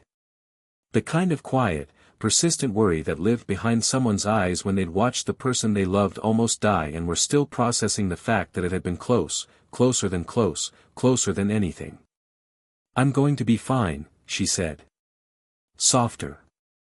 "I know. Brock is competent. His treatment protocol is sound. In 3 weeks, I know, Mira." "Then why do you look like that?" He took her right hand, the good hand, the strong hand, and held it between both of his. "Because for about 30 seconds on that mountain, I couldn't feel you anymore. Your psychic field went silent. The bond, whatever it is that lets me sense you, it went dark. And in those 30 seconds, I understood what you felt on New Island when I turned to stone." She was quiet for a long time. "I came back," she said. "You came back. I will always come back. I know. But the 30 seconds will stay with me for a while. Let me carry them. That's my job." She leaned into him, and he held her, and outside the window, Etherspire began the slow process of returning to normal. Normal, it turned out, was complicated. The Kalen League had officially postponed the championship by 3 weeks, coinciding, whether intentionally or not, with Myra's recovery timeline. The official reason was structural assessment of the arena following seismic activity, which was bureaucratic code for, a psychic battle between demigods literally cracked the mountain and we need to make sure the building won't collapse. The unofficial reason was that half the registered competitors had withdrawn after watching the sky break open, which was fair. In the meantime, Etherspire became the center of something Ash hadn't anticipated, a media storm. The battle at the peak had been visible for miles. The dimensional fractures had been felt across the entire region. And the League's attempts to control the narrative, localized psychic disturbance, temporary atmospheric anomaly, collapsed within 48 hours as eyewitness accounts, amateur video footage, and Voss's deliberately public data broadcast combined into a story too big to contain. The world learned 3 things in rapid succession. First, an organization called Synthesis had been conducting illegal genetic experiments, abducting trainers, and creating weaponized Pokemon-human hybrids. This was disturbing but digestible. The world had dealt with criminal organizations before. Second, the dimensional barriers separating the known world from something vast and ancient had nearly collapsed, and the collapse had been averted by a psychic entity of unprecedented power. This was harder to digest but fell into the category of legendary Pokemon did something dramatic, which, again, the world had seen before. Third, the psychic entity in question was a humanoid Mewtwo who was openly, publicly, and apparently romantically involved with 7-time regional champion Ash Ketchum. This broke the internet. Ash discovered the extent of the coverage on day 6, when he made the mistake of checking his phone for the first time since the mountain. His notification count had a comma in it. His voicemail was full. His mother had called 14 times. "Oh no," he said. Mira, who was sitting in the garden reading a book on human philosophy that Brock had lent her, she was on her 3rd book in 2 days, she read at approximately 400 pages per hour, looked up. What? We're everywhere. Every news outlet. Every social media platform. He scrolled. His face went through several colors. There are fan pages. Fan pages. Dedicated pages. About us. About our, he tilted the phone away from her. You don't need to see this. I can read your surface thoughts, Ash. I can see what you're seeing. A pause. That illustration is anatomically inaccurate. Please stop reading my mind right now. The proportions are flattering, though. For both of us. He put the phone face down on the bench and pressed his hands over his eyes. This is a nightmare. Mira set her book aside and considered the situation with the analytical detachment of someone who hadn't grown up in human society and therefore found its conventions fascinating rather than constraining. Why is this a problem? She asked genuinely. The information is accurate. We are together. I am what I am. Attempting to hide it would require sustained deception, which is energy-intensive and, based on my observation of human behavior, ultimately futile. It's not about hiding. It's about, he struggled for the word. Privacy. The right to figure things out without millions of people having opinions about it. Humans have opinions about everything regardless of whether they have information. At least now their opinions are based on facts. That's, actually a fair point. I'm frequently fair.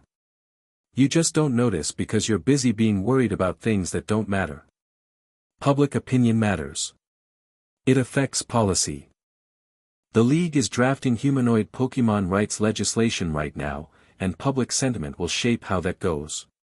She was quiet for a moment, conceding the point. Then we should shape the sentiment. How? By being visible. Undeniable. So present and so obviously real that anyone who wants to deny my personhood has to do it to my face. She stood, tucking her book under her good arm. I spent years hiding. Watching from shadows. Suppressing my presence so humans wouldn't notice me. I told you I wouldn't do that anymore. I meant it. I know you meant it. I'm just not sure the world is ready for you. The world wasn't ready for Arceus, and it adapted. It wasn't ready for Mega Evolution, and it adapted. It will not be ready for me, and it will adapt. Because that's what worlds do.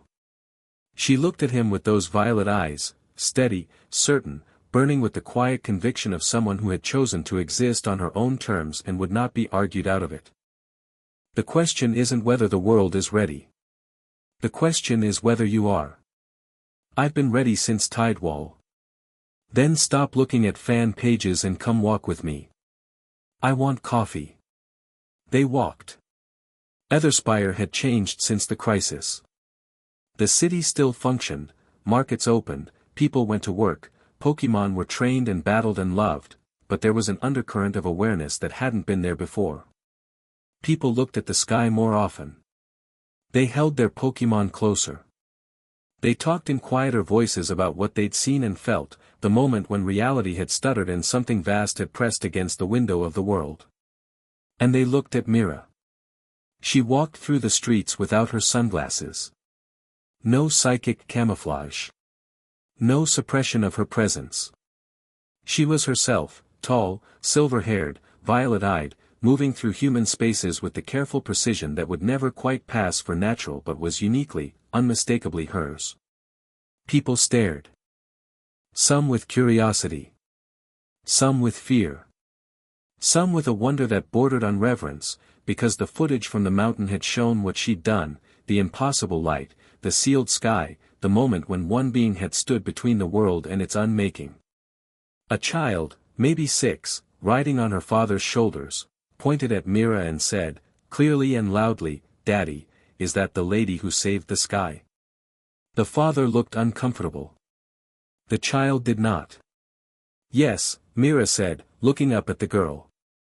"I am." Thank you, the child said, with the simple directness of someone who hadn't yet learned that talking to strangers was complicated. Mira blinked. Something moved through her expression, surprise, then a warmth that she wasn't quite sure what to do with. You're welcome, she said. They found the coffee vendor that Mira had identified as Etherspire's best, a tiny cart run by an elderly man with a white mustache and a Mac hop that ground the beans by hand. The old man looked at Mira, looked at her eyes, looked at Ash standing beside her, and said, 2 blacks. Please, Ash said. 1 black, 1 with moo cream, Mira corrected. I'm trying cream today. Ash stared at her. Since when? Since now. Brock suggested it. He says the fat content may interact favorably with my modified digestive system. You're taking dietary advice from Brock. He's a medical professional with excellent taste in coffee vendors. His credibility is established. The old man made the coffees with practiced hands, unfazed by the 7-foot psychic entity ordering a latte at his cart. He handed them over and said, First one's on the house. My granddaughter was in Veranthos when the sky cracked. She's safe because of what you did. Mira held the coffee cup and said nothing for a moment. Then, what's your granddaughter's name? Lilia. Tell Lilia that the sky is staying closed. I made sure of it. The old man smiled. It was the kind of smile that happened at the eyes first, crinkling the weathered skin around them. I'll tell her. She'll be thrilled. They walked on. Mira tried the cream coffee. She was quiet for half a block. Well? Ash asked. It's different. Good different or bad different? I'm processing. Another sip. Another block. Good different. The cream adds a dimension. A softness to the bitterness. She searched for the word. Complementary. Like us? She looked at him sideways. That was smoother than your usual standard. I have my moments. Rare moments. Quality over quantity. She didn't smile, but her psychic field pulsed warm against his awareness, her version of a laugh, expressed in a frequency only he could feel. They drank their coffee and walked through a city that was learning, step by cautious step, to see a being like Mira as a neighbor rather than a phenomenon. It would take time. Some people would never accept it. But the little girl on her father's shoulders and the old man with the coffee cart were proof that acceptance started small and grew outward, like light. The call came on day 9. Ash was in the Pokemon Center training room, running drills with Pikachu and Greninja, light work, keeping his team sharp without exhausting them. The championship was 2 weeks away, and his competitive instincts were reasserting themselves after the crisis. He'd been spending too long reacting, responding, fighting on other people's terms. The arena was his territory. The battle was his language. He needed to speak it again. His phone rang. Kale's name on the screen. Ketchum. Ashford. We have a problem. Ash caught the tone immediately, clipped, tense, the voice of a man who was holding something urgent between his teeth. Talk to me. I'm at the detention facility in Cerulean. Voss's holding location. She's been cooperative, more than cooperative, honestly. She's been providing dimensional theory data that has our physicists crying into their equations. But this morning she requested an emergency meeting with me. Specifically me. About what? Synthesis Prime. The dormant specimen that Mira neutralized on the mountain. It's being held at a secure League research facility outside Goldenrod. 24-hour guard, psychic monitoring, the works. And? Voss says someone's going to try to take it. Within the next 72 hours. Ash's hand tightened on the phone. Who? Synthesis Remnants. Not the main organization, what's left of it is falling apart without Voss. But there's a splinter cell. Hardliners who didn't follow Voss for the science, they followed her for the power. They see Prime as a weapon, and they want it. How would they activate it? Mira destroyed the neural link. Voss says they've been developing a backup control system. Independent of her. She didn't know about it until she started reviewing her own organization's communications from custody. Turns out the splinter cell had been operating behind her back for months. How big is the cell? Small. 12 to 15 operatives. But they're the best Synthesis had, the most skilled, the most committed, the most willing to do whatever it takes. Their leader is a man named Director Rask. Former military intelligence. He was Voss's head of security, and he's been quietly building his own power base inside Synthesis since before the summit. Voss didn't notice. Voss was focused on the science. She delegated operational security to Rask and never looked too closely at what he was doing with it. Classic organizational blind spot. Ash paced the training room. Greninja watched from the corner, yellow eyes tracking its trainer's movement with the patient awareness of a Pokémon that knew when a fight was coming. Why is Voss telling you this? What's her angle? I asked her the same thing. She said, and I quote, Synthesis Prime is a being, not a battery. If Rask activates it with his control system, it won't just be a weapon. It'll be a slave. And whatever else I am, I did not spend 20 years bridging the gap between species so that someone could build a better chain. You believe her? I believe she's furious that someone hijacked her life's work for something she considers crude. Whether that makes her trustworthy is above my pay grade. But the intelligence checks out. My teams independently confirmed unusual activity around the Goldenrod facility. Someone's been probing the security perimeter for the last week. Ash made the decision in seconds. I'll be in Goldenrod tomorrow. Don't wait for me if the timeline accelerates, protect Prime. Understood. And catch him? Yeah. Bring Mira. If Rask's backup control system can override Prime's dormancy, we're going to need someone who can match it. Myra's injured. She's at 60% at best. Then we better hope 60% is enough. He hung up and turned to find Mira standing in the doorway of the training room. She'd been there for at least half the conversation. He'd felt her psychic presence settle at the edge of his awareness about 2 minutes in. Don't, he said. Don't what? Don't tell me you're coming. Don't tell me you're fine. Don't tell me 60% is more than enough. Just, he ran a hand through his hair. Can we have 1 week where nothing tries to end the world? This isn't the world ending. This is people being predictable. She walked into the room, moving carefully. Her left arm was out of the sling as of yesterday, but the movements were still measured, deliberate. Rask wants a weapon. Weapons are simple. People who want simple solutions are simple. We're not simple. Brock said 3 weeks of rest. Brock said 3 weeks for full recovery. He didn't say I'd be useless before then. She flexed her left hand. The fingers responded, not perfectly, not without that fractional lag, but they responded. I'm not at full power. I may not be at full power for some time. But I am still the most powerful psychic being on this planet, and I will not sit in a hospital room drinking cream coffee while someone tries to enslave a being that I promised myself would never suffer again. You promised, when did you promise that? On the mountain. When I knelt beside it after the fight. It looked at me and I felt it ask why, and I told it that Voss had made it wrong.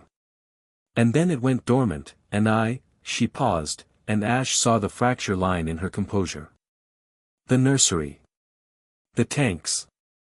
The beings she'd released from suffering. Prime was different. Prime was viable, alive, potentially conscious. And someone wanted to put a leash on it. I will not let that happen. Don't ask me to. He didn't ask her to. They flew to Goldenrod overnight. Charizard was getting used to the long-distance flights. The fire type had always loved open sky, and the routes between Kalen and Johto took them over ocean and mountain ranges that brought out his best flying. Mira flew beside them, conserving power, her psychic field a muted hum against the night air. They didn't speak much during the flight.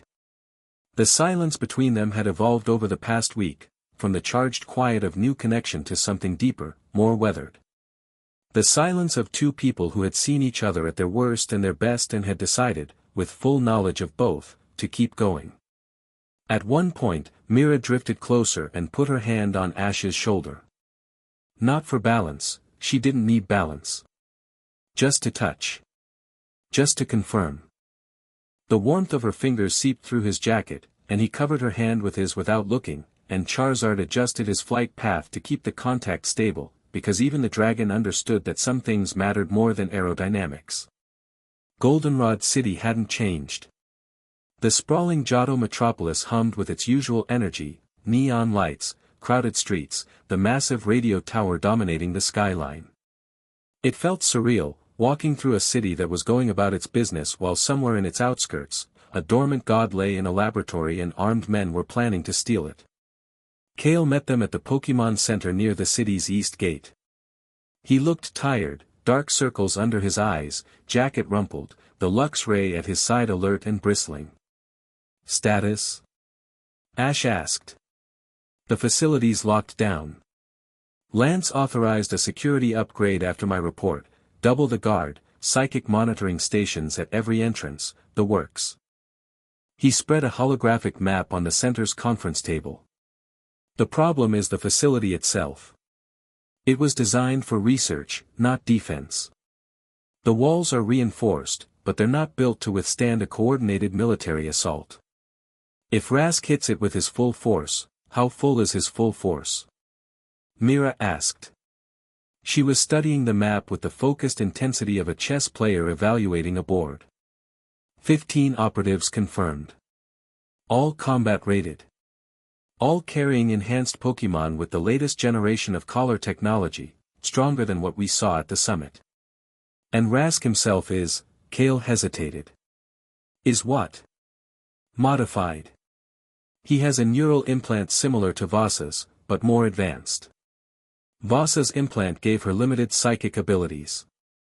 Rask's gives him limited psychic control, he can issue commands directly to enhanced Pokémon through the implant, bypassing verbal orders entirely. It makes his response time functionally instantaneous. A trainer who gives commands at the speed of thought, Ash said. Combined with enhanced Pokémon that are already beyond normal parameters. Yes. Mira straightened from the map. The backup control system for Prime. Where is it? That's the part one don't know. Voss said it was developed independently, she doesn't have the specs. But based on what she told me about the original neural link design, the backup would need to be in close proximity to Prime to activate. Within a few meters. So Rask has to physically reach Prime. He has to physically reach it, plant the device, and activate it. That's his vulnerability, he needs time and access. Then we deny him both, Ash said. He studied the map. The facility was a single-story structure surrounded by open ground, bad for defense, good for visibility. Mira, can you create a psychic perimeter? Something that alerts us the moment anyone with hostile intent approaches? At my current capacity, I can maintain a reliable perimeter out to about half a mile. Beyond that, the resolution drops. Half a mile is enough. Kale, your team and mine form the inner defense. If anyone gets past the perimeter, they hit us. And Prime itself? Ash looked at Mira. Can you communicate with it? Even dormant? I've been thinking about that. She sat down, and Ash noticed the careful way she positioned her left arm, resting it on the table, supporting it subtly. Still healing. Still hurting. When Prime went dormant on the mountain, it wasn't brain death or stasis. It was more like, a system awaiting input. Without the neural link, it has no framework for consciousness. No identity. No self. But the potential is there. The neural architecture is intact. So if someone provides a framework, even a crude, external one like Rask's control system, it would wake up. And it would follow whatever directives the framework provides. She paused. But if someone provided a different framework? A template for genuine consciousness rather than control. It might wake up as something other than a weapon. The room was quiet. "You're talking about giving it a mind," Brock said. He'd arrived an hour before them. He'd been at a medical conference in Goldenrod when Ash called and had redirected immediately. A real mind. Free will. I'm talking about giving it a chance at a mind. The neural architecture is capable of supporting consciousness. Voss's engineering was sound in that regard. What it lacks is the experiential foundation.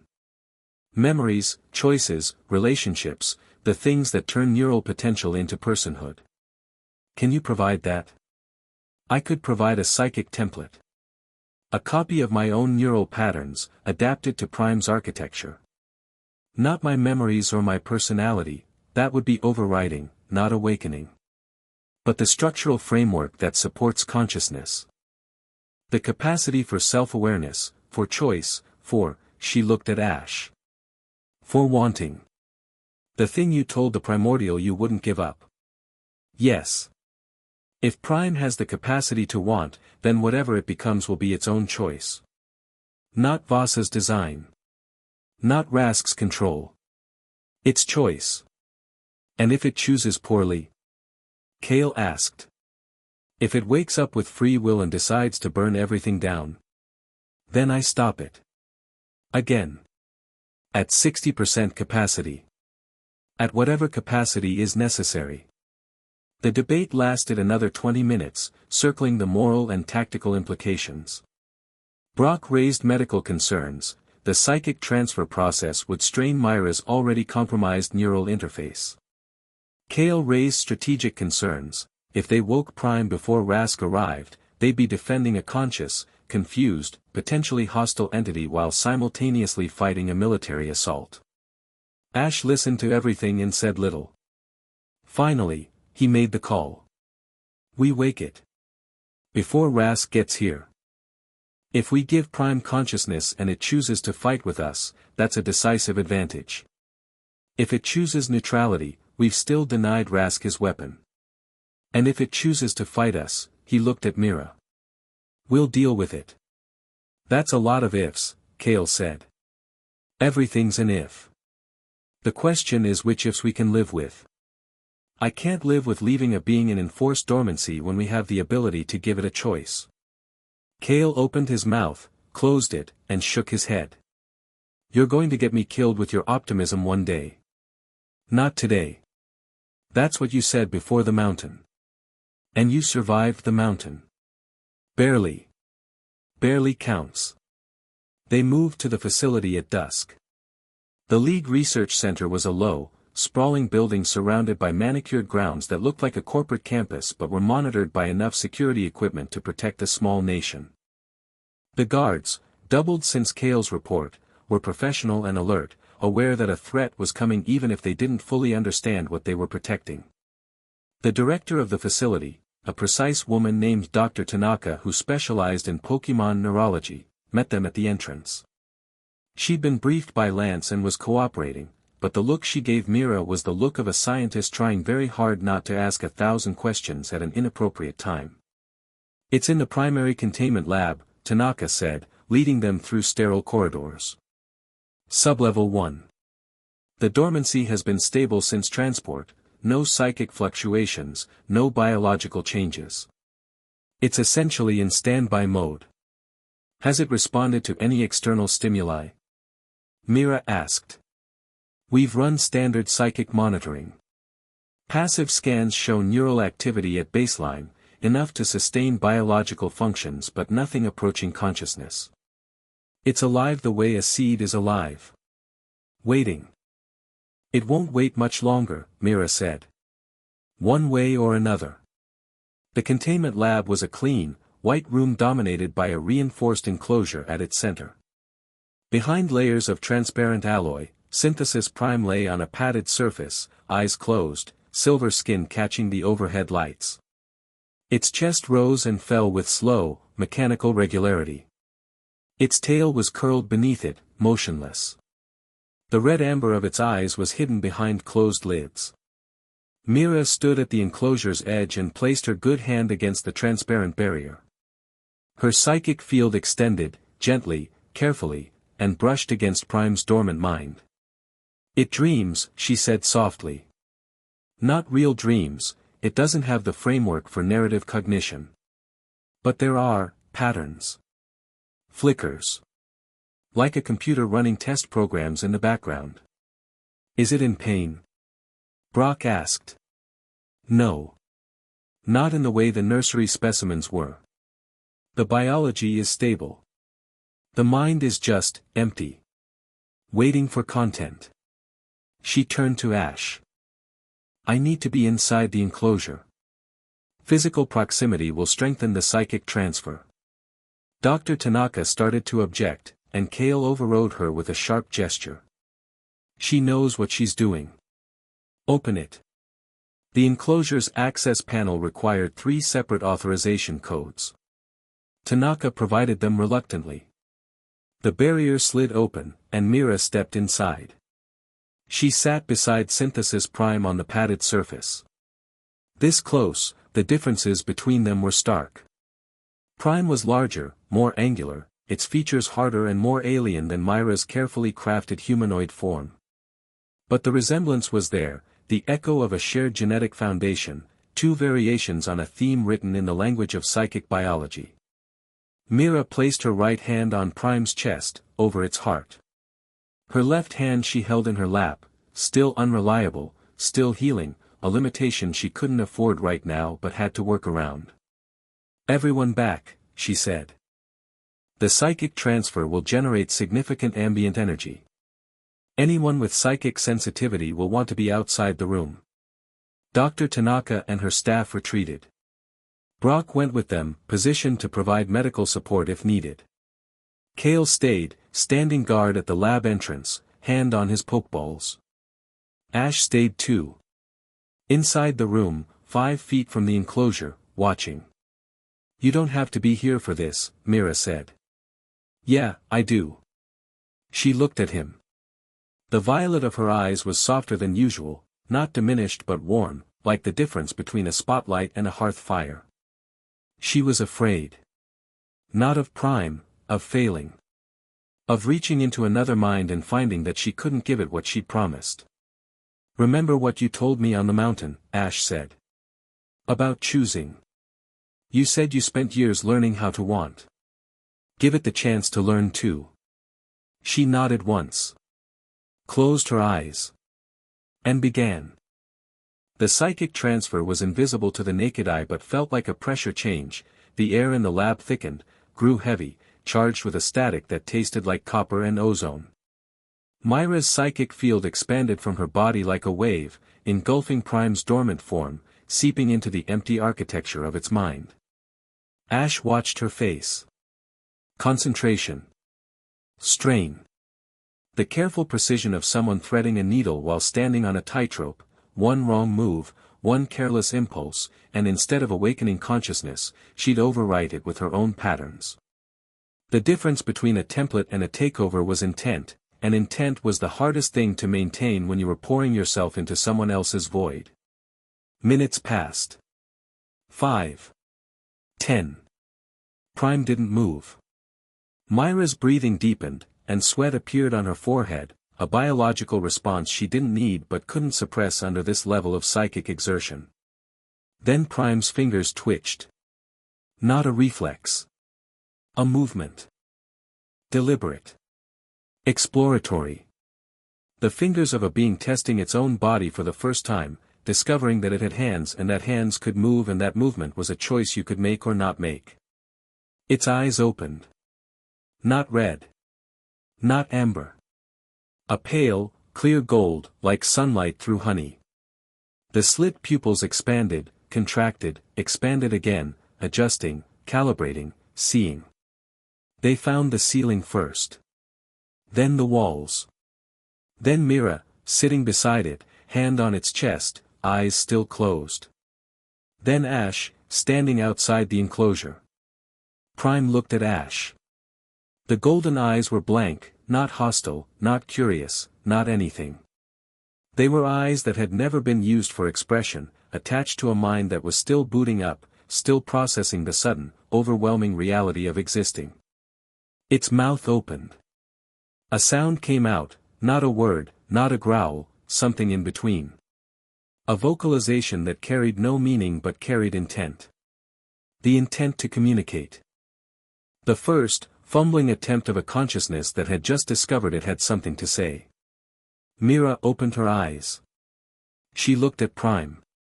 Prime looked at her. The moment stretched. "Hello," Mira said. Prime's brow furrowed. The expression was clumsy, muscles activating in unpracticed combinations, but it was an expression, a face trying to convey an internal state, which meant there was an internal state to convey. "Ma," Prime said. Not a word. A sound. The beginning of something. "Close enough," Mira said, and her voice cracked in a way that had nothing to do with exhaustion. The alarm hit them like a wall of sound. Red lights flooded the corridors. The facility's security systems screamed to life with the urgent, pulsing cadence of an active breach. Kale burst into the lab. "They're here. North perimeter. 15 contacts, moving fast." Rask was early. Ash moved. The competitive mind that served him in battle arenas served him here, instant assessment, tactical clarity, the ability to prioritize in chaos. "Kale, take the north corridor. Slow them down. Don't engage directly, harass, delay, funnel them toward the choke points." He looked at Mira. "Can you fight?" She stood. She was pale, the transfer had cost her, but her eyes blazed. "I can fight. Conserve yourself. Prime might need you if Rask gets close with the control device." "Understood." Prime, he looked at the being on the table, who was sitting up now, golden eyes tracking the chaos with the bewildered intensity of someone born into a battlefield. "Stay here. Don't move. If someone approaches you with a device, anything that looks like technology, resist. Do you understand?" Prime looked at him. The golden eyes narrowed, concentration, processing, the laborious work of a new consciousness interpreting a complex instruction. Then it nodded. A single, deliberate nod. Something in Ash's chest tightened. It understood. Whether from Myra's template or its own emerging cognition, it understood. "Good. Stay safe." He ran. The facility's north wing was already under assault. Rask's operatives hit like a surgical strike, precise, professional, armed with enhanced Pokémon and military-grade equipment. They bypassed the outer security in under a minute, using suppression technology to disable the electronic locks and EMP grenades to kill the monitoring systems. But they hadn't accounted for Myra's psychic perimeter. She'd felt them the moment they crossed the half-mile threshold, and the extra 90 seconds of warning she provided had let the facility's guards reposition to the choke points Ash identified. When Rask's team breached the north entrance, they ran into a coordinated defense instead of panicked disarray. Ash took the central corridor with Pikachu and Greninja. The Water Dark type was in its element, close-quarters combat in narrow spaces, using Water Shuriken to control sight lines and cut to disable weapons at close range. Pikachu fought from the ceiling, using the facility's exposed conduits as highways, raining thunderbolts on operatives who made the mistake of looking forward instead of up. Kale fought beside them, his Luxray and Absol engaging enhanced Pokémon with the tactical precision of a trainer who knew exactly how collar-enhanced Pokémon fought because he trained them himself. He called out weaknesses in real time, collar artifact behaviors, programmed response patterns, the predictable gaps in enhanced but not free Pokémon tactics. The Machamp on the left drops its guard after a dynamic punch, 3-second recovery window from the collar's power cycling. Infernape exploited the window with a Mach punch that folded the Machamp backward. Kale's Absol followed up with Night Slash, and the fighting type went down. They pushed the assault team back, corridor by corridor, clearing the facility's outer wings. Ash counted 11 operatives neutralized. 15 confirmed hostiles meant 4 unaccounted for. "Where's Rask?" he shouted to Kale over the sounds of battle. "He wouldn't be with the main force. He'd be." Kale's face went white. "The southern entrance. He sent the main team as a distraction." Ash turned and ran. The southern wing was quiet. Too quiet. The guards who should have been stationed there were unconscious, not injured, not restrained. Unconscious. Clean neural disruption. Rask's implant at work. Ash rounded the corner to the containment lab and found the door open. Rask was inside. He was older than Ash expected, late 40s, iron gray hair cut military short, a face that had been handsome once and was now just hard. He moved with the controlled efficiency of a man who'd spent decades in operational environments, and the faint shimmer at his temples, the neural implant, visible as a web of thin silver lines beneath the skin, pulsed with a rhythm that felt wrong against Ash's awareness. 2 operatives flanked him. A Metagross and an Alakazam, both enhanced, both radiating the cold intensity of Pokémon under direct neural command. And in Rask's hand, a device about the size of a fist, covered in circuitry, pulsing with a deep red light.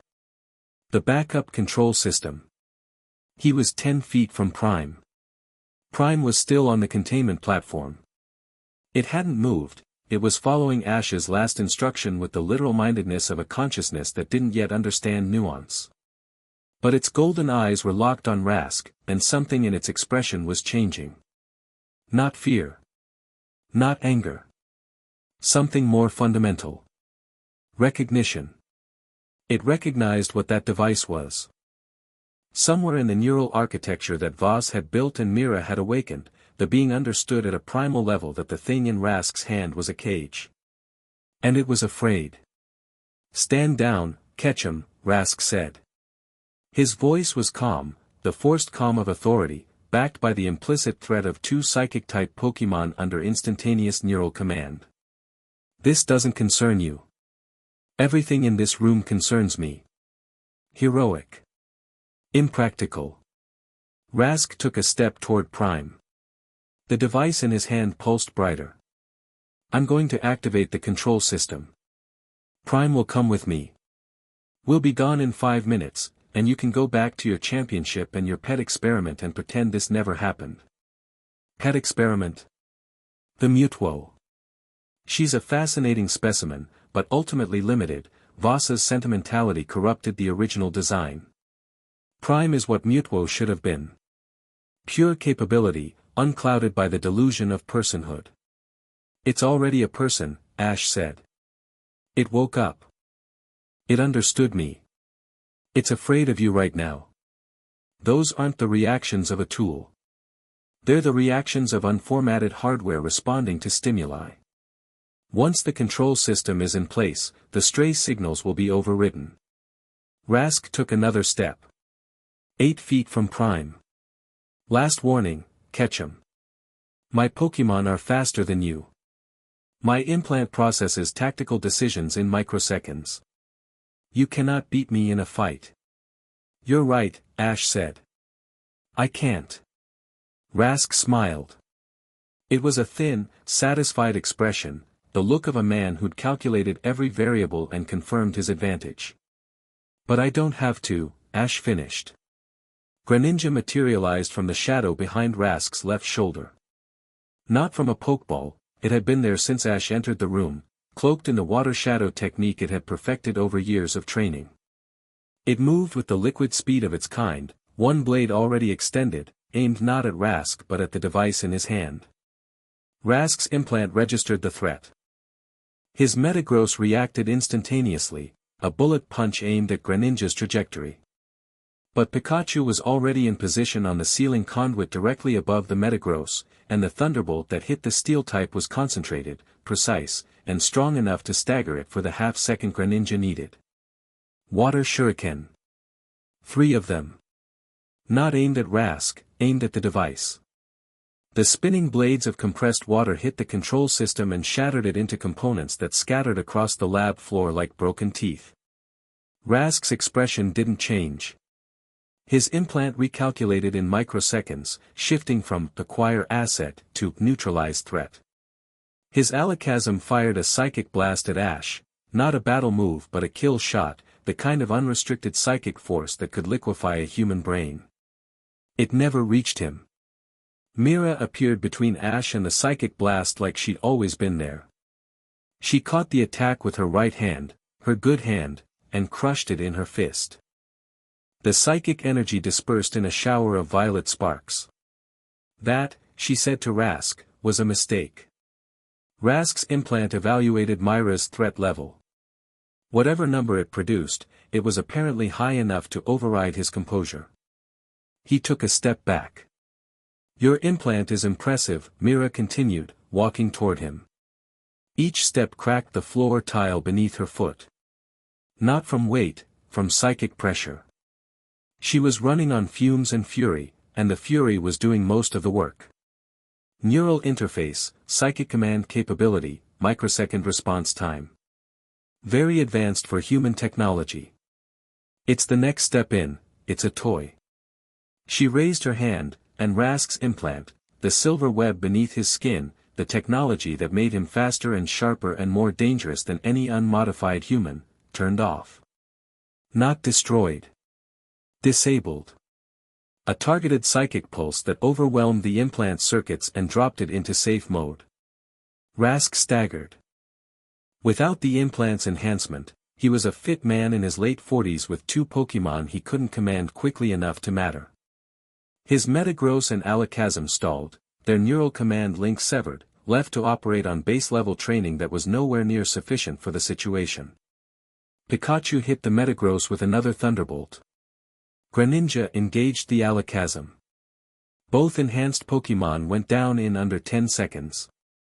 Rask stood alone in the center of the lab, surrounded by broken technology and unconscious Pokémon, facing a woman with violet eyes who was looking at him the way a glacier looks at a pebble. You wanted to put a cage in its mind, Mira said. You wanted to take a being that had just learned how to think and turn it into a machine.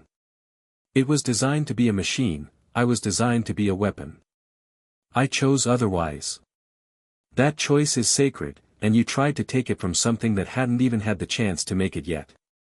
She stepped closer. Rask pressed back against the wall.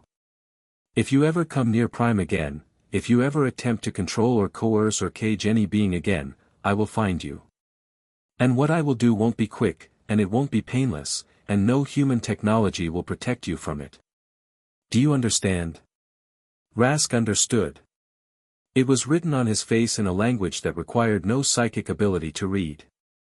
Kale arrived with facility security 2 minutes later. Rask and his remaining operatives were taken into custody, real custody this time, with psychic dampeners on Rask's implant and heavy restraints on his hands. He went quietly. He didn't have another option. The facility was secured within the hour. Brock treated the unconscious guards. Rask's neural disruption had been precise and temporary, no lasting damage. The enhanced Pokémon were sedated and their collars removed. Another batch of suffering creatures freed from technology that traded their health for someone else's power. In the containment lab, Synthesis Prime sat on the edge of the platform, feet on the floor, golden eyes watching everything with the intense, overwhelmed focus of a newborn seeing the world for the first time. Ash sat beside it. Not too close. Not too far. Hey, he said. Prime looked at him. Its face moved, the muscles still clumsy, the expression still raw, and something that might have been recognition or might have been curiosity passed through its golden eyes. Ma, it said again. Then, with visible effort, as if pulling the sound from somewhere deep and unfamiliar, Ma, stir. Ash shook his head gently. No. Not master. Nobody's your master. Prime's brow furrowed. The concept was difficult, its neural framework was still assembling meaning from the template Mira had provided, and words like master and nobody were abstractions that required context to interpret. Mira sat down on Prime's other side.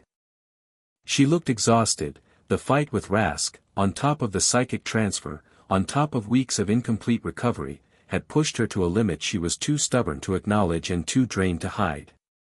"What would you like to be called?" she asked Prime. The being looked at her. Then at Ash.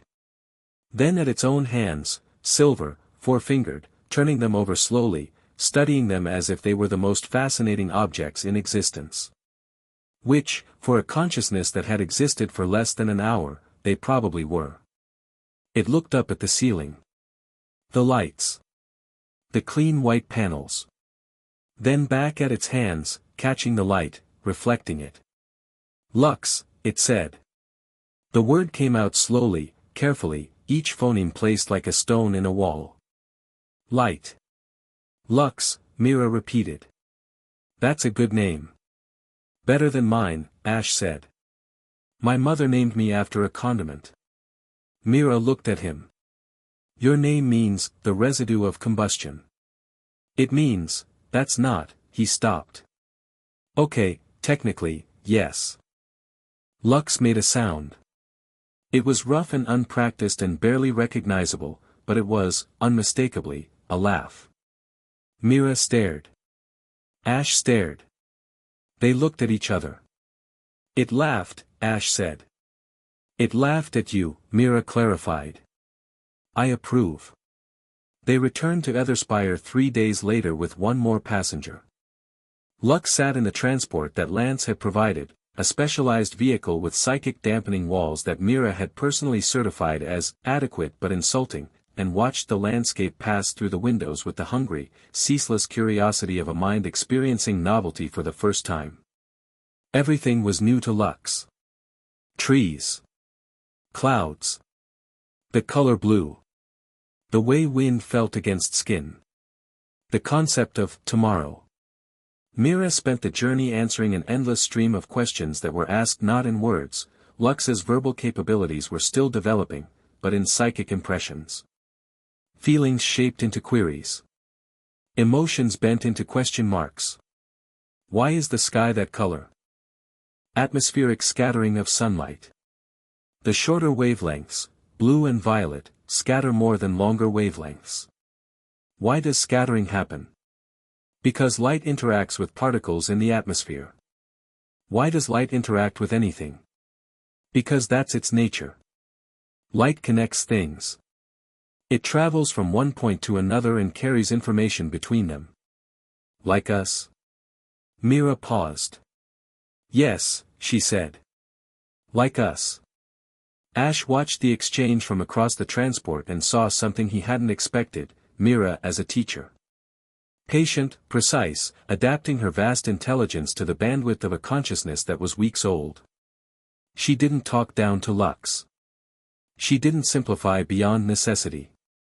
She treated its questions with the same seriousness she'd treat a challenge from Cynthia or a threat from Voss, because to her, a mind learning to understand the world was as important as a mind trying to save it. She caught him watching. What? Nothing. You're good at this. At what? At helping someone figure out who they are. She was quiet for a moment. I had to figure it out alone. That was the hardest part. Having someone there, she glanced at Lux, who was pressing one silver hand against the window, fascinated by the condensation forming around its fingers. It matters. Having someone there matters. Lux looked up, sensing the emotional weight of the moment, and made a questioning sound. We're going home, Ash said. Home? Lux asked. The word was clearer now, its verbal skills were developing at a rate that Dr. Tanaka had described as impossible, and Brock had described as Myra's template at work. A place where you belong, Ash said. We'll find one. Lux considered this. With you? If you want. Want. Lux tested the word, turned it over, held it up to the light of its new consciousness. I want. Myra's hand found Ash's under the seat. Her grip was shaking, not from weakness but from the overwhelming force of a feeling she still didn't entirely know how to contain. Yeah, Ash said, squeezing back. That's the important part. The championship was in 5 days. Ash registered on arrival in Etherspire, and the League official who processed his entry stared at the form for a long time. "Your emergency contact," the official said. "You've listed Mira. No last name. Relationship, partner." "That's correct." "And your partner?" She's my partner." "Is there a problem?" The official looked past Ash to where Mira stood by the registration desk, reading a poster about arena safety regulations with the expression of someone cataloging deficiencies. She'd frightened 2 officials and charmed one simply by existing in the building's lobby for 3 minutes. "No problem," the official said, and stamped the form. The pre-tournament week was the closest thing to normal that Ash had experienced since Tidewall. Training. Strategy. The focused, joyful work of preparing his team for the highest level of competition. The crisis and the battles and the dimensional apocalypse faded, not forgotten, but background, as the part of him that was, at his core, a trainer reasserted itself. He trained on the mountain slopes above the city, using the natural terrain to simulate arena conditions. Pikachu ran speed drills through the rocky outcrops. Garchomp practiced stone edge on boulders that Mira lifted and held in place, light telekinesis only, Brock approved, though she cheated by lifting progressively heavier ones when Brock wasn't looking. Infernape sparred with Greninja in the clearings, fire and water dancing in patterns that were half battle and half art. Mira watched. Not from the shadows this time, from a camp chair at the edge of the training area, drinking coffee and offering commentary that was simultaneously the most insightful tactical analysis Ash had ever received and the most annoying. "Your Sceptile's leaf blade has a 2-degree rightward drift at the apex of its swing. It's been compensating by over-rotating the follow-through, which costs about 1/10 of a second on recovery." "I know. We're working on it." "You've been working on it for 3 days. Have you tried adjusting the grip angle?" "The grip angle is a biomechanical constant. Sceptile's forearm structure dictates, show me." Sceptile extended its arm blades and held the ready position. Mira walked over, studied the arm from 3 angles, and placed one finger against the Pokémon's wrist joint. A whisper of psychic energy, not force, just feedback. Sceptile's eyes widened. It adjusted its grip by approximately 2 degrees. "Try now," Mira said. Sceptile swung. The leaf blade carved through the air with 0 drift, clean and true, the follow-through flowing into ready position without the compensatory rotation. Ash stared. "How did you?" "I didn't fix the blade. I fixed the proprioception." Sceptile's nerve endings in the wrist joint were providing slightly inaccurate positional data, a minor calibration error that it was compensating for consciously. "I corrected the sensory input. The body did the rest. You psychically recalibrated my Sceptile's wrist nerves. It took about 1/4 of a second. You're welcome." Sceptile looked at its own arm with the expression of a fighter who'd been carrying a weight it didn't know about and had just had it removed. It swung the blade again. Again. Faster each time, cleaner, the drift gone entirely. It made a sound of pure satisfaction, looked at Mira, and bowed. Mira blinked.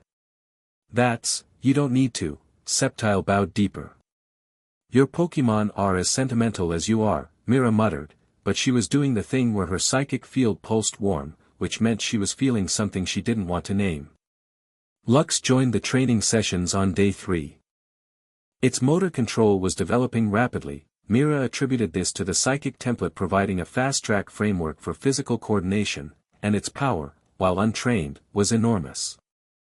Raw psychic force leaked from it constantly, bending light and levitating small objects in its vicinity. Ash didn't try to train Lux as a battler. Instead, he did what he'd done with every Pokémon he'd ever partnered with, he got to know it. They sat together on the mountain slope while the team trained below. Lux's verbal skills had progressed to simple sentences, supplemented by psychic impressions for concepts it couldn't yet articulate. "You, fight," Lux said, watching Garchomp and Infernape spar. "Why?" "Competition. Testing ourselves against each other." Finding out what we're capable of. Hurt. Sometimes. But we heal. And we learn. Lux was quiet for a long time. Then, Mira fought, me. On the mountain. She fought what Voss made you to be. Not who you are. Who am I?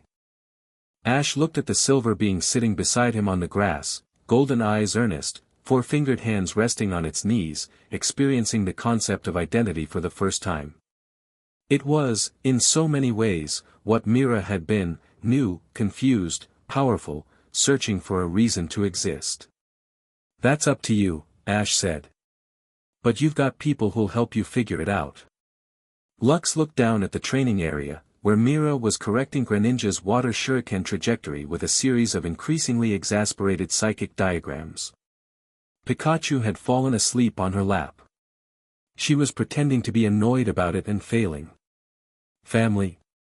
Lux asked. The word hit Ash harder than any psychic blast. Yeah, he said, after a moment. Family. Championship Day. The Etherspire Arena was rebuilt and gleaming, structural repairs completed, the mountain scars from the dimensional crisis smoothed over, the seats filled with 12,000 people who'd come to watch the best trainers in Kale compete for the regional title. Ash stood in the challenger's tunnel, Pikachu on his shoulder, and listened to the crowd. The sound was different from Tide Wall, bigger, deeper, layered with an energy that went beyond normal tournament excitement. These people had lived through something extraordinary. They'd watched the sky crack and seen it sealed. And the trainer about to walk onto that field was the one who'd stood at the center of it all. No pressure. Mira was in the stands. Front row, center section, visible to everyone, no sunglasses, no camouflage, no hiding. She sat with Brock on one side and Lux on the other, and the sight of two humanoid psychic beings flanking a Pokémon doctor in the front row of a championship arena was generating the kind of attention that made security personnel nervous and social media managers ecstatic. She caught his eye across the distance, violet meeting brown, and nodded once. Not a wish of luck. A statement of fact. You've got this. He walked onto the field. The final opponent was a woman named Sarah Valkonen, Kalen-born, Ice-type specialist, the kind of trainer who built strategies around patience and attrition. Her team was designed to freeze opponents out, literally and figuratively, layering hazards and weather effects until the battlefield itself became her weapon. It was the hardest fight Ash had had in years. Sarah opened with Abomasnow, setting up hail that cut visibility and chipped at his team's endurance. Her Frostless created a spike-sand-toxic web that turned the field into a minefield. Her Glacian ran interference, fast, precise, using ice shards priority to punish every aggressive move. Ash lost Sceptile in round 2, a critical ice beam that exploited the drift-corrected leaf blade's new timing, catching Sceptile mid-swing. He lost Infernape in round 4, Sarah's Mamoswine was a tank that absorbed fire attacks like a sponge and counter-hit with Earthquake. 4 rounds in, it was 3-3. Ash had Pikachu, Greninja, and Garchomp left. Sarah had her Weevil, her Lapras, and her ace, a Mega Glalie that had swept 2 trainers in earlier rounds without taking significant damage. The crowd was on its feet. The arena thrummed with the energy of 12,000 people watching something extraordinary, not a decisive victory but a battle, a genuine contest between 2 trainers who respected each other enough to bring everything they had. Greninja took the Weevil. It was close, Weevil's speed matched Greninja's, and the Dark-type's night/nearly ended things.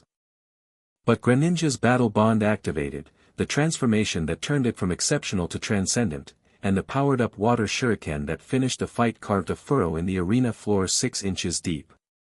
Garchomp faced the Lapras. A brutal exchange, Dragon Rush against Ice Beam, the type disadvantage screaming at every collision. Garchomp fell, but not before landing a critical Dragon Claw that left the Lapras too weak to continue. 1-on-1. Pikachu against Mega Glalie. The Ice-type Mega evolved in a burst of cold light, becoming something nightmarish, a floating, jagged sphere of ice and fury, its refrigerability turning every normal-type move into a frozen weapon. The temperature in the arena dropped 20 degrees. Pikachu squared up. Cheeks sparking. Eyes bright. Not intimidated, not overawed, not calculating odds. Just ready. The way he'd always been ready, since the day a boy from Pallet Town had carried a reluctant electric mouse into the unknown and asked it to be partners. Pikachu, Ash said. Let's show them what 9 years looks like. Pikachu grinned. The battle lasted 7 minutes. It was the most extraordinary 7 minutes of combat that anyone in the arena had ever witnessed. Pikachu fought with everything: speed, power, creativity, the instinctive genius of a Pokémon that had been trained not through drills and discipline but through love and adventure and the shared experience of standing together against the impossible. He dodged Mega Glalie freeze-dry with a quick attack that left afterimages. He tanked an ice shard volley with Iron Tail, using the metal-coated appendage as a shield. He turned the hail to his advantage, letting the ice particles carry his electric charge across the field in a dispersal pattern that made the entire arena floor a conductor.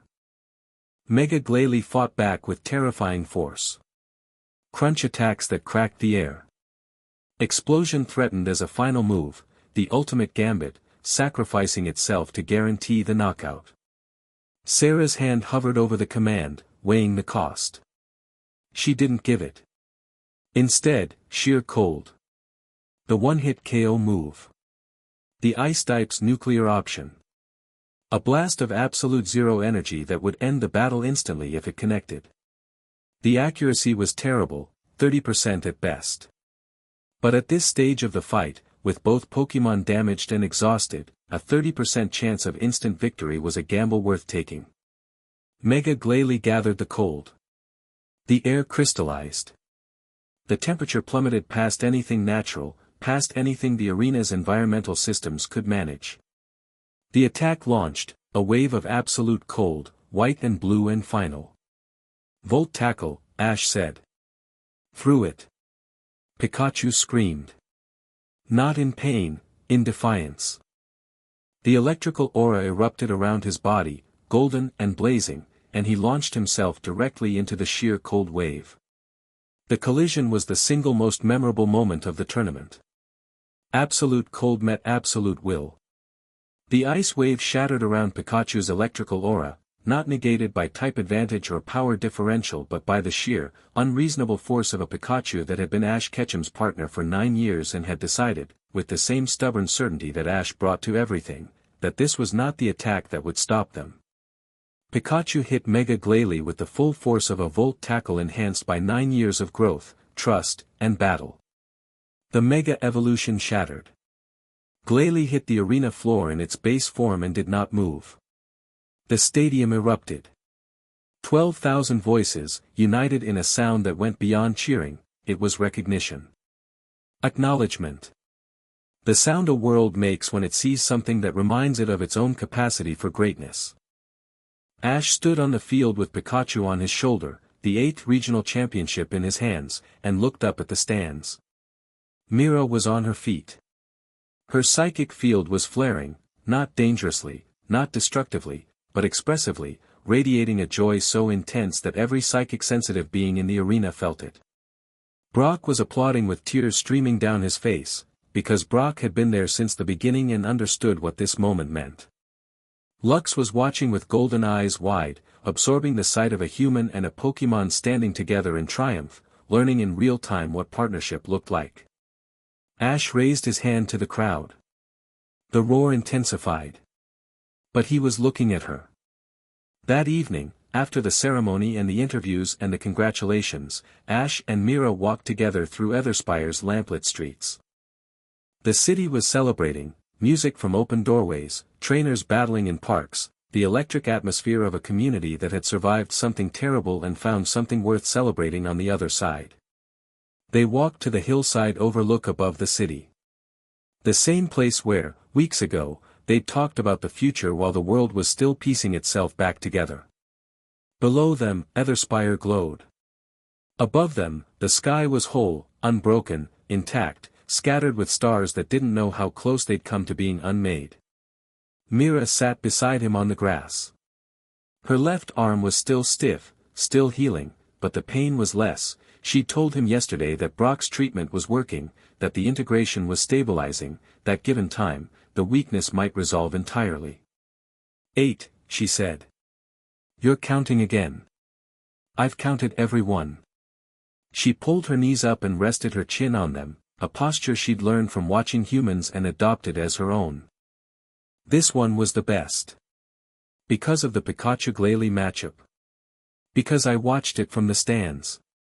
Not from a rooftop or a shadow or a surveillance distance. I sat in a chair, in a crowd, and I watched the person I love win, and nobody told me I didn't belong there. You did belong there. I know. But knowing and feeling are different. Today I felt it. She was quiet for a moment. Lux cried. What? During the final round. When Pikachu hit the sheer cold. Lux cried. Not from sadness, from. I think the word is, awe. It was the first time it experienced something beautiful enough to trigger an emotional overflow response. She smiled, the full, real smile, the one that still surprised him every time. I gave it the capacity for awe. But you gave it the reason. Ash took her hand. She wove her fingers through his, both hands, left and right, the weaker hand trembling slightly but present, determined. Mira. Yes. I love you. I know. I want to keep doing this. Not just the championships and the battles. This. Walking. Coffee. Arguments about stew. You correcting my Pokemon's biomechanical calibration without asking. All of it. That sounds like a very long time. That's the idea. She leaned against him, and her psychic field settled around them both, warm, steady, whole. Not the blazing corona that had sealed dimensional breaches and battled gods. Just warmth. Just presence. Just her, choosing to be here, choosing him, choosing a future that was uncertain and messy and infinitely, stubbornly real. I have a confession, she said. Yeah. Your stew has improved. That's the nicest thing you've ever said to me. Don't get used to it. Pikachu appeared from somewhere. He'd been playing with a group of local Pokemon in the park below, and launched himself onto Myra's lap.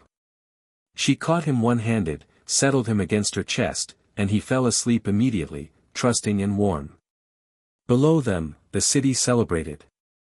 In a quiet room at the Pokemon Center, Lux slept and dreamed for the first time, real dreams, with narrative and emotion and the strange, intoxicating freedom of a mind making its own stories. In a detention facility in Cerulean, Voss wrote equations about dimensional stability and thought about the being she'd created and the being it had become and the vast difference between the two. In a training facility in Indigo, Kale ran drills with new recruits and discovered, to his surprise, that purpose didn't have to come from ideology. It could come from people. And in the spaces between spaces, the arbiters stood patient and faceless, watching walls that held, for now, for today, for this moment, and contemplated the extraordinary stubbornness of beings who insisted on existing as individuals in a universe that was, fundamentally, one thing pretending to be many. Remarkable, it said. And waited. On the hillside above Etherspire, Ash Ketchum held the hand of the most powerful being he'd ever known and watched the stars turn over a world that was fragile and imperfect and worth fighting for. You know, he said, most people's lives aren't this complicated. Most people, Mira replied, are not worth complicating a life for. Pikachu snored. The stars turned. And somewhere in the distance, a new day was already beginning. The end. Thank you for watching this video. Please be sure to subscribe to our channel and like this video.